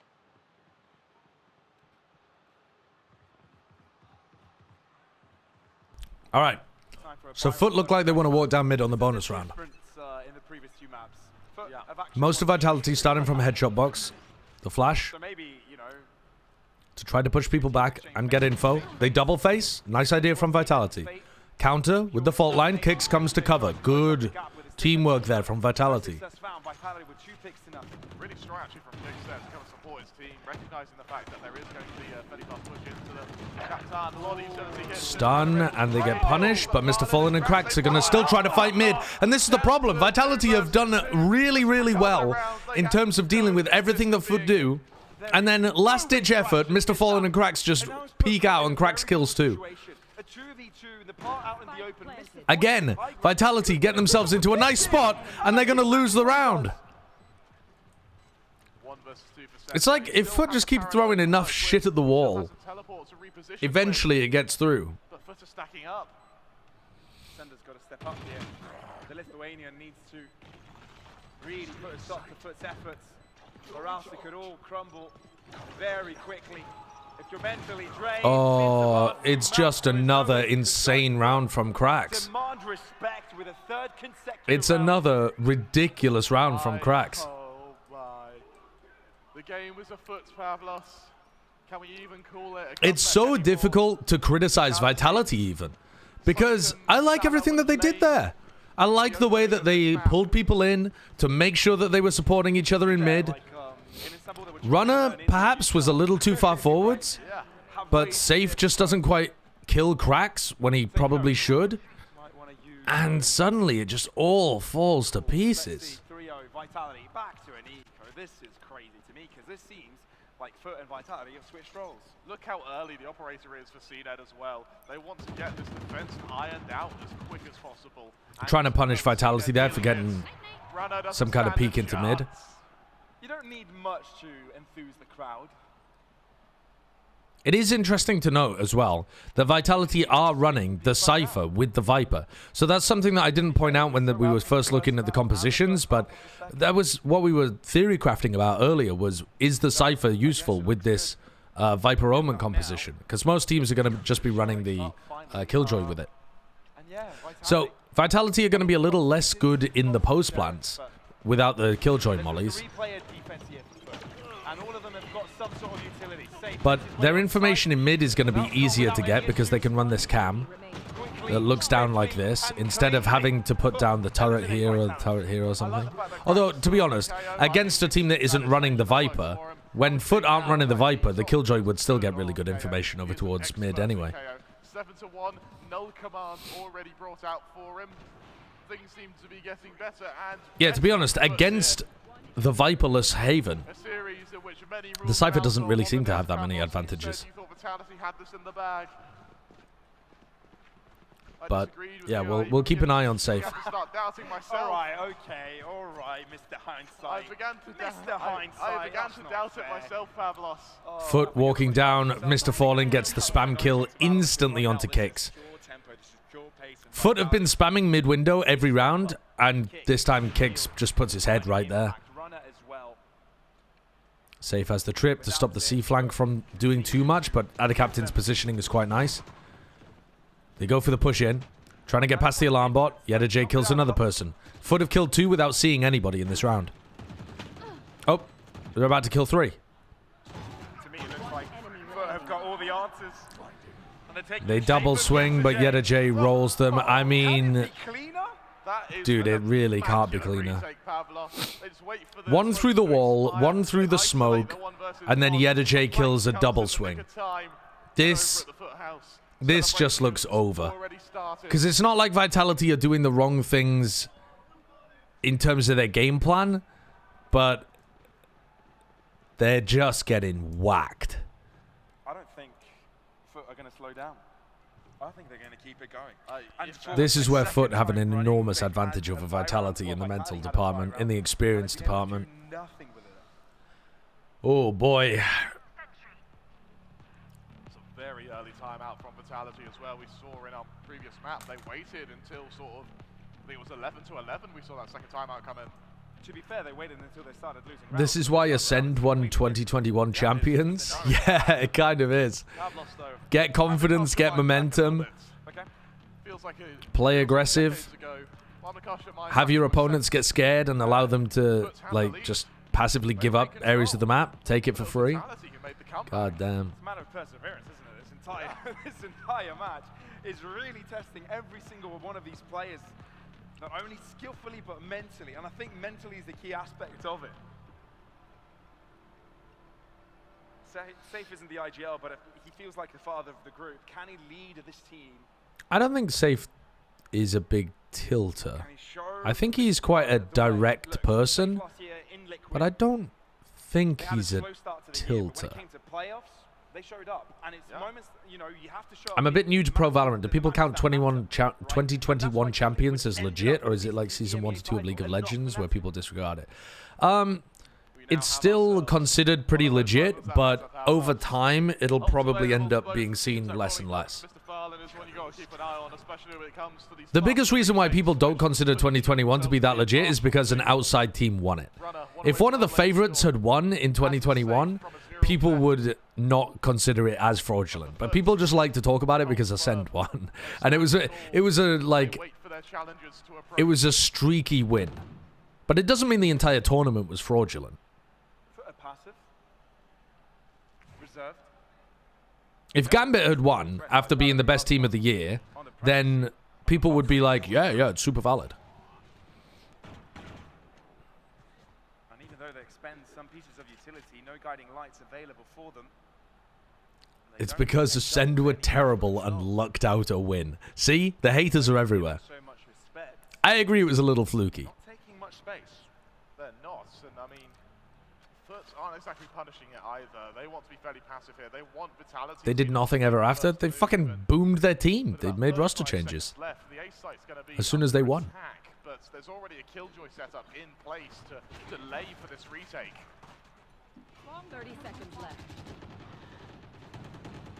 Through the smoke, a little bit of damage done, but now the lockdown ready to be almost instantly deployed, Pavlovs. Didn't they make more than one roster move? I thought they moved more than one person.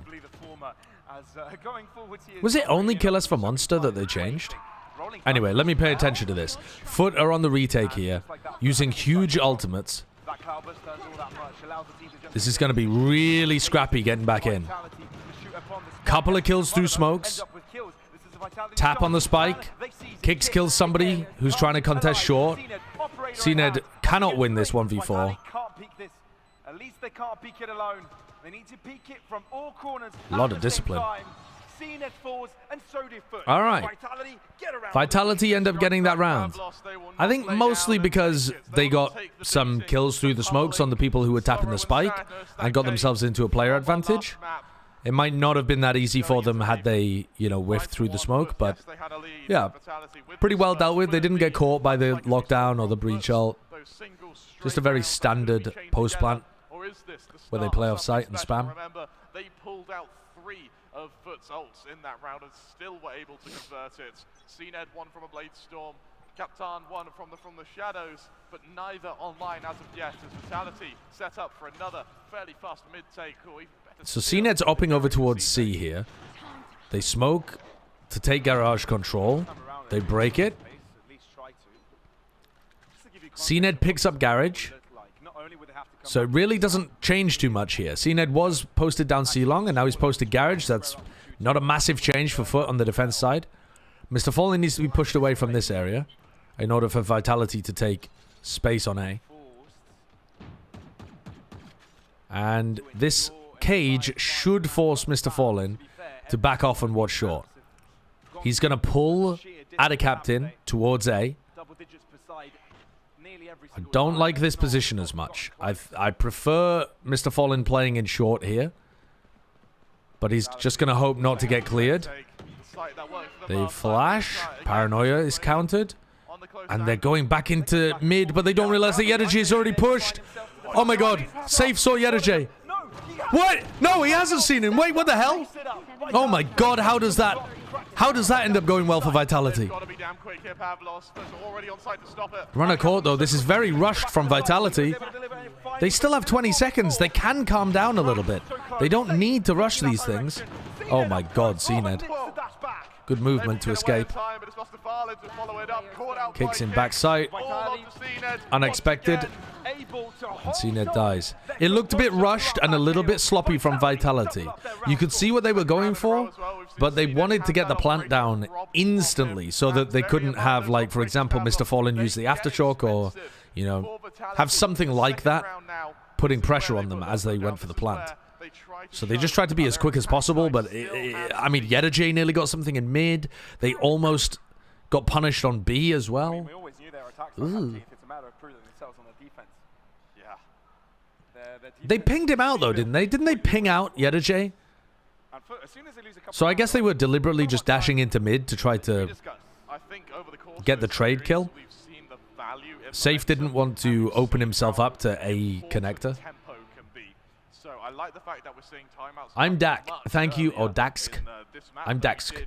I'm Dax K. Don't know how to pronounce your name. Thank you for the 7 months. Appreciate it. If this does remain neck and neck, if we do see comebacks established from either side, having fewer timeouts going into the latter stages of this map could be a bit of a risk.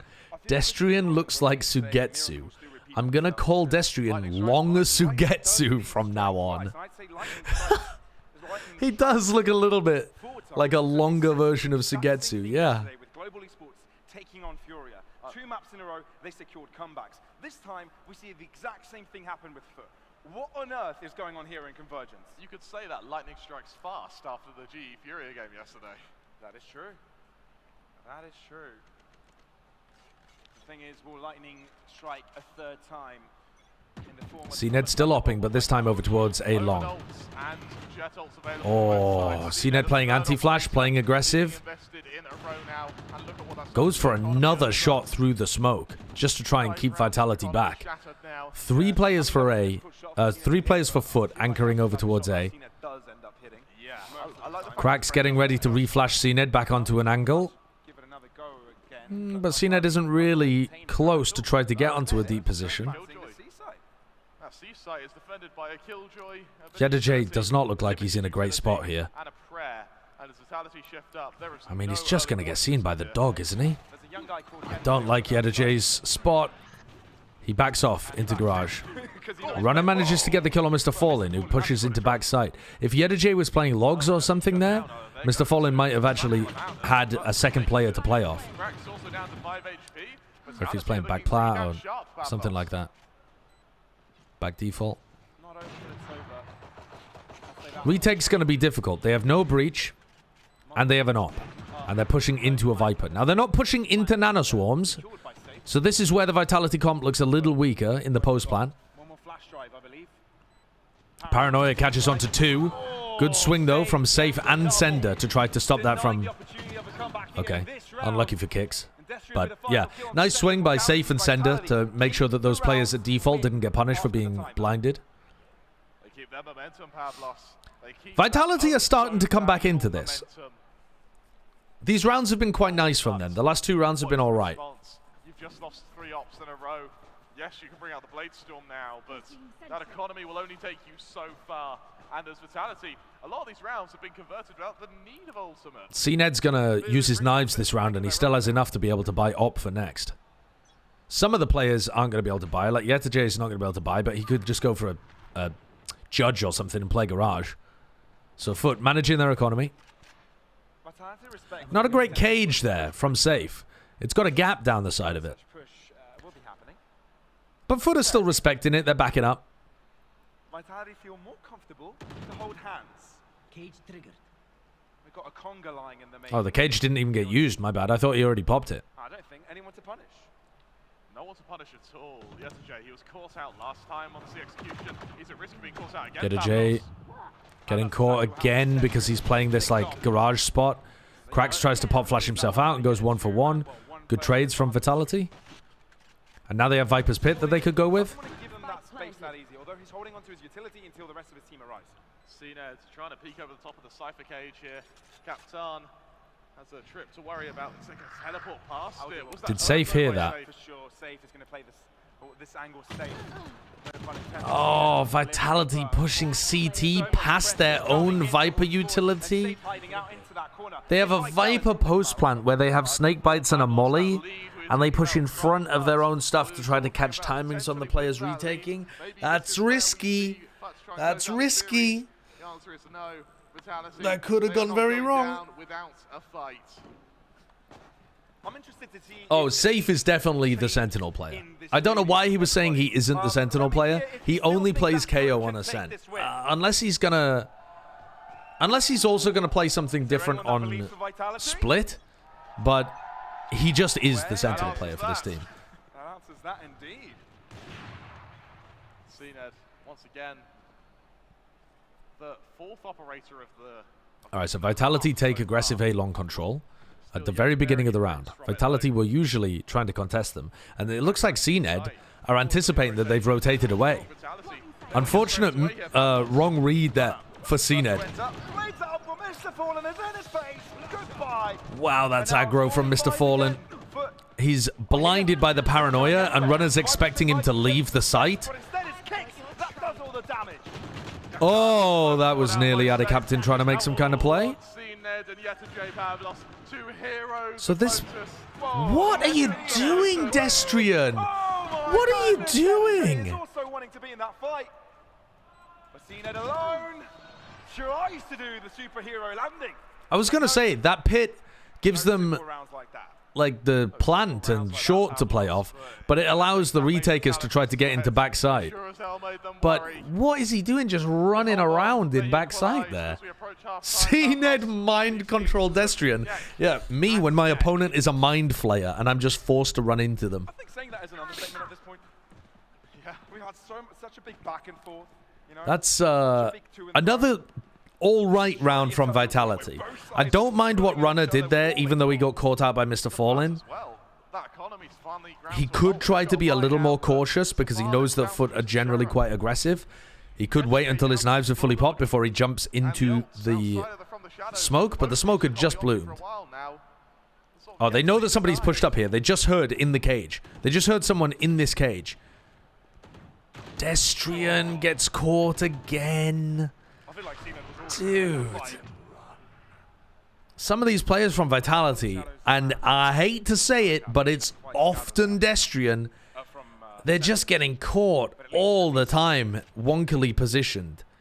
Like slightly too aggressive, too far away from cover, not anticipating aggression. These kind of mistakes. Oh. Zender still has them from the shadows. He's even found the Omen. And all of a sudden, Foot right back on top. Seen it in yellow shape, but winning their fight. Last player standing. Wait a minute, Runner's alone. Vitality just had... Vitality had a very cramped post plant there. They're down a player anyway. Trying to make some kind of hero play happen on site. Garage reflank failed. Oof. You can see the excitement growing. Well controlled by Foot. This is turning into an incredible map for them. I feel like at the footballers, Vitality can just slow down and give a bit more respect to Foot, I think. Foot are probably going to be playing aggressive. You can chill for a little bit. Why the fuck? Hello, first Garth? What the hell party code are you talking about? Get the hell out of my chat. You're getting a 1 hour timeout. 6-5. 1 round left in the half. And as history has taught us, Vitality not feeling that defense. Mod check, first Garth? What the fuck are you talking about? Is their map pick, Pavlos? Is this where that changes? We've seen a map pick of theirs before, mate. I'm not going to lie. I should have permed. I want to see what his new code is 1 hour from now. That's true. Okay, so Runner's got an attack side operator here if we want to tune back into the game. And he's trying to post it down here. Looking for CNED. Runner knows that CNED's going to be peeking somewhere aggressively. Vitality, though, they lose this. That's the tournament out. That's the best of 5 down. And the 3 times these two teams have met each other in the past, well, at least the organization. Foot has always come out on top, and Vitality really looked like they had the difference maker today. An actual first Garth. See if Cena has anything to say about it this All right, time. CNED's posted aggro. These players on site. Oh my god! Oh my god! What am I watching? He's not a bird. Are we sure he's not a plane? No, he's Super Ned. Okay. In the meantime, though, Mr. Fallen is still committed to C. They think that that could be a fake still. And they're right. They've cleared safe out of Cubby. God damn, what a read from Mr. Fallen. What a read from Mr. Fallen. A smoke for Ada Captain to try to play inside. They've got to respect this. They're not paying attention to it. Destrian kills 2, but Ada Captain's going to come through the smoke. Destrian gets a 3rd. And Runner goes for the peek in the 3v1, which he doesn't need to do. But he's just making sure there that nobody's sneaking up to try to deny the plant. Redemption for Destrian. I was very, very worried when Destrian didn't try to dominate the smoke and stop anybody that was potentially in short from winning the round. But he got out into graffiti and he killed 2, and then he also killed Ada Captain, so can't really complain about it. Now for a team which have proven to really Safe was once banned from CSGO. VAC banned? Right, well, I'm turning this off. on 3 site maps. I'm turning this off. Right. Can't watch this anymore. Got no respect for Safe anymore. Can't believe he got banned from Counter-Strike when he was a child. Right, well, I guess we'll... Should we play the Wordle or something, chat?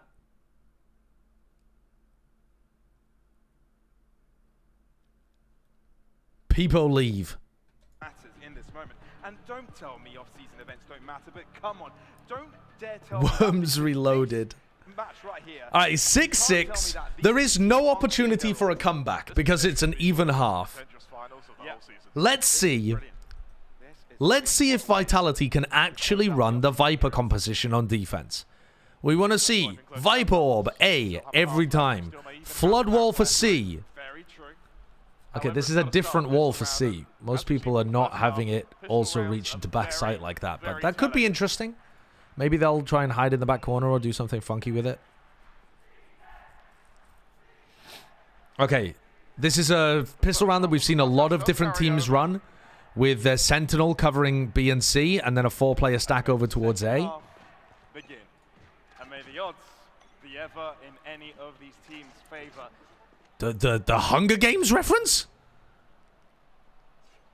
Slow start. Vitality gaining some early control in A lobby here. There's a Killjoy turret to alert them for a flank, but that would only suggest a flank.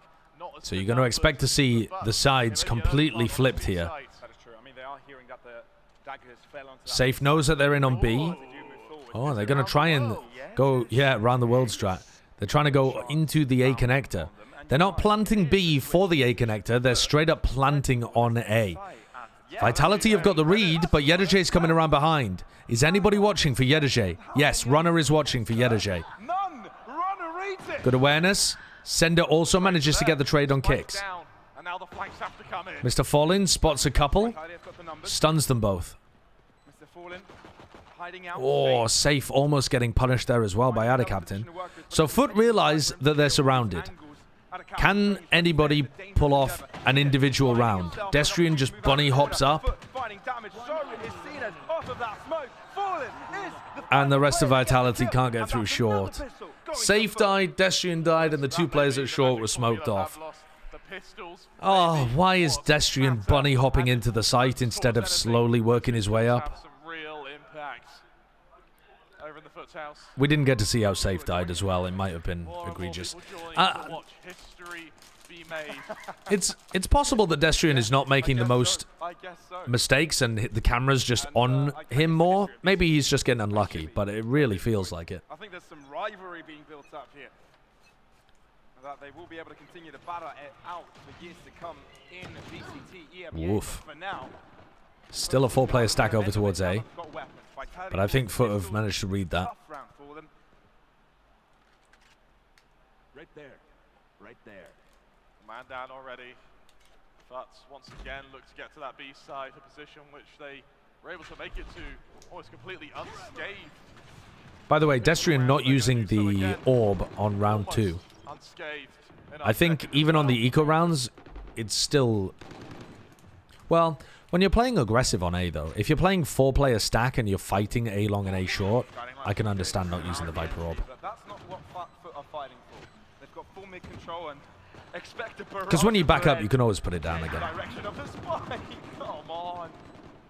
Yes, Foot won with solo KO on Lotus. Please, please don't remind me. Why should they? Demanding respect.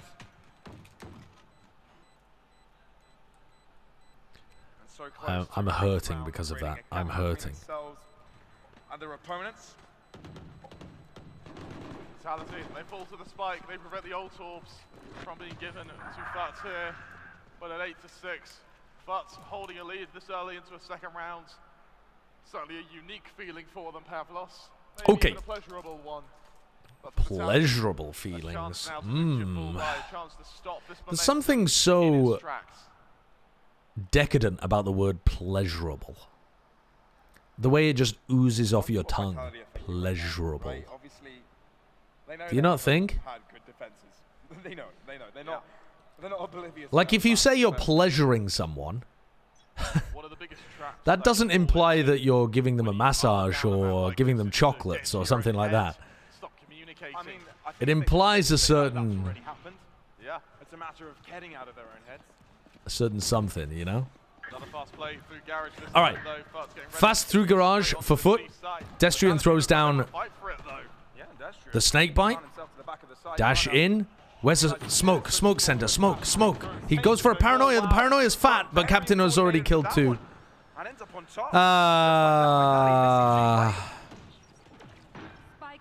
No flood smoke from Sender. Sag. Just smoked C main. Sag. Saving like Leviathan. Sag.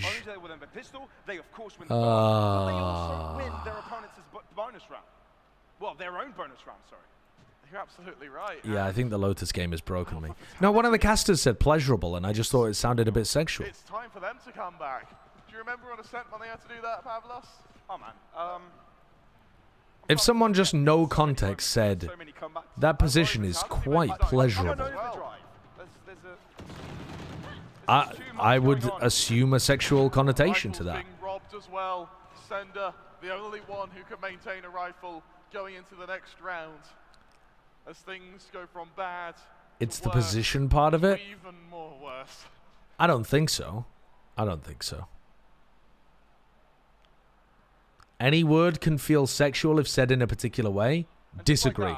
I'll use your sentence, right? I think it's clear. Let's go for the word. They haven't been able to get out of their minds. Wait a second. Wait, maybe you're correct. Let's go for the word How are you going to say in a sexual way? Remember, both teams still have one more timeout to work with, That doesn't mean anything. That's just a noise. That's not a word. And that's when your opponents get almost emboldened by you calling a timeout. Oh no. Trying to flood into backside with the Viper wall. Safe with a nice cage to try to do something. Runner in 1v3? Doesn't seem likely. Has got double digits as its name. How is a word? Well, is a word that needs some context around it. All right, well, let's pick a sentence where... Give me any sentence where the indefinite article is the sexual part of the sentence. I mean, maybe you could say something like... That's gone all the way around the world, and there's nothing Runner could ever do about that. 10 to 6 now, and it may be at this Maybe point, you could say something like, I don't want longingly at their a coach, man. hoping that some words of wisdom, Like, just in a way trying to imply, like, I don't want any man, I want you. Maybe that would be the indefinite article being sexual in that sentence? I don't know. Up in here, can't we? 3 wise men, a Christmas miracle. Rush A team. I don't think the A part of that sentence is sexual. Anyway, let me focus. Come on. 4 rounds in a row. Vitality lost on the bonus. Foot immediately ult. They take down both of the trips. Destrian is trying to snake bite. He uses a snake bite, knocks the player. Good smoke from Sender. Nice smoke from Sender to keep Destrian alive. Oh, that ult is going to kill Destrian. And safe. Oh my god, the breach ult is just obliterating them. The players flooding in get caught by the Nano Swarm as well. God damn, what a round by Foot. Right here, right now, Sender, a 1 versus Right here, right now. Mr. Fallon. Kick and scream all you want. Sender, this is not... Foot look like they have some really nice ways of playing around this Viper comp. What resilience looks I thought this earlier on in the offseason, and then they looked terrible in this tournament playing on Haven, but on their attack side, I feel like rounds like this look so good against the Viper comp. a hair length away. Getting value out of the huge ultimates, I mean, you can't do that all the time, can you? But like once a half, you can just string together a play like that, where you go for the KO ult into the breach ult, and it looks nasty good. It's almost like a fairy tale for Fat. Having lost a sense. That's the value of the KO, you get a huge ultimate. Having required an even bigger comeback on Lotus. But I don't think it's that great during the default rounds. I think Vitality have just lost 2 really crucial moments to build up Foot's ult economy. They can't win a defense round. They can't win Adge? Perfect. It's during a tactical timeout. Perfect. They have in their heads, right? That's the thought. It's not their inability to play defense. They are really good. I don't want an iPhone? Why not? We can't win defense. Everyone else has an iPhone. Get peer pressured into buying an iPhone. Android? Ooh, Android. That's such an ick when a guy has an Android. Buy an iPhone. We have seen numerous comebacks from 7th round. Oh, yeah. I have an Android, by the way. I don't like iPhones. With our Vitality, the ones to do it. It's so unfathomably cringe the way people get attached to Apple products, actually. It kills me. It actually kills me. All right.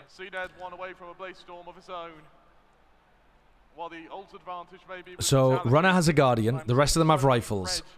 Right now. Look as hard as you want. Foot are not going to commit to the fast garage take this time. Binoculars? Nah. Not there, not there. Which is why Vitality needs to bring it all on right now. Flash into A lobby. Runner realizes that there's too many people there. Dashes away. And Foot's position, no. Destrian stays committed over towards the B connector, waiting for more information from the rest of his team. they'll be more than happy Mr. Fallen spotted over towards A. That gives you a decent idea that they still want to commit to A. That's a really weird one. Okay, so they KO knife to make it look like they're not on A anymore. Ooh, that's quite early on the Viper Orb. Quite early. They're going to be able to wait that out. For the waiting. Viper Orb goes down. Omen Smoke goes up. And they're faking like they've rotated away to take Garage. Safe has a cam to try to deal with this. Vitality are trying to come into... Oh my god. Kicks needs to be careful here. Good flash. Good flash. That's going to tell them that there's still people over towards A. Pop the Viper Orb. Oh, CNED's managed to kill one. But this should still be a pretty good defense. Trying to pivot and get into B with 30 seconds left. Safe wins the impact kill of the round. So many of those were going the way of Foot on Lotus. Destrian's dead. No opportunity for the wall. Oh my god. Oh my god. Oh my god. Oh my god. Oh my god. What the hell is happening? How is Sender allowed to get away with that? Huh? Huh? They just had no idea that Sender was over here. They thought Safe was the only player towards B and C. But can they make it consistent? Was this just one of those consecrations of light, those flashes of brilliance, those sparks in the pan that you see from players this talented? It's the consistency. Can they come back? Now. No. The comeback's not possible. Foot are going to win. They look like the better team. They're managing to win all of the clutch situations. Foot have really good ideas. It's over, chat. It's over. Okay, they break the Omen ult at the start of the round that Adder Captain was trying to set up a play from. So that's a good start for Vitality. Nanoswarm indicates that someone's taking short control. Oh, that's filthy! Exactly what he was doing there, and he's not yet shut down. How is CNED not dead? Alive and well, brings his team into the site with him. How does he not die even when he hits a trip? Safe though, survives. Oh, great play by Safe. He accidentally kills Mr. Fallen for the ace. That's what they needed. Well, that's what they needed. God damn. God damn. The trip should have been able to get the kill onto CNED, but it didn't. He floods into backside. He's there on the rotate way faster than in the previous round. And he's able to play up close tuck to default. And then swing around the other side of it as well. He almost got caught by the breach flash. I mean, he did get caught by the breach flash, but he almost got killed by the breach flash. But he managed to tuck back behind default. I feel like, actually, Vitality are playing the A defense pretty well. They're not committing too many players to A. They're flooding into the site well. They're using Paranoia. They're using the Viper Orb at the proper timings. They're always using the Viper Orb on A. Like, they're playing A pretty well. My problem is they don't seem to be able to defend over towards C. So I would like to see Foot focus more on fast garage takes and going into C. Because that is where they've been finding a lot of their success. They deserve an Emmy. They deserve every award in the world because they deserve a Nobel Prize, Pavlos. We live in a simulation. Boom, bottle, Is boom, this boom. reality? This is real life. This is not real. Right there. My, oh. All right.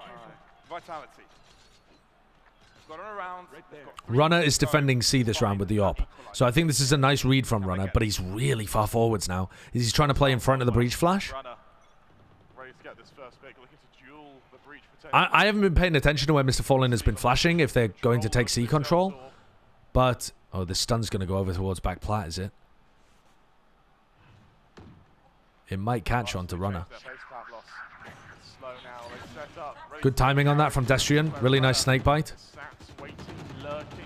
They're worried there could be somebody in garage. They know that Destrian's somewhere around. Oh, the timing is brutal for Runner. And that's also forced the dash out of Runner as well. There's still a trip here. They know that Safe has been playing here. Good utility. Good stun. Good KO nade. Nice kill as well by CNED. CNED's fragging has been so good in this match. And all of a sudden, where's Vitality? It's over. All the way. It is over. CNED, these entries have just been immaculate. And that's a save. Runner has to save. But So this is how Vitality 12. give up map point. Give up tournament point. Series points now. As Vitality need 4 in a row. This has been a really good series, yeah. I think this is the kind of rivalry in EMEA that'll be quite back and forth. Because I think on days where Vitality are able to close things out a little better, or when they have a bit more experience, or whatever, I think you could see this going the other way. I think this is going to be a really good matchup in EMEA this year. People saying CNED sabotaging Foot team, is this true? What? Who the hell is saying that? People are saying that people come into my chat giving me absurd information and takes. So no, this is tournament point. Vitality expend everything they can. All right. Likewise for Foot. One Guardian, one Stinger for Vitality in what could be the final round. Early KO knife over here, doesn't see anything. They know that they're not pushed up pretty aggressively. That's a really nice KO knife, actually. Dog re-clears all of this area and lets Runner set up. So now, do Foot want to challenge this? Do they want to try to unload some breach utility to push Runner away? They also have Safe in more of a heavy B anchor position. Was that a sight?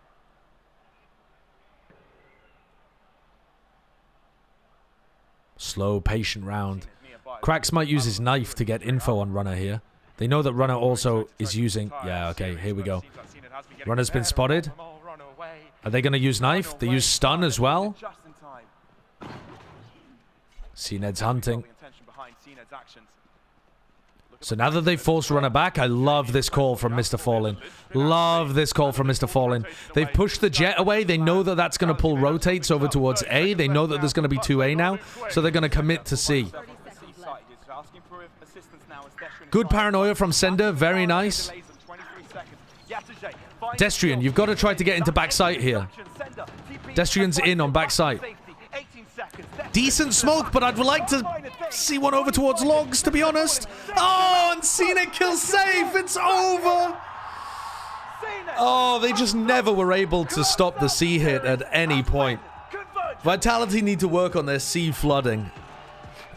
That's what really let them down on the defense side there.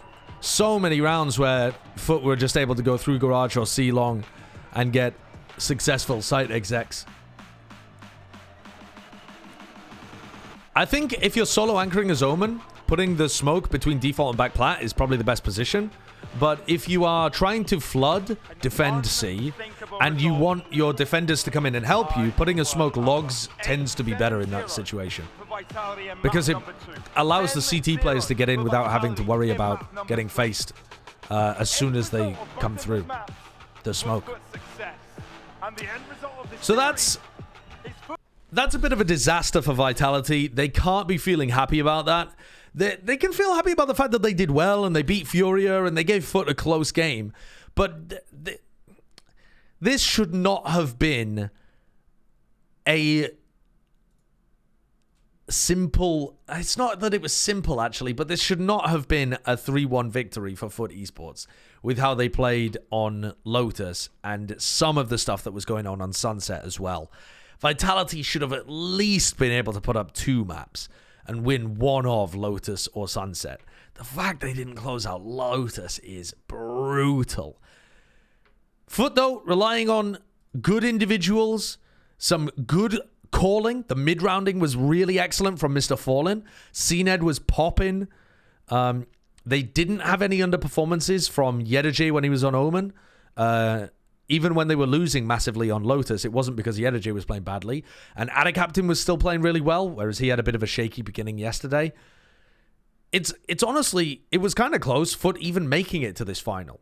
It felt like it might not have been them. It might have been Gen G, honestly, which is bizarre to say. But Yeah, Vitality, maybe a bit of choking happening there. Maybe a bit of the inexperience showing its head. But certainly also some holes in things that Foot was just able to exploit over and over. Certainly not bad, though. Not a bad showing from Vitality for a brand new team. But people, I think, are definitely going to focus on the negatives because of the manner in which they lost. Which was brutal. The Vitality defense was really bad this game. The thing is, the Vitality defense was not bad. It was unsuccessful, and there were components of it that were bad.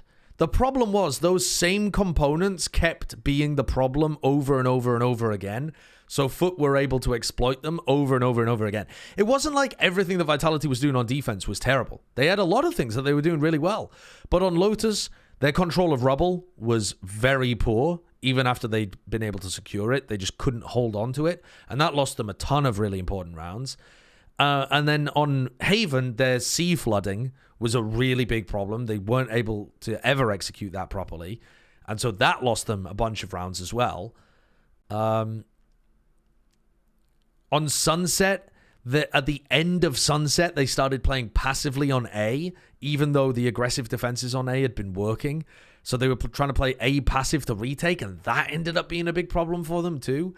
So I know the match results say Vitality sucks on defense, but I think it's more that they just had like one or two things on each map that was bad in an otherwise good defense. Your favorite team to watch this tournament? My favorite team to watch was still Vitality because I felt like the good ideas that they had were better than everybody else's. It's just that they also had some things that they were doing quite badly. But I think they'll fix it because they're quite a new team. I did predict Foot to win the entire tournament at the beginning. I did predict Vitality to win the final after I'd seen them play. I wasn't expecting it to go in this kind of manner. So I thought these two teams would be, up towards the top. But yeah, I think it was some small but very serious problems that ended up losing that for Vitality. But I still think it's a really good showing making it to the finals. And I think both Vitality and Foot are going to be good in EMEA this year. I don't know whether they're going to be punching for Madrid. That seems difficult when Fnatic and Na'Vi are in the region. And I don't know whether they're going to be punching for Shanghai either. How many teams make it to Shanghai? 3, I think, right? So they might. One of those teams could make top 3 for Shanghai. It's certainly possible. Vitality looked lost when their opponents did something different. A little bit. I think Mr. Fallen's calling really sent them for a loop sometimes. There were definitely times on Lotus, like when Yedajay ulted away to the other side, the final round where Yedajay ulted away from the seaside, and things just went into chaos for Vitality. They didn't know which parts of the map were safe. They didn't know really where to rotate. It definitely felt confused in that moment. But remember that Vitality are also a team without somebody IGLing that has a lot of experience. We think Sender is the IGL for the team. Although I haven't had that totally confirmed. But I think Sender's the IGL. And I don't think he has a ton of experience IGLing. So I still think that they're playing pretty well considering the lack of experience on the team. Yeah, Madrid is only 8 teams. They're going to play Swiss and then they're going to play double elimination bracket. No, regions do not get extra spots for winning tournaments. It's just 2 from each in Madrid, 3 from each in Shanghai, 4 from each in Champions. Salah said Sender was the IGL when the roster was announced. Right. Vibrating with energy today as we saw Foot just come back and yeah, Swiss will be pretty interesting. Swiss with 8 teams, I think they'll be able to do BO3, but I'm not sure. Often Swiss is done with BO1, which I'm not huge on that. India and Southeast Asia Riot Games to the stage.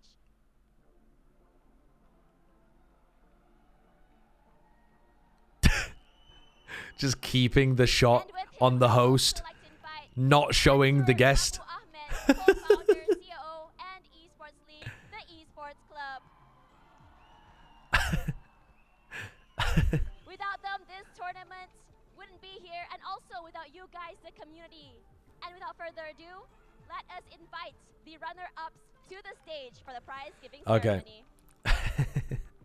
I'd like to invite Team Vitality!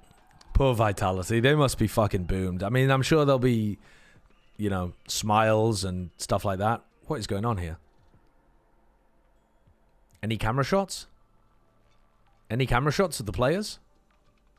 Why are we just on one camera? I'm sure they had more than one camera earlier on, didn't they? Maybe they did. Maybe they only have one camera. Yeah, I mean, they're like, you know, they're smiling and they're all right about it, but they got to be feeling a bit gutted in the way that they lost that.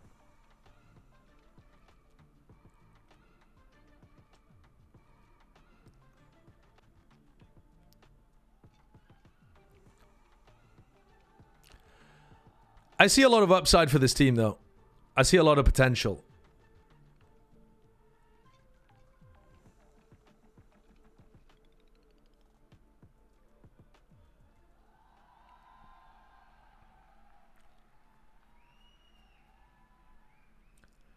What an incredible performance coming from this team, undefeated from their groups. Only Your opinion on True Rippers? They did really well. They did much better than I was expecting. I thought they would just get stomped. For a team that has no coach, True Rippers looking pretty promising.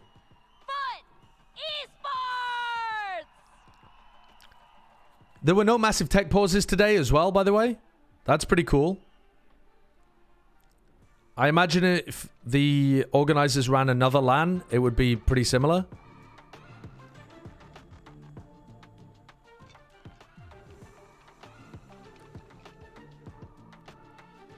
Bare minimum achieved. Yeah, for some of these off-season events, though, you got to set the bar fairly low. I mean, this one probably should have been higher because it was an official Riot event, but it wasn't that bad. It was definitely watchable.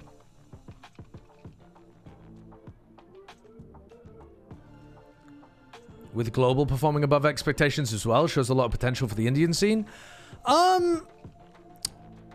Yeah. I think we need to wait for Global to actually play with their full roster and play a few more matches, because I don't think this tournament can really tell you too much about what Global was up to. That's quite a nice looking trophy. I like that.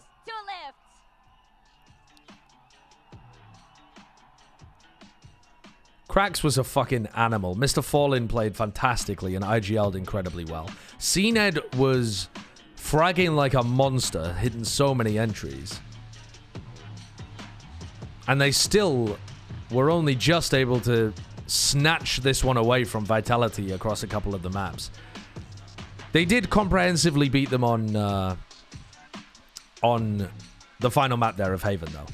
That was a pretty comprehensive victory.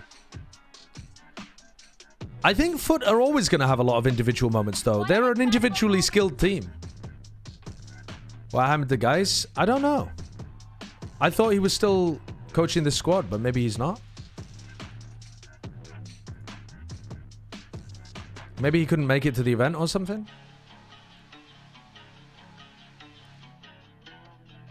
CNED is sick, by the way. Doesn't seem to have affected his performance.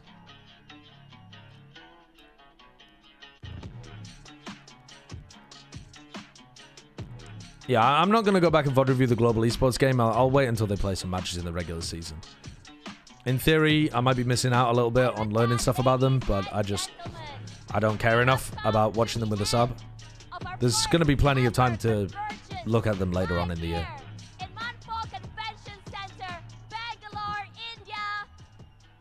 Gaius is on a month of military service.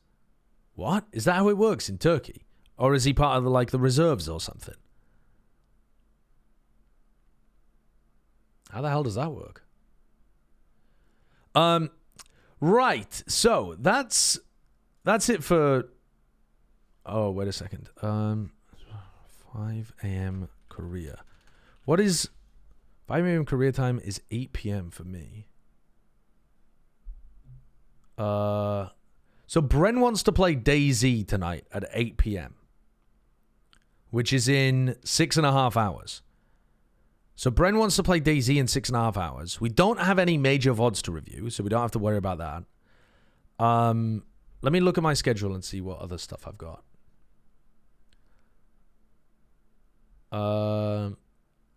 I need to hang some baubles on the Christmas tree. I do need to edit some co-stream VODs as well.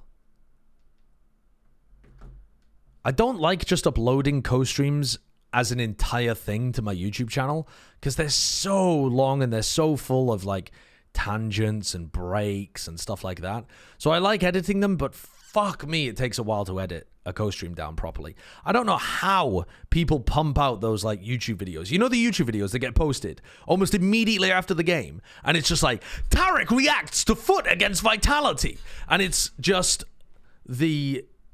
it's a cut down like 40-minute version of an entire series. How the hell do those get made that quickly? How the hell do they get made that quickly? I know Sliggy uploads everything, but I don't think it's the best strategy for YouTube. Imagine having editors. I have a YouTube editor, but if I just told my editor, edit this, that's just like...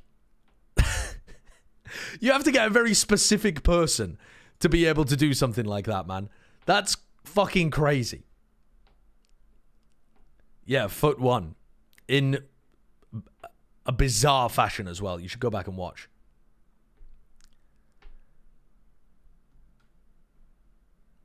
What about Lou? Lou does the Pokemon videos. I have a different editor, Heartbreaker, who does most of the other videos for me. But they don't... dude, I would not ask somebody. I would not even ask an editor to try to cut down my co-streams that quickly. That sounds like a hellish job. You'd have to pay them so much for it to be worthwhile. I think the editors watch the game live and mark down key rounds, etc. That's the only way I think that you could do it.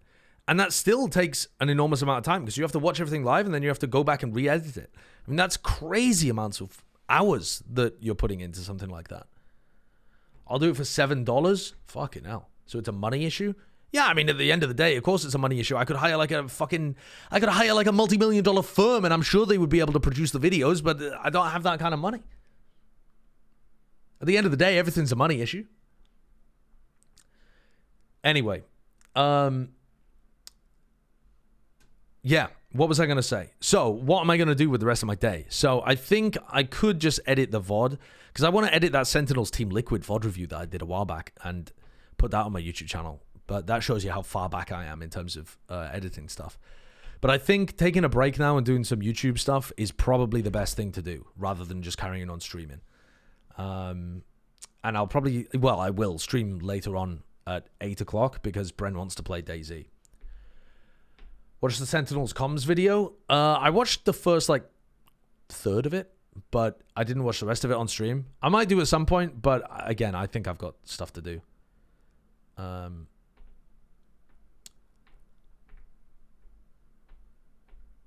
Ludwig x Tarek in January. That should be such a good event. The last one was such a chill vibe. It was so good. Thoughts on the global esports roster? You're not going to want to hear them, little first-time chatter. If you're a little global esports fan that's trying to get some hopium, I'm not selling it.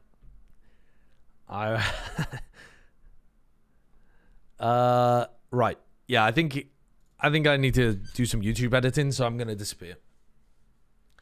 Who can we send you to? What's going on in the world of Valorant? What is going on in the world of Valorant? The next thing on the calendar is Chinese Ascension in 5 days' time. People are going to have withdrawals. God damn.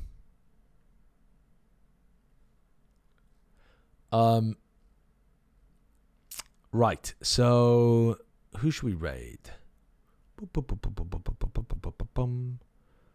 Is Sliggy leaving? Why has Sliggy only got 100 viewers? Did he just turn his stream on? That doesn't make any sense.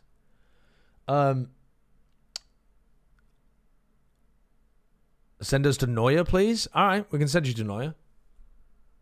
What is Neuer's thingy? Neuer Val.